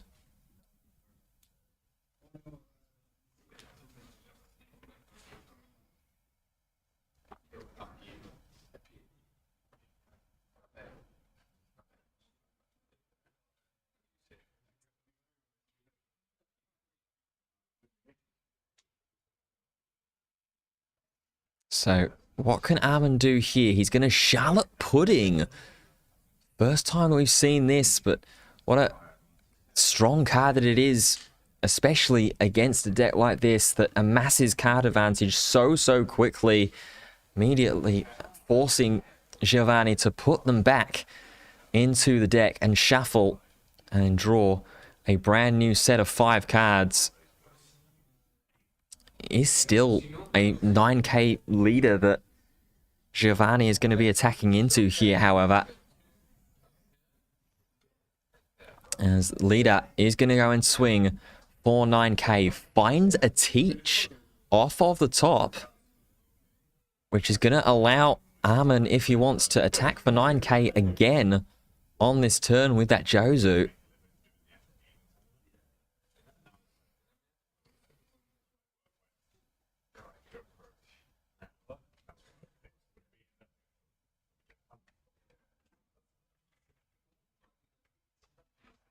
We're going to see the 1k counter there out from the Nami, and Arman, again, showing some patience, is just going to pass the turn with Giovanni up to 5 cards in hand.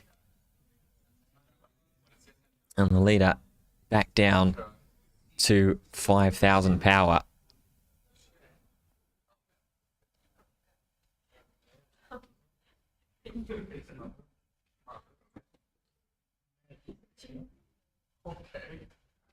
So what can Giovanni be able to do here to bounce back from what I imagine against any BY Luffy player would be a very vital Charlotte Pudding? As wisely there, Giovanni going to attack with the Egghead Luffy, then use its ability to KO that Martial D Teach, not give Arman any more extra room to use Rested Dawn. And there is another 2-cost Luffy onto board. Brings the final Egghead out of the life.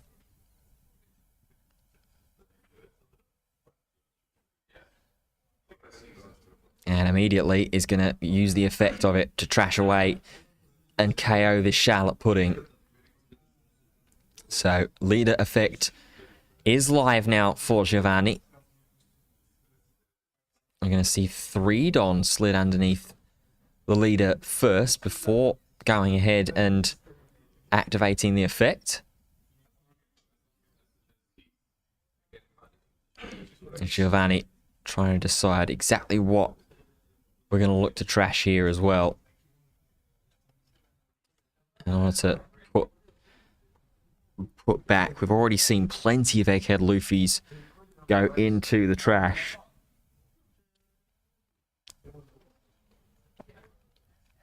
So it's a Flampe that's going to be trashed away here. And unsurprisingly, it will be double Egghead that will go into life. Damage will be taken.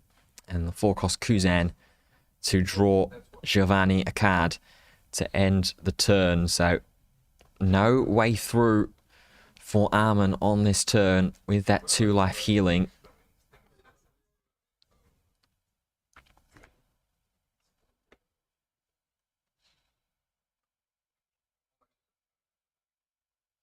And Arman now wanting to have a little bit of an investigation into what Giovanni has in trash. 3 copies of the 2-cost Luffy all gone here, which, I mean, certainly aren't gone by any means in a permanent sense. Gecko Morias will undoubtedly be put to work in order to get them back. And that will be what Giovanni will look for, and imagine, in this next turn. We're going to see just a 7k swing here into life from Jozu.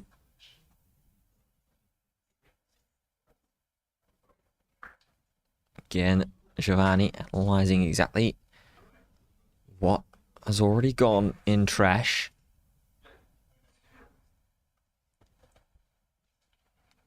Before deciding whether to allow this attack to go through or to counter out.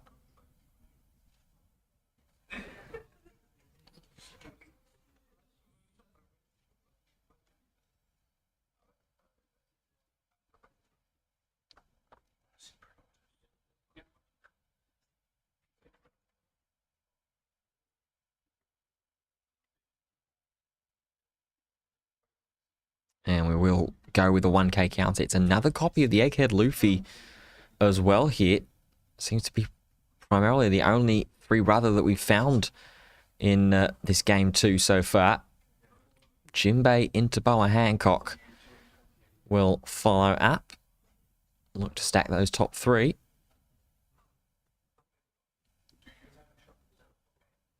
Just trying to figure out the ordering here of which card is going to fall where. All of them are going to fall to the bottom of the deck, as one Rested Don is going to go underneath that Doflamingo leader.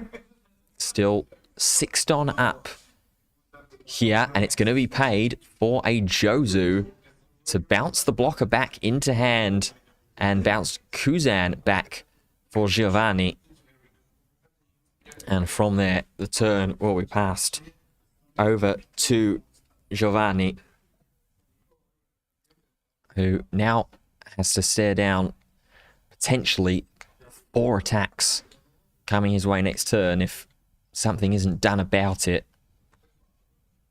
Here, 10 Don available. What was initially looking like was going to be a pretty elementary Moria play into 2 Don underneath the leader for leader ability. And it looks like that is still what we're going to see here out of Giovanni. There is the Moria. Going to bring back the 2 baby Luffys, as one is going to make its way onto the board. There is a full character board there on Giovanni's side, so does have to trash one of them. And it's going to take care of the Jinbei with its effect activation there as well. Second one going to make its way onto the board, boosting up to a 9k leader. Make that 11 for Giovanni's turn here, which is going to swing into the rested Jozu. And then we'll prepare to trash for leader ability and continue to get this game just agonizingly out of reach for Arman.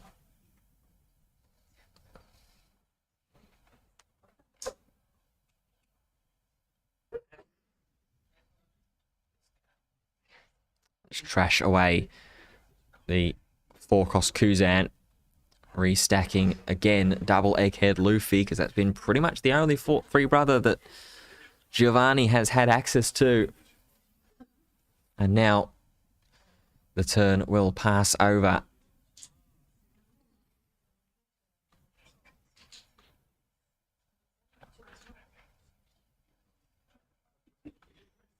And what exactly does Arman do from here? Because this cycle has just continued and continued over the past couple of turns. We see Jinbei into Boa Hancock again.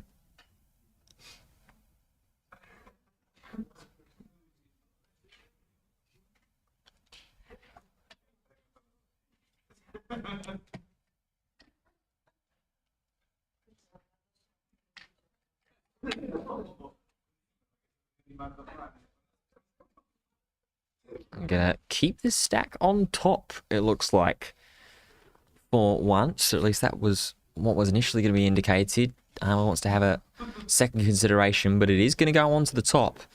It's the first time in quite a while that we've seen a reordered stack go onto the top of the deck. Here comes Jozu once again, which is going to bounce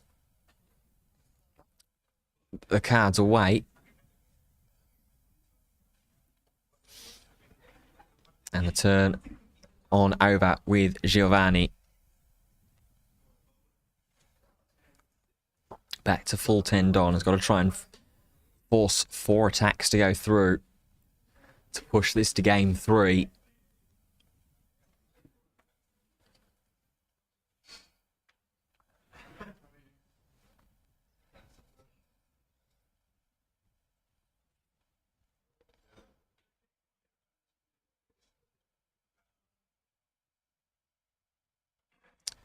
So, paying 5 here for Egghead Luffy, immediately trashing it away as well to get rid of the Boa Hancock blocker again.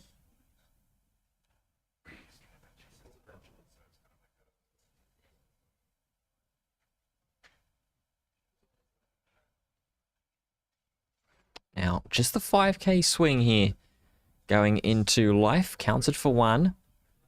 9k from Moria will be allowed through. And then there is the Sabo to draw 2 and trash 2 as well. Sending away a couple more options for future leader ability turns. Now the situation for Arman has become, well, okay, he's got the bodies on board to try and push for a game swing, but now there's a blocker in the way to just make things a little bit more complicated. Here comes 5k at life. 6 cards in hand here for Giovanni to defend with, as well as the blocker, which here would just be able to eat the attack for free.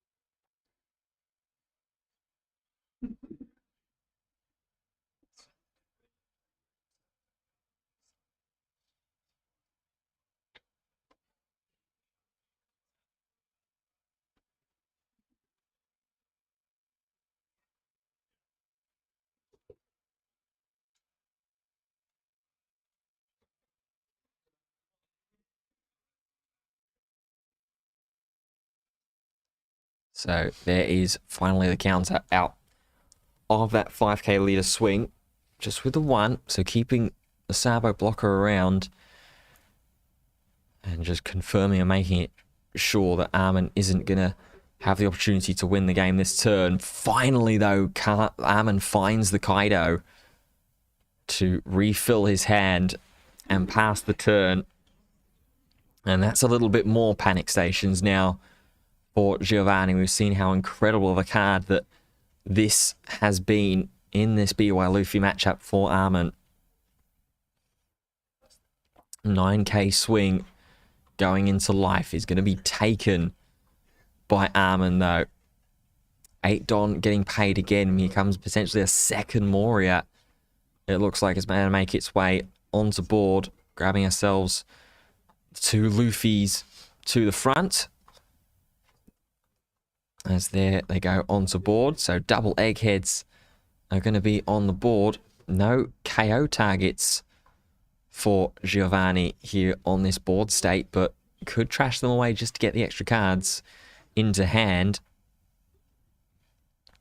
At the moment, though, they represent 2 more 6k bodies and the 2 Don underneath.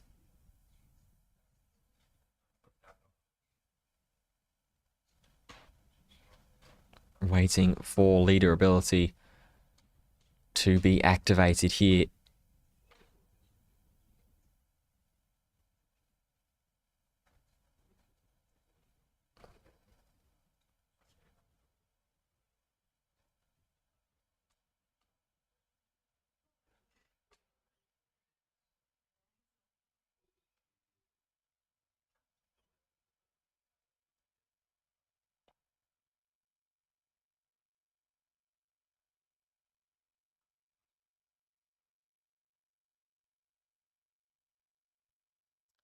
So finally leader ability declared and activated, trashing away the 1 cost gap for cost. And a couple more diverse options this time to reorder into the top of the life.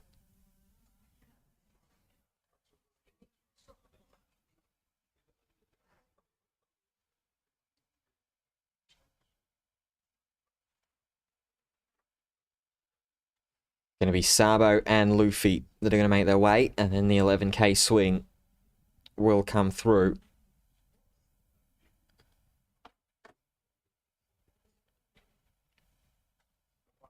And the attack is going to be allowed as well. Giovanni will pass the turn.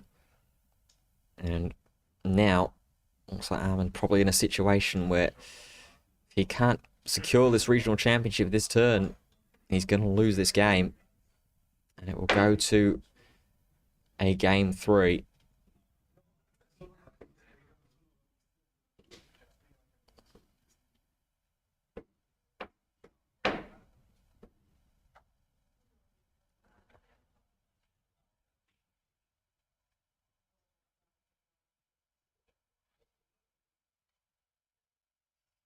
So Arman is going to try and push the initiative. 10k swing into life. Giovanni is going to let it go. Little win there for Arman. Now, how much further does he want to press?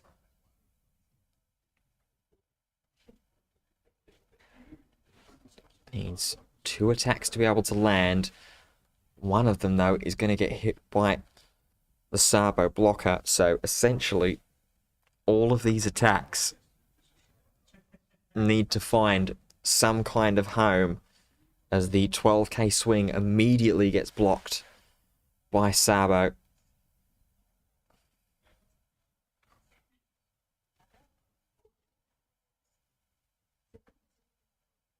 Just trying to split up this Don, and Arman's going to scoop it up as well here now. So it's going to go to game 3 to decide who is going to be your Birmingham regional champion in this final event before Bandai Card Fest. And it just felt there that was a lot more to plan from Giovanni's side of the board. Arman took him a while to find that 10 cost Kaido.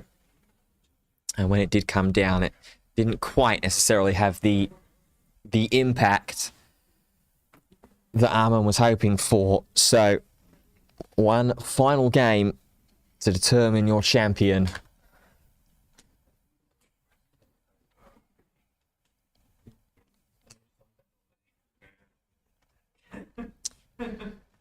Who is it going to be that's going to take all that momentum into Bandai Card Fest next weekend? Will it be Arman Hajikasemi after coming so close just a few weeks ago in Utrecht Regionals, second place there? Or will it be a decade of serial cards to remember for Giovanni Salvatore Oliva on Black Yellow Luffy? There will be one more game to decide and find out. Looks like Giovanni has immediately kept his opening hand. Arman now will draw his next cards.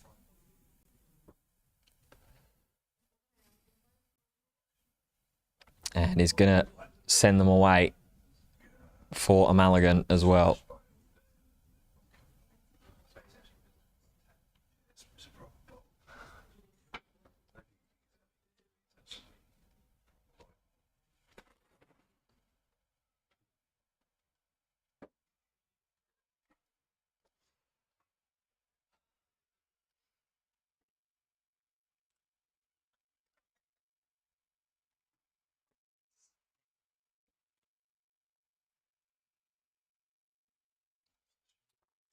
So Arman wanting to, of course, after having come so far in a couple of weeks ago, wants to make sure that he's giving himself every opportunity to take this, what is essentially now down to a best of one in this final. Arman will draw his 5 cards for this final game. Is the fist bump, and we are underway in game 3. Giovanni kicking us off first, and it's going to be with the gap search, looking for top 5. Look to find ourselves a Three Brothers card.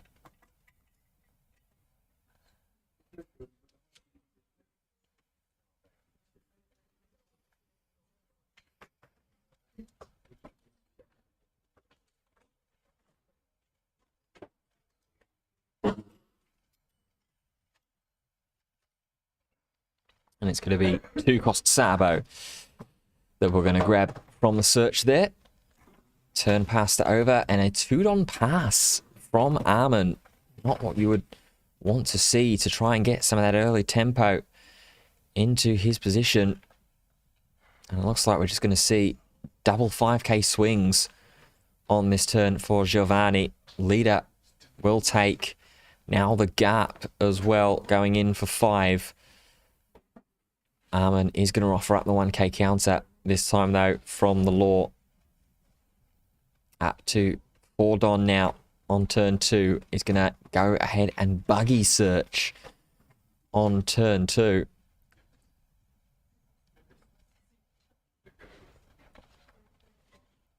So many of these searches and reorganizations were sent to the bottom of the deck throughout game 2. It's not going to be a similar story here, though. They're kept on top as a 7k swing goes into the gap. Law is going to bounce away. And then the turn is going to pass straight on. So 5k swing into that Law character on board.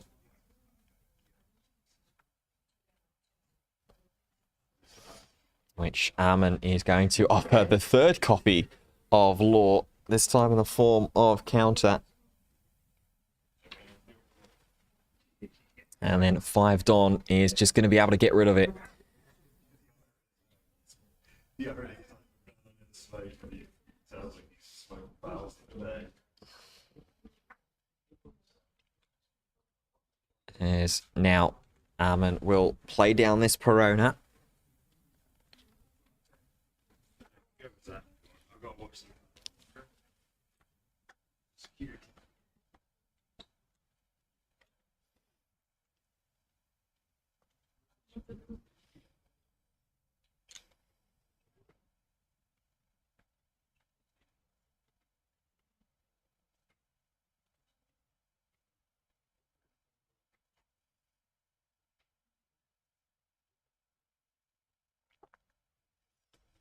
Continuing to analyze and look at this top 5 stack, try and figure out exactly what cards need to come when, if at all.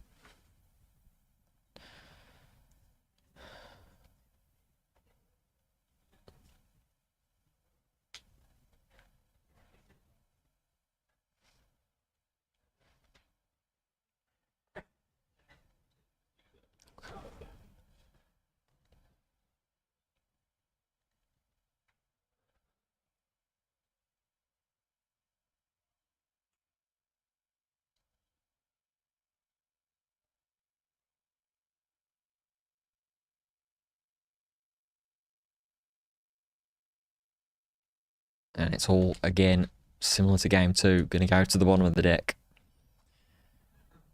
Boa Hancock will look to try and reverse those fates. But again, it's to the bottom of the deck.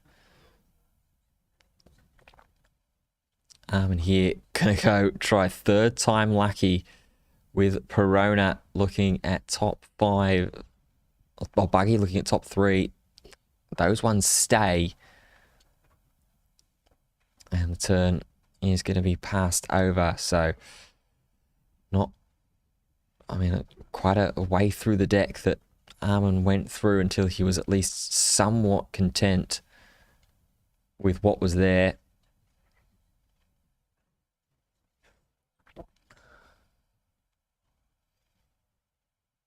Now, Giovanni is going to go ahead 6k into lead. 2k counted away from Mihawk.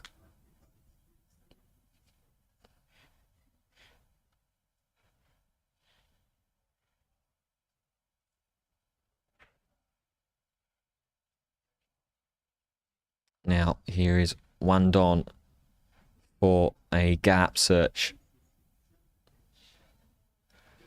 Finds the 2-cost Luffy. 2 Don underneath, and he's going to go 7k swing into life. That's going to go through. And then the 4-cost Kuzan going to get played down as well on the end and the follow-up. So 2 Don drawn now, and over to Arman's turn.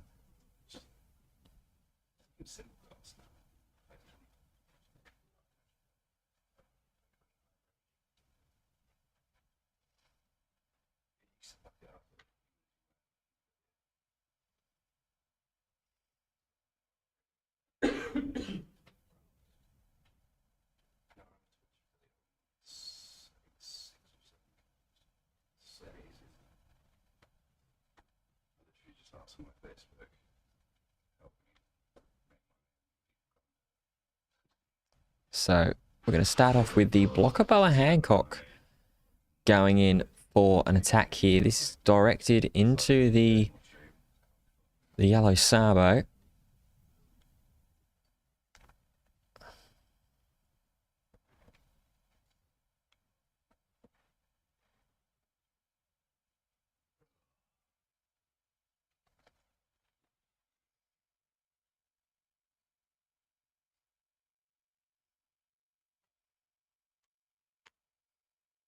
And counter 1 away.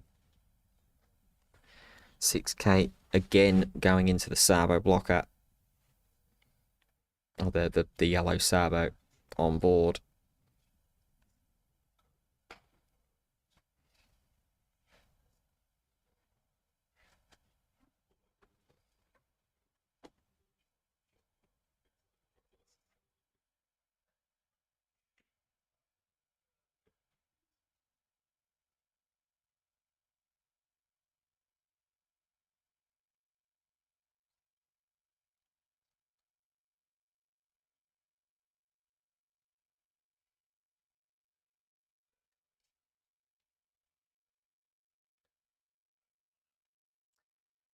Babo is going to go ahead and go down here. Now, Jozu will make its way onto the board. Bounce away that Kuzan on Giovanni's side of the board. Replay the Perona down as well.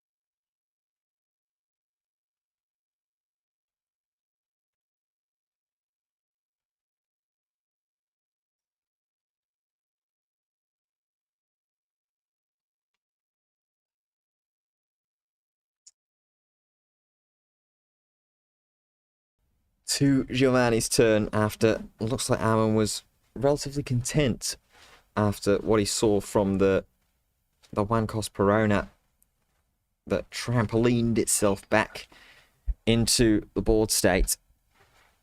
9 Don at the moment, still 3 life here for Giovanni to get through as well.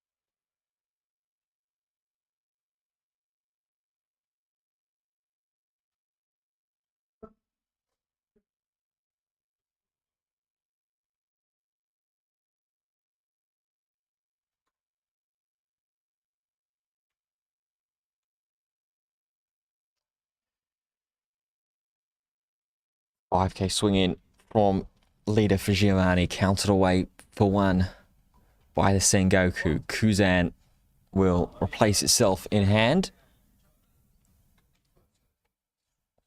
And then for 5, we're going to play down the Treasure Rare Egghead Luffy.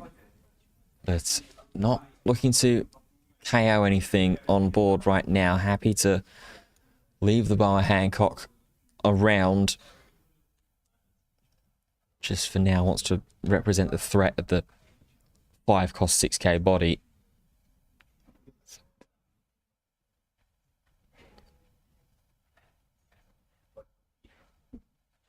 Arman has to get through 4 swings here, which with the characters on board and with what 7 cards it looks like in hand for Giovanni, it doesn't look overly likely.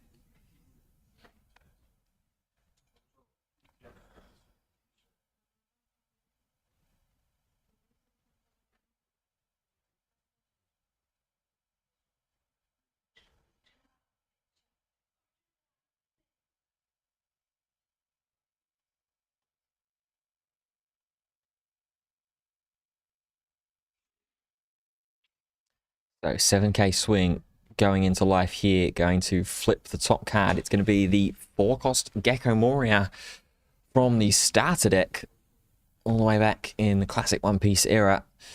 Going to fetch back the 2K counter Dracul Mihawk into hand.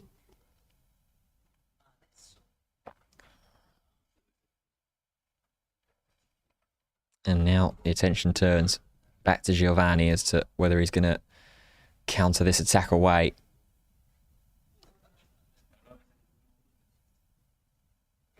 Or it's going to allow it to go through.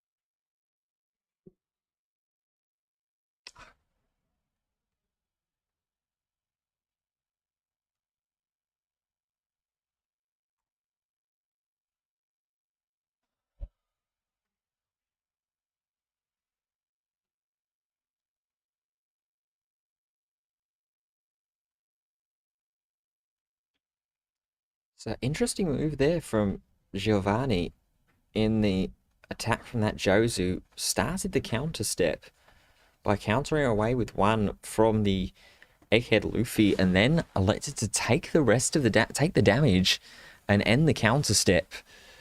As we see Gravity Blade Raging Tiger come down as well now here from Arman. And at the moment, just leaving Giovanni on 1 life left. But now all 10 Don available as well.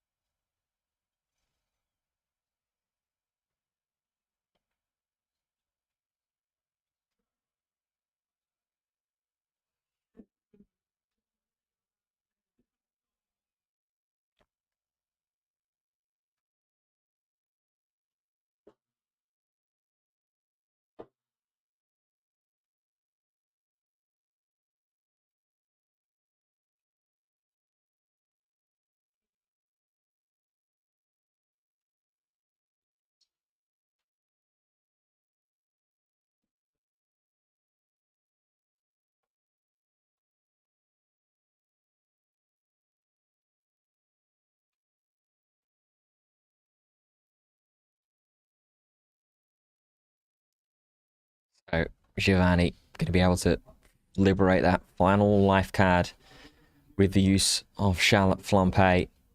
2 Don underneath the leader ability. Underneath the leader, ready for the ability.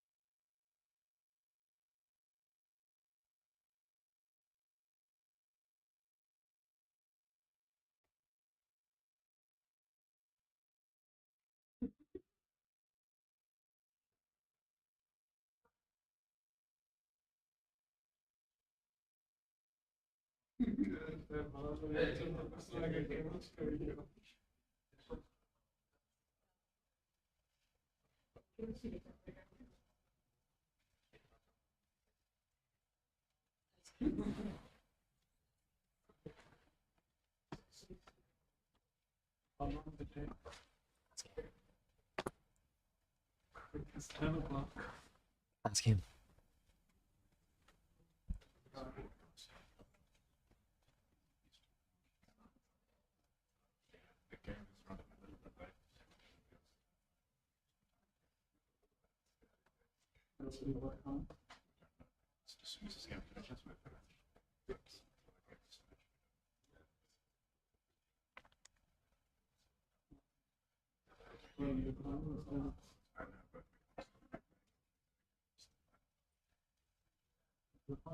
It's the final of the final.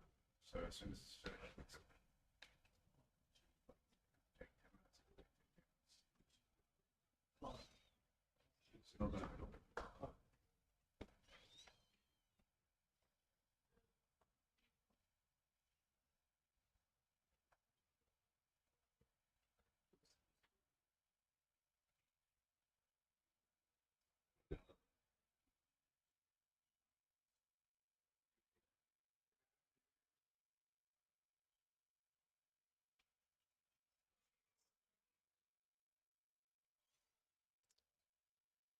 So full 10 Don turn here for Arman with 1 life remaining on Giovanni. 9k swing is going to be blocked by Sabo. Here goes another 9k swing in here as well. Arman looking to try and pile the pressure on and maybe look to close out this game here right now, as here is another 9k swing. There's 2k's counter, and there's one more, which will keep him safe. And Giovanni still has 3 cards left in life that he has to get through against Arman here as well.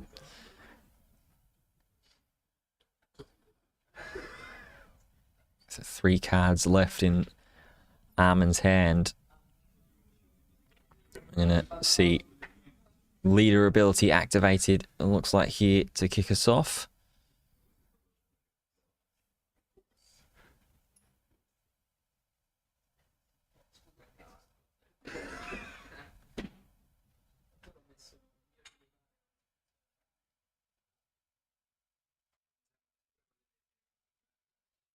Trashing away the 10-cost Kuzan. We certainly feel like we're way past the point of that being an opportunity and an option for Giovanni here.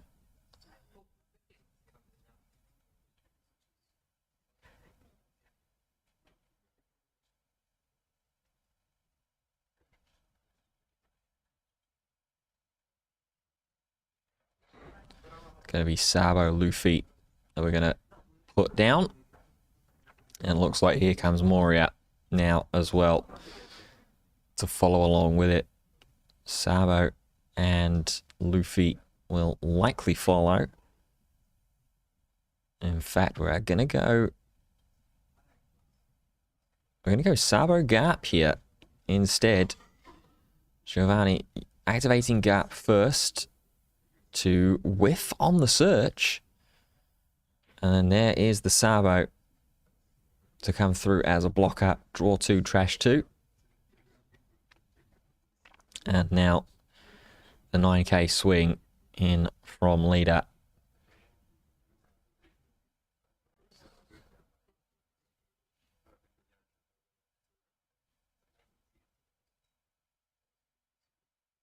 And it's going to go into Jozu, which Arman will let go. As over to his turn, it will be... Again, we're in a situation here where without a gravity blade or anything really, really drastic, I don't see Arman winning in this turn.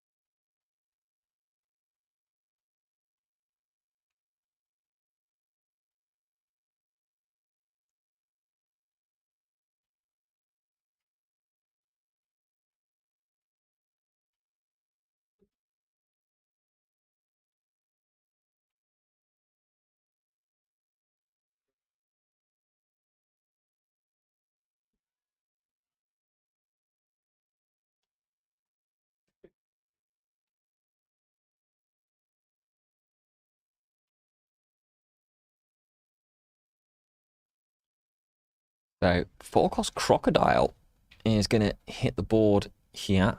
Going to pay 1 to bounce that Perona back into hand and immediately go searching again.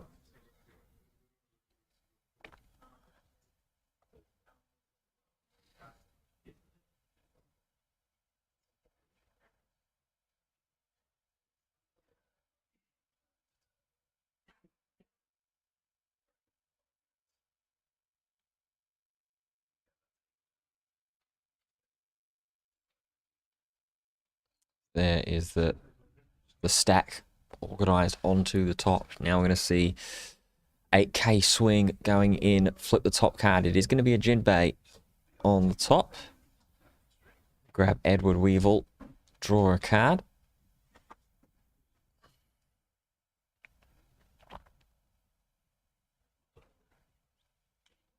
Which Giovanni is going to elect to block.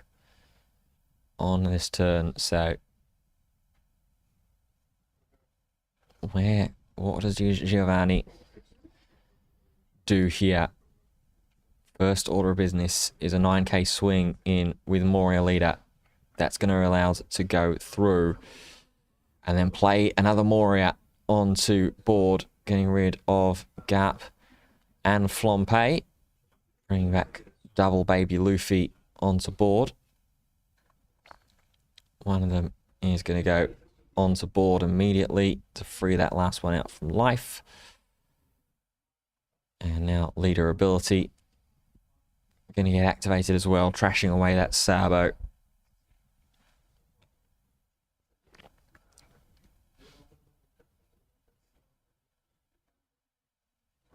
And putting back Luffy, Egghead, and then the Sabo blocker as well. The Luffy will be replaced and immediately activating the ability, getting rid of that Edward Weevil. And then the resulting leader swing will be allowed to go through. So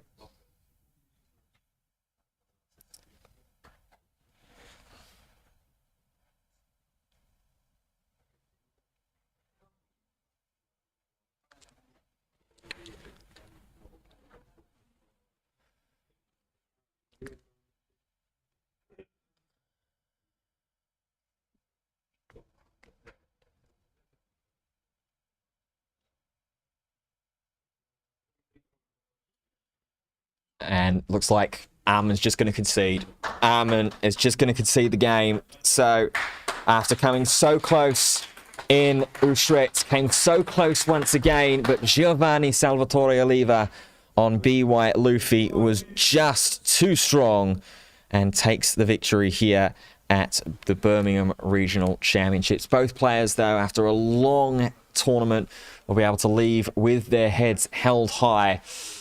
A fantastic showing from both of these players as we go into Bandai Card Fest on next weekend. It's been a big event. It's been a long event for everybody here involved as well. Apologies for maybe perhaps being a little bit more silent throughout that grand final. But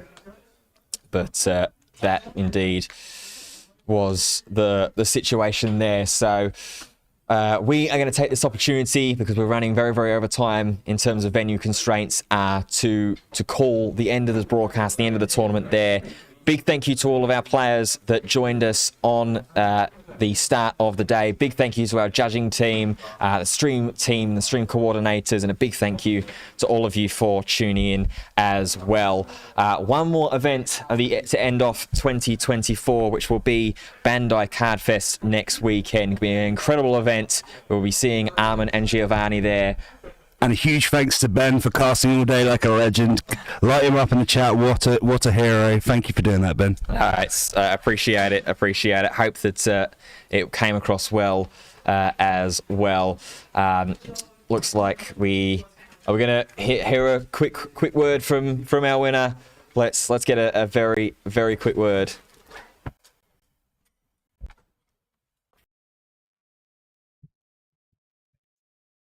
Giovanni, it's another regional title for you. I'd ask the question, how are you feeling? But I imagine tired. Tired, really tired. I tired. Again, I threw game one because I'm tired. I think I could have won game one. Yeah, I'm just tired. It's I didn't play around the trigger. Like I played Sabo first, and then I swung 7. But it's still good. It's such an intensive deck to play as well, isn't it, BY Luffy? So many little micro decisions that you have to be able to make. Do you think that this is going to be the deck that you are definitely going to lock in and take with you to Bandai Card Fest now that it's won you another regional title? I know, yeah, for sure. Yeah. I played this bad, then I won. So I don't know. Well, that's all the argument and all the endorsement you need. Giovanni, I won't keep you any longer. Congratulations, another regional title on the decade of serialized cards. It is a hat trick of regionals for Giovanni Salvatore Oliva. Thank you so much to everybody for joining us throughout the broadcast. We hope to keep an eye and see you throughout the rest of the One Piece Card Games competitive existence. But until then, I have been Ben Fitzpatrick. I'll be honest, I'm very, very tired as well. And I will see you at the next event. Goodbye, everyone.